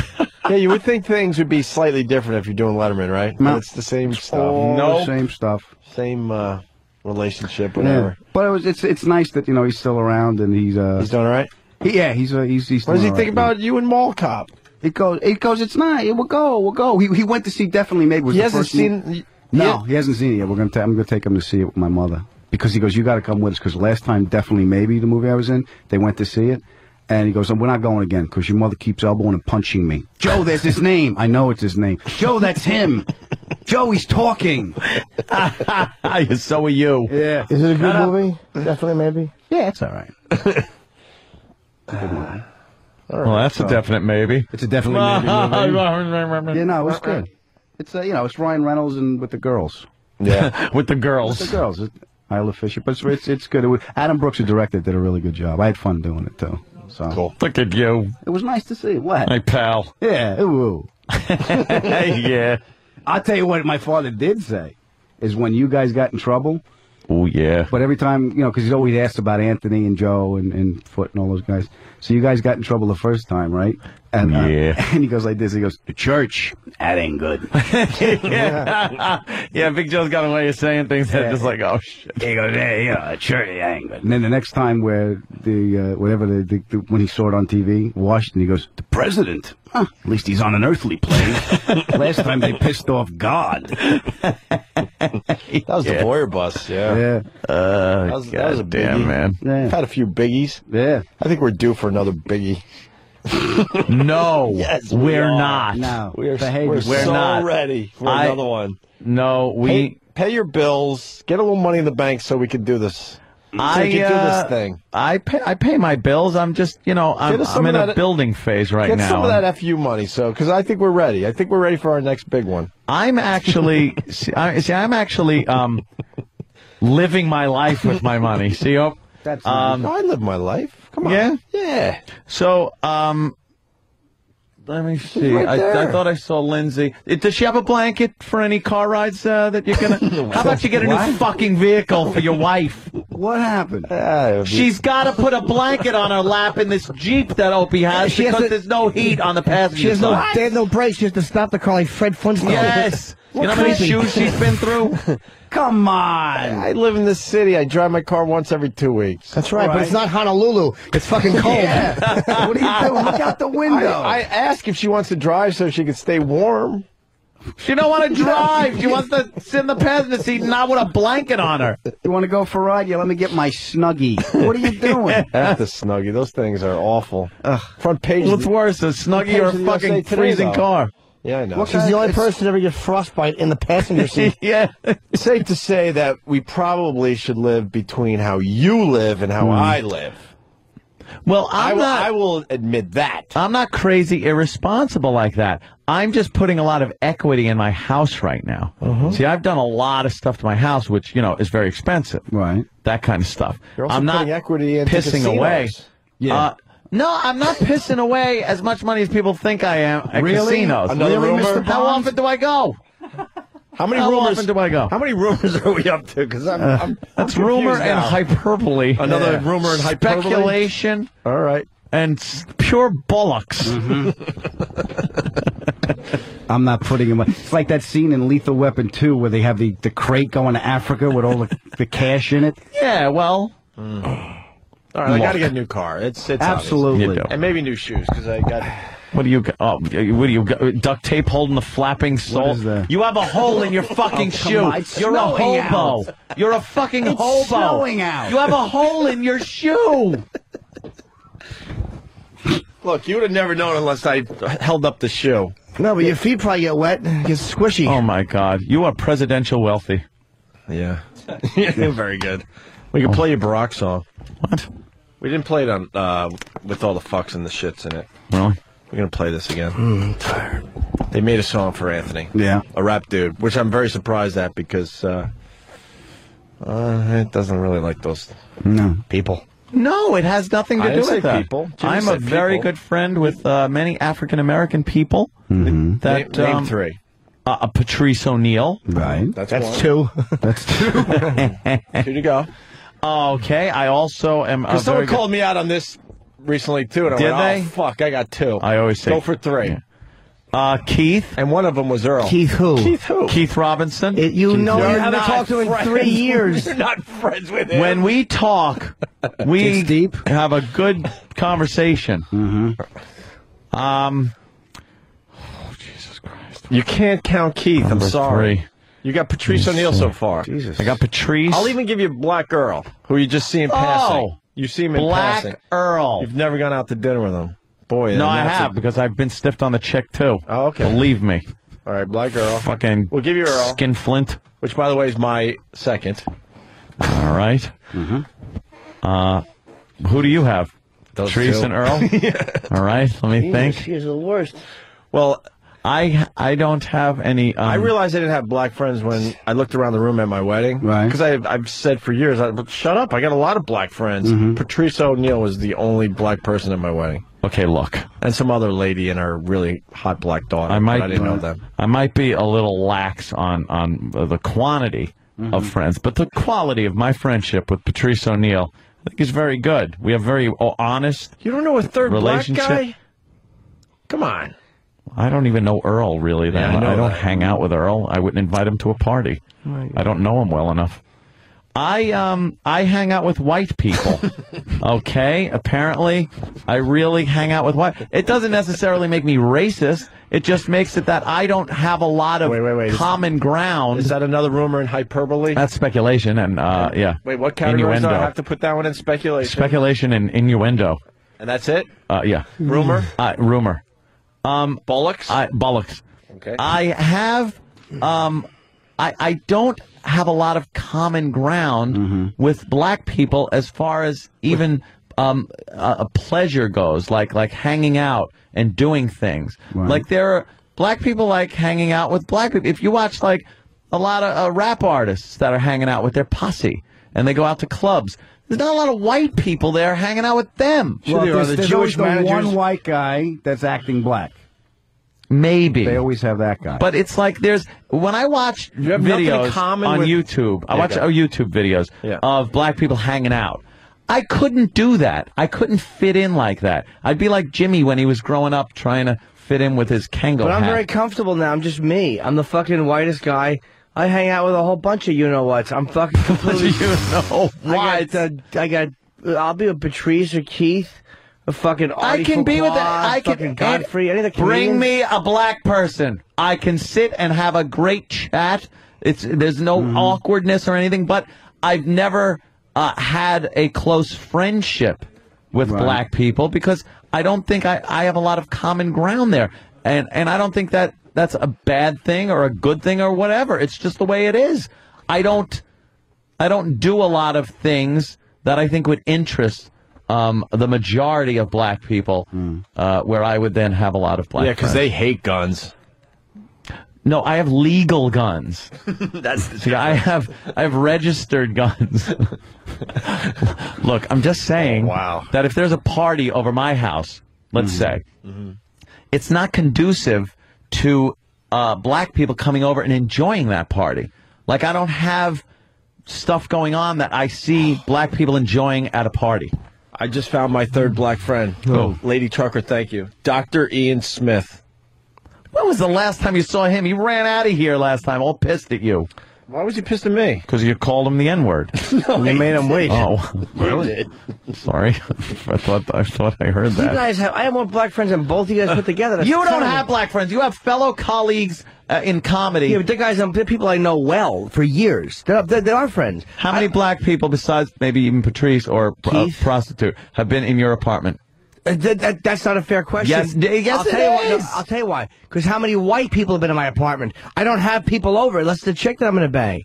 That's an inaccurate question. Because Keith has never even been in my apartment. Florentine's been there once. So all right, so Florentine's black. White 1, black 0. No, but you know, nobody comes over. That's not an accurate question. People I would sit down and be comfortable and spend hours talking to. Yeah. Fucking Bob Kelly been over here? Yeah. Okay. To work out. There you go. Well, whatever the purpose is, I'm just saying. No, but Jimmy's right. It's not really like the hanging It's out. different, dude. I'll sit there with Sherrod Small. I'll talk to him for an hour. Fucking Godfrey, Artie Fuqua, Marina Franklin, fucking Will, or Patrice, or Todd Lynn, or fucking, All right, with your Negro list. I'm serious. Like, they're just guys I know well. A lot of them, yeah. And any of them I could travel with. And like, you know, take a flight with or go to the airport with. What's and be my comfortable. problem? You're a racist. No, you just don't. You just don't have. You come here. You're insular. You come here, and Ope too. You guys go home. You Ope's got his. I go to my lily white community. Well, you're just hanging out at the house. I mean, it's like I go into nightclubs, darling. I'll be at the club, and I'm with comics, so it's different. Wait, I asked my doorman how he's doing, and he's black. Attaboy. There you All go. right, I got 4. That's 4. He's a cool We're guy, counting too. doorman? Doorman. Huh? I got 6 then. If I wasn't doing, I got 6. Wow. If I wasn't doing comedy, I wouldn't be as many. But I'm out at night, so I'm in a social setting at night. Yeah, see, makes it easier for you. It does. I'm here and then I go home. You don't Yeah, want that's black so. friends, What time that's you? the difference. You know what you got to do. I can't make friends on the my road. friend. Maybe I need to open up my life a little more to make new friends, make some inroads, and have a little more diversity in my circle of friends. I think you just need a website like jjmalonas.com. Yeah. Quentin Higgs is my friend. I do visit a website, but that's not going to help. Maybe. What do you think? Nah. Okay. Obama president. Nah. I mean, well, you know, it is one of those situations where, you know, the times they are a-changing, as Bob Dylan once said. Mm-hmm. The answer, my friend. Yeah. Let me play your Chris Rock. your song. I wish was my friend. I just know him. It's not my friend. Let's play your song. Okay. Somebody made a song for Anthony. Not a fan of Obama there, Adam. Anthony or the song guy? Anthony. Is it bad that I have a lawn jockey in my backyard? Yes. Now, why is the lawn jockey such a bad thing to have? I don't know. Because it's like a porcelain slave. Yeah. But it doesn't even have to work. It just kind of stands there holding a ring. It's symbolic of old times. The intention now is probably just a decoration. But it's, It's like a Confederate flag. Yeah. What's wrong with that? It's part of history. Yeah, I mean, so I wouldn't fly one because I'm in the north. But in the south, they do. You know what? We're one country. They got their fucking dicks kicked in. Yeah, you lost. Fucking put the flag down and fucking get over it. It's like those idiots in Georgia. They do Civil War reenactments. Like it's going to end differently. You what fucking win this time? You moron. You grits eaters. Grit eaters. Your fucking Grits shitty eaters. southern food. They're very proud of the old stars and bars. Why? Well, it's part of their history and culture. Even though they lost the war, they were very proud of their forefathers fighting for what they believed in. Yeah, slavery. They can eat my ass. Bunch of lazy fucks. I think do your own gardening. It was more that they were believing in the industrialized North cutting off the South.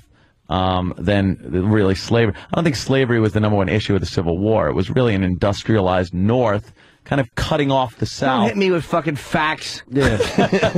I want a knee-jerk reaction here. I don't want your fucking knowledge and your accuracy. You make me sick. I'm going to go piss next to a black friend. Just settle down, you reader. I'm going to have to, be a little more diverse in this time of Obama. Well, listen. Or actually, Barry Hussein. Should we just leave with the Obama song, or we come back?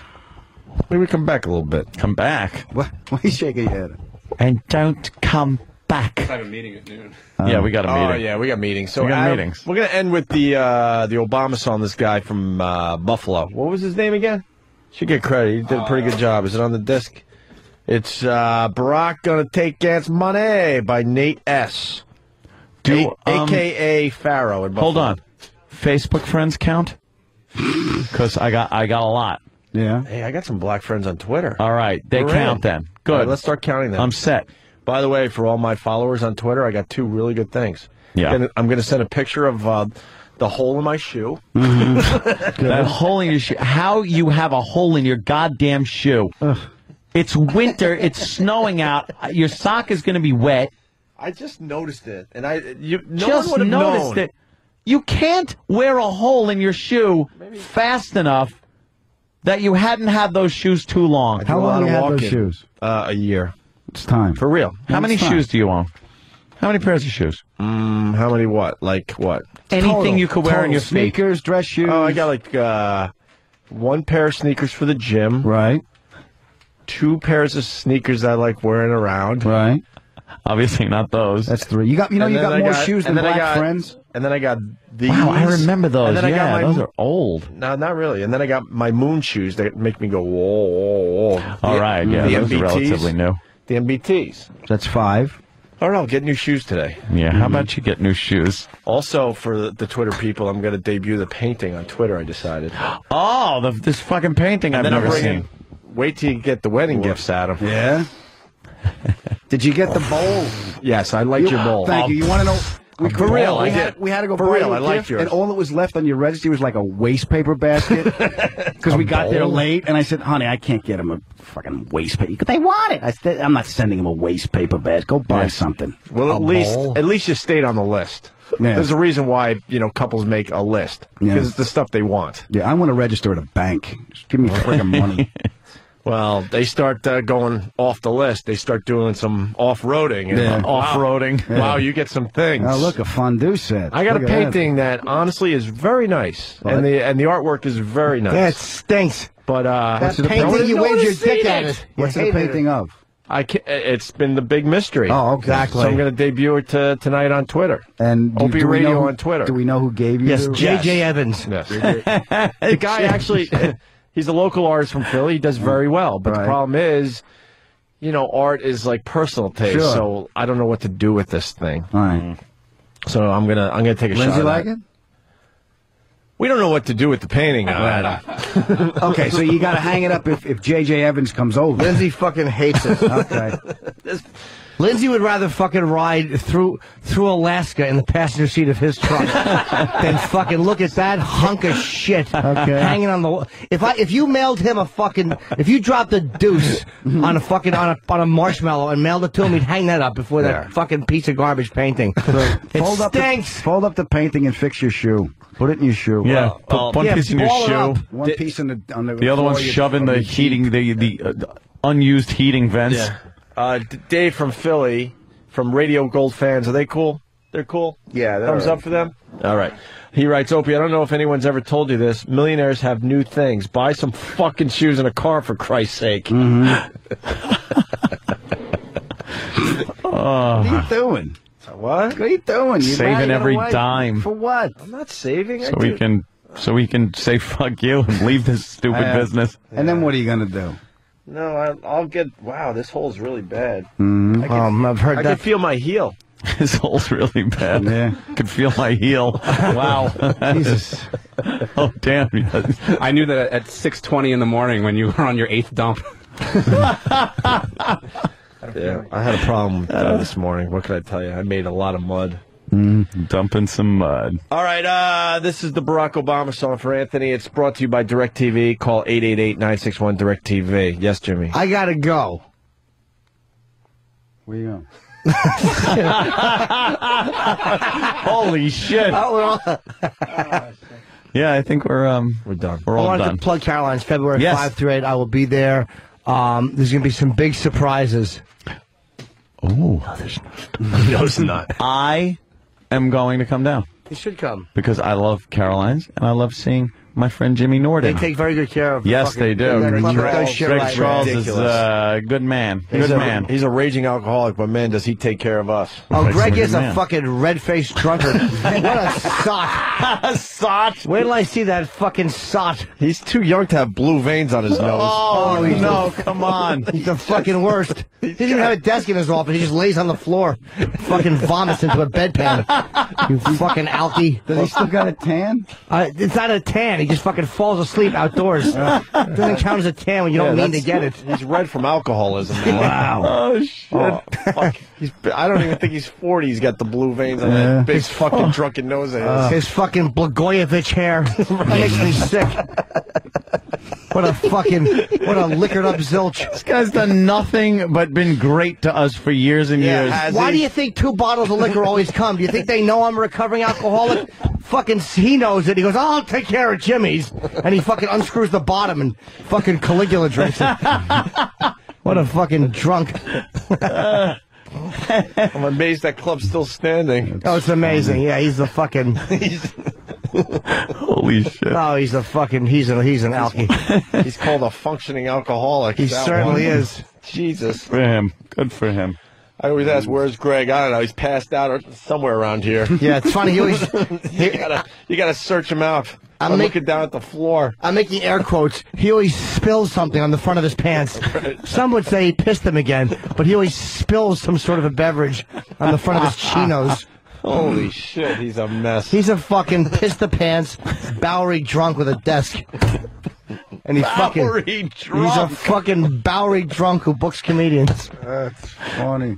And you'll be there when? February 5 through 8. Yeah. I honestly don't even know if he drinks. I have no idea if Greg Charles drinks. I think he's ashamed because he makes cumsies in his pants. Aw. Prematurely. Oh, some of these cars. That rumor. Some of these cars on this frozen road are trying to move now. You motherfuckers. Adam, where are you going to be? We got to. I'm going to be at Gotham, February 19 through 22. And Mall Cop, which is amazing. And Rescue Me comes back. Now I'm going to give the movie a try. Good. I didn't even know you were in it.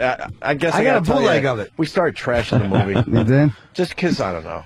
Because we're I'm jealous embarrassed now. No, this was before we knew he was in it. Then, I know. Then it put us in a bad spot. I like Kevin, too, so it was always it. awkward for me. Because I know Kevin for a long time, who may want to put somebody else in it, Absolutely. from the old days in his pictures. All right, here's the Obama song. We'll see you guys tomorrow. See you tomorrow. And about me sounding like a white supremacist over the past week or so since Obama was elected, I'm seeing things that are happening outside. I'm experiencing things myself. This isn't my imagination. I am being bullied. That is just what's happening. Come on. I've been listening on the radio to what's going down on the O&A show. Obama's got these niggas in the twist. Yeah. Something about the tax and the guns in his fist. Wow. Guessing the bet they're gonna take Ant's guns away. Robbing the rich or the black man's vanity. Wow. That's just crazy if you think for a sec. Wow. Yeah. Now why the fuck would I want Anthony's chicken unless I'm getting to show me the chicken to smell me? Wow. Sweet radio show, yeah, that would sell me. Yeah. But am I getting paid? And Obama president. That's right. I'm not taking this crap. Give it on up to me. I'm not taking this crap. Give it on up to me. Morale's gonna take Ant's money. Give it on up to me. That's what you do. You're a high-profile radio host. Dude, I can't take this anymore. I can't take it. It's the United Negro Kumia Bond. A chicken every bad under 21. So turn in your guns for the collard greens. And the Starbucks for the great soda machine. Gonna get me if I ever to push it in. And Anthony's gonna have to dig it on the chin. I'm bumping in the crackers that don't steer clear. It's the black man's time for terror and fear. Don't worry about the mortgage or paying your rent.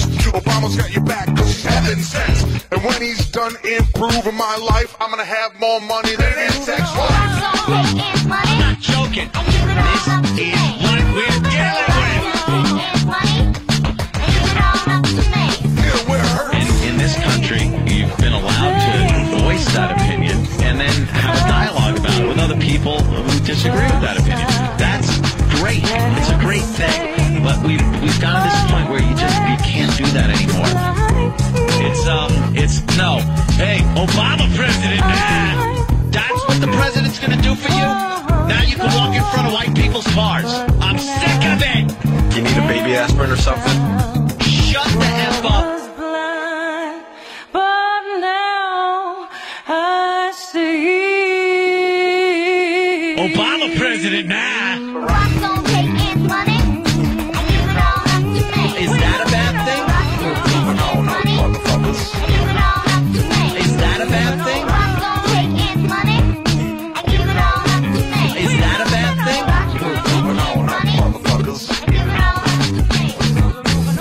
That's why they make front page news. Because they rarely happen. What does happen is groups of black thugs will beat the crap out of white people and rob them. That's the crap that makes page 17! Anthony. What? Why don't you use the power of the media that you have to try to bring... I am! Thank God I'm here. Thank Jesus effing Christ. I am here to spread my word. You really got to listen to Marianne. She's making a very good point, Anthony.